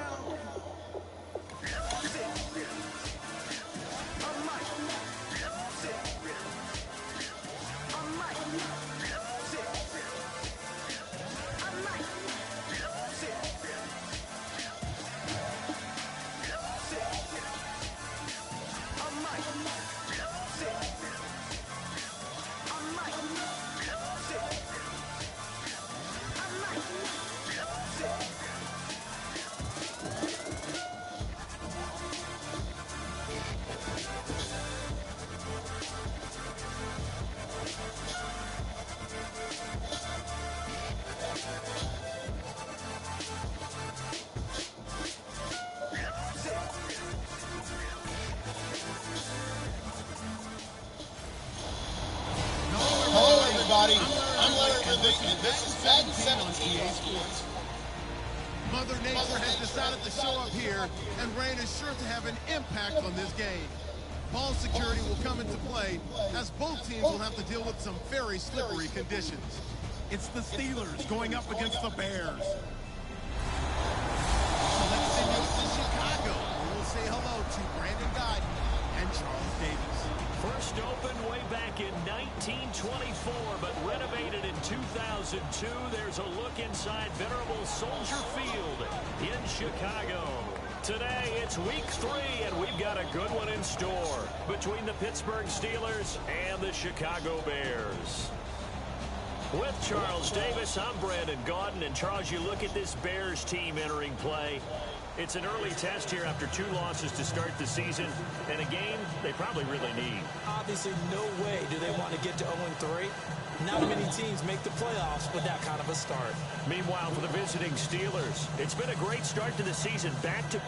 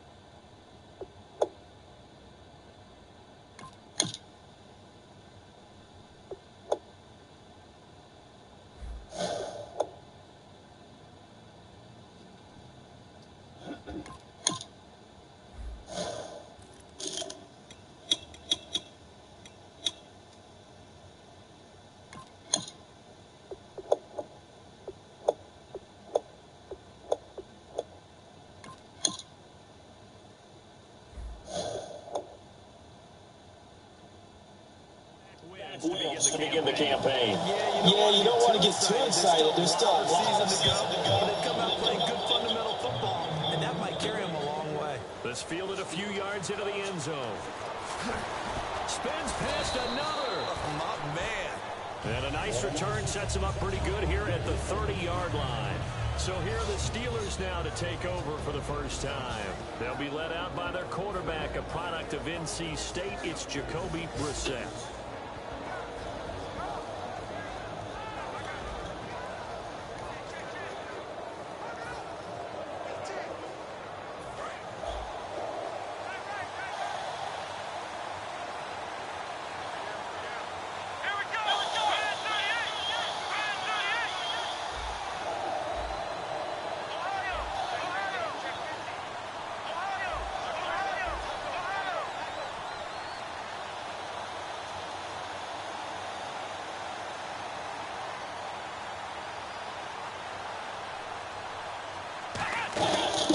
Brissett on first down. He's got time in the pocket. And this one caught by Coates. The completion good for 3, and it's second down. Second down now after the pass completion.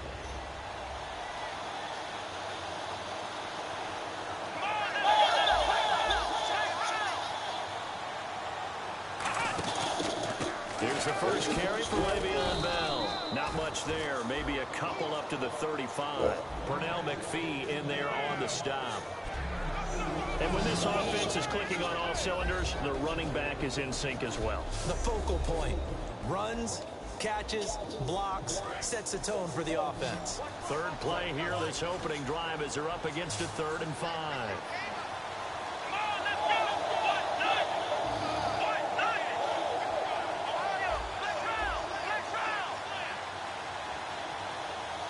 Time running out here on the play clock. Here's Brissett. And he locates Wheaton complete. There goes Marcus Wheaton. And into the end zone. Touchdown, Pittsburgh. Marcus Wheaton, his 3rd touchdown now on the year. And the Steelers have taken a first-quarter lead. And they just ran the fly route there, didn't they? You broke it down perfectly. He ends up catching that one and taking it all the way into the end zone. Well, thanks. It was pretty simple to break down, though. I mean, that's just a guy going, running on the go route, making a play. Speed, kills. Speed, speed. And what does it do? It kills. There you go. Chris Boswell now for the extra point. Flex round! Flex round!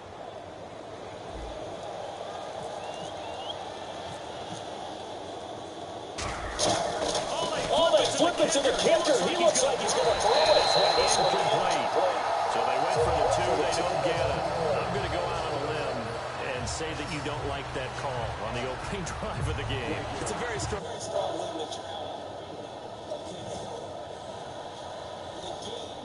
between